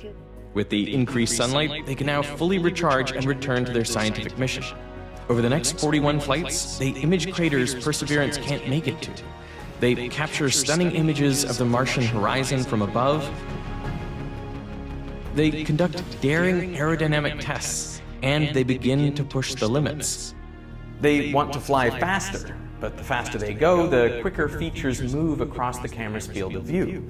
And the vision navigation system just can't keep up with that. So JPL comes up with a solution. They fly higher. Then they can expand the field of view, which means features will move more slowly through frame. So from an initial goal of a 10-meter altitude, they go up to 24 meters. And as a result, they're able to go from flying at 2 meters per second all the way up to 10 meters per second. We set speed records, distance records, altitude records, just everything we could think of to push that flight envelope on Ingenuity. Really make the most of this once-in-a-lifetime opportunity of having a helicopter on Mars. Everything is going swimmingly. Ginny and Perseverance have made it all the way to Neretva Vallis, a river delta in Jezero Crater. But on Flight 71, there's a new problem, and it's worse than any of the ones that came before. Now, Ingenuity's only scientific payload is a camera, so she's taking hundreds of photos a day and sending them to JPL. And she's not alone. Perseverance does the same, including this selfie with Ingenuity. Honestly, they're the most chronically online duo on Mars. We always know exactly where they are, what they're up to, and they're constantly sharing photos. But really, how different is that from us? I mean, we spend most of our lives online, constantly sharing data. Except in our case, that data doesn't just sit in a NASA archive. It gets bought, sold, and used in ways we're not always aware of. That's why I've been using today's sponsor, Incogni. I created my account a year ago, and since then, they filed over 300 requests on my behalf, resulting in my data being removed from over 100 marketing and spam databases. If I tried to do that myself, it would have taken around 230 hours, literally weeks of work. That is time I can better spend making videos, which I'm sure you appreciate. So to try Incogni, visit incogni.com/Veritasium. I'll put that link down in the description, or you can scan this QR code. And when you do, make sure to use code Veritasium to get 60% off your annual subscription. So head over to incogni.com/Veritasium and protect your online data today. I want to thank Incogni for sponsoring this part of the video, and now back to Ingenuity. So we just had this one final thing to do. We needed to cross the sand dune and make it to Bright Angel to rendezvous with the rover. So on 71, we basically went up, we were flying, and then after about 10 seconds of flying with degraded navigation, we went into an emergency landing mode and sort of came down hard. They hail Ginny, and luckily, she's still alive. In the error code, they discover the problem. As she was flying over the dunes, there just weren't enough rocks or landmarks for her camera to identify. And without those references, she quickly lost track of her position and had to make an emergency landing. It's similar to the camera issue from Flight 6, but this time there's no software fix. They check for structural damage, but surprisingly, everything is still intact. So they attempt another flight, this time going straight up to scan the surroundings and then coming straight back down. Simple. We popped up, took pictures, and then on the way back down, we hit the same problems we did on 71. Only this time, it's fatal. Perseverance drives over and captures this image of her crash site. When we saw the blades broken. When we saw that first image after Flight 72, that was heart-wrenching. It was like, no, there's no way this mission can continue.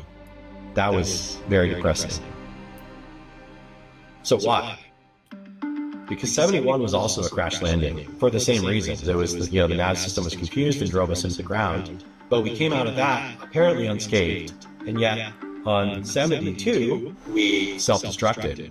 This is the first air crash investigation on another planet, right? Yeah, that's right. First aircraft on another planet, and then the first air crash investigation on another planet. Yeah, they kind of go hand in hand. At the crash site, they find Ingenuity's blades scattered, but not in the way they expect. We noticed something interesting, which was there was no blade strike spot. Blades spinning this fast, when they hit the ground, right, they're going to create a spray. There's going to be a pattern, probably even visible from orbit. And we didn't see anything like that. So if the blades didn't strike the ground, then what happened? So this is an actual prototype blade from the development phase. This is essentially identical to the blades on Ingenuity. It's a carbon fiber composite with a foam core. It's incredibly light if you want to feel it. Yeah. Whoa, that's actually great. That's like at least a quarter of what I expected just looking at it. It doesn't feel physical. So why did they break? Well, as the blades spin, the tips of the blades trace out a circle, which you can think of like a hula hoop. If there's a force up on the near side, you might expect the rotor to tilt immediately in this direction. But that is not actually what happens. See, the blade isn't stationary, it's moving really fast. So when you apply this force, it actually only moves after that point. So the maximum displacement occurs 90 degrees later.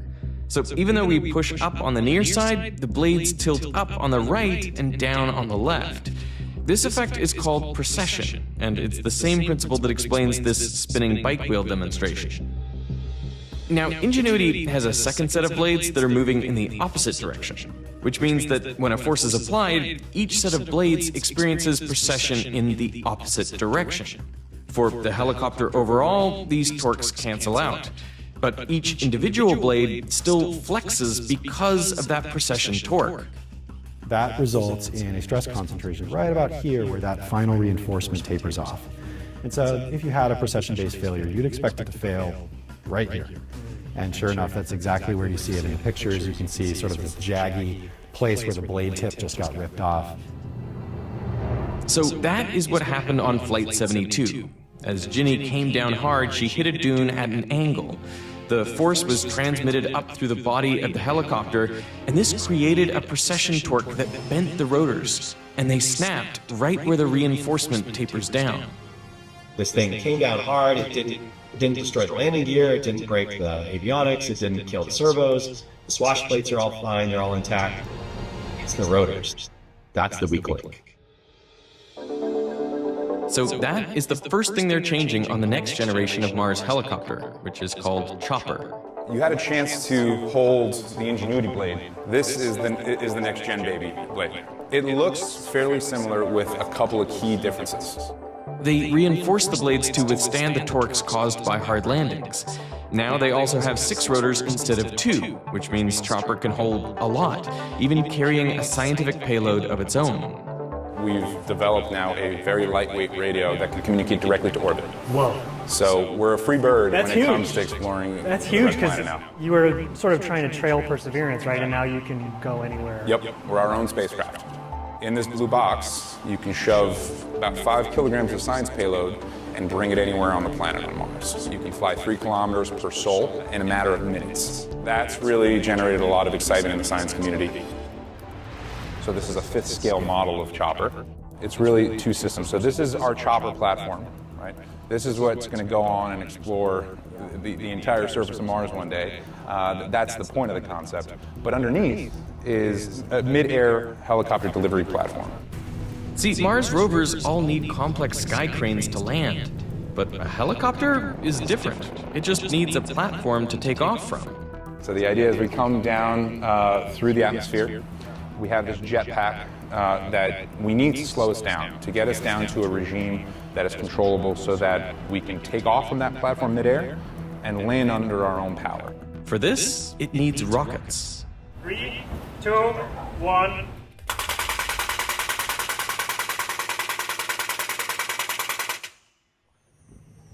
awesome. You're envisioning like a future of aviation all over Mars as a primary explorative capacity. In my mind, it's absolutely going to happen. It's just a matter of time. There will be fleets flying, throughout Mars. There will be airports on Mars one day, and we'll have aircraft the size of Chopper, more aircraft the size of Ingenuity, and even bigger than Chopper. NASA is thinking big thanks to Ingenuity, a project they once doubted. Because Ginny showed what is possible. In 1890, he had said, "I'm going to fly." It's like, okay, that kooky guy in his garage, he thinks he can fly, he's going to kill himself, right? After the Wright brothers, it's like, oh, okay, yeah, this is a thing that we're going to do. And so that's the change in mentality that's occurred because of Ingenuity. That's why, still sitting there on the surface of Mars, attached to the underside of Ingenuity, is a tiny scrap, 1 square centimeter of muslin fabric. It was taken from the lower left wing of the first airplane, the Wright Flyer. It was taken a tiny scrap. Sitting there on the surface of Mars, attached to the underside of Ingenuity, is a tiny scrap, 1 square centimeter of muslin fabric. It was taken from the lower left wing of the first airplane, the Wright Flyer. From the first flight on Earth to the first flight on another planet. From Ingenuity's grave on Mars, her spirit lives on. Except, she isn't quite dead yet. She's acting as a weather station now, capturing photos every day, capturing temperature measurements every day, something no one would have ever predicted before Flight 72, that if things don't go well, we'd just still have a functioning spacecraft. So she's a tank. The team couldn't be more proud of what Ingenuity's accomplished.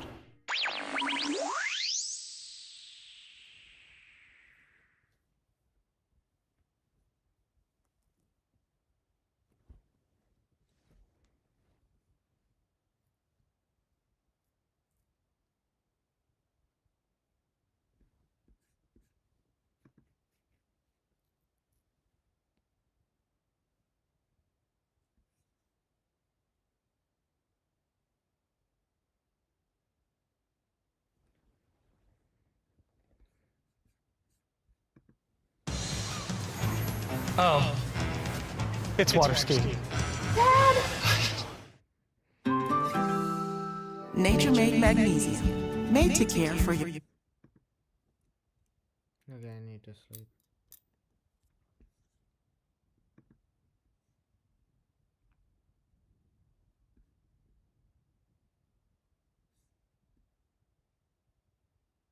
I think that's it. Yeah, it's working.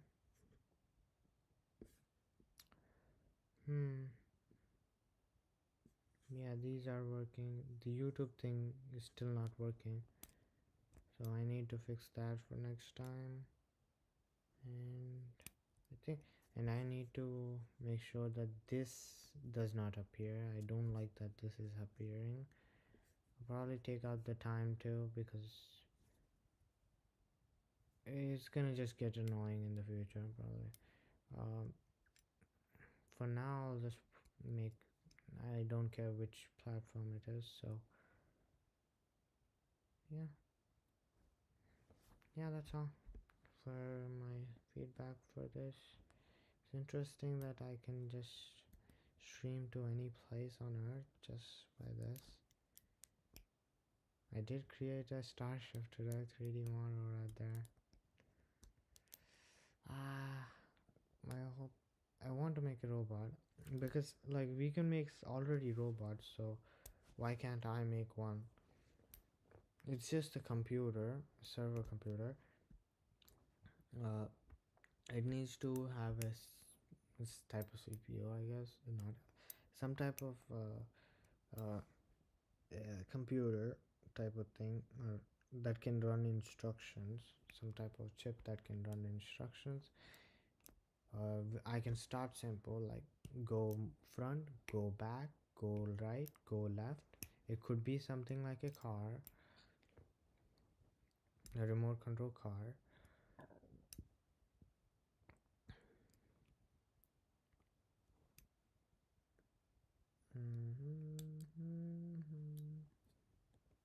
But that would be like, I don't want. how about walking? A robot, a small robot, like a walking robot. That would be fun, right? That would be fun. Just a Iron Man, small Iron Man. How would each of the things work?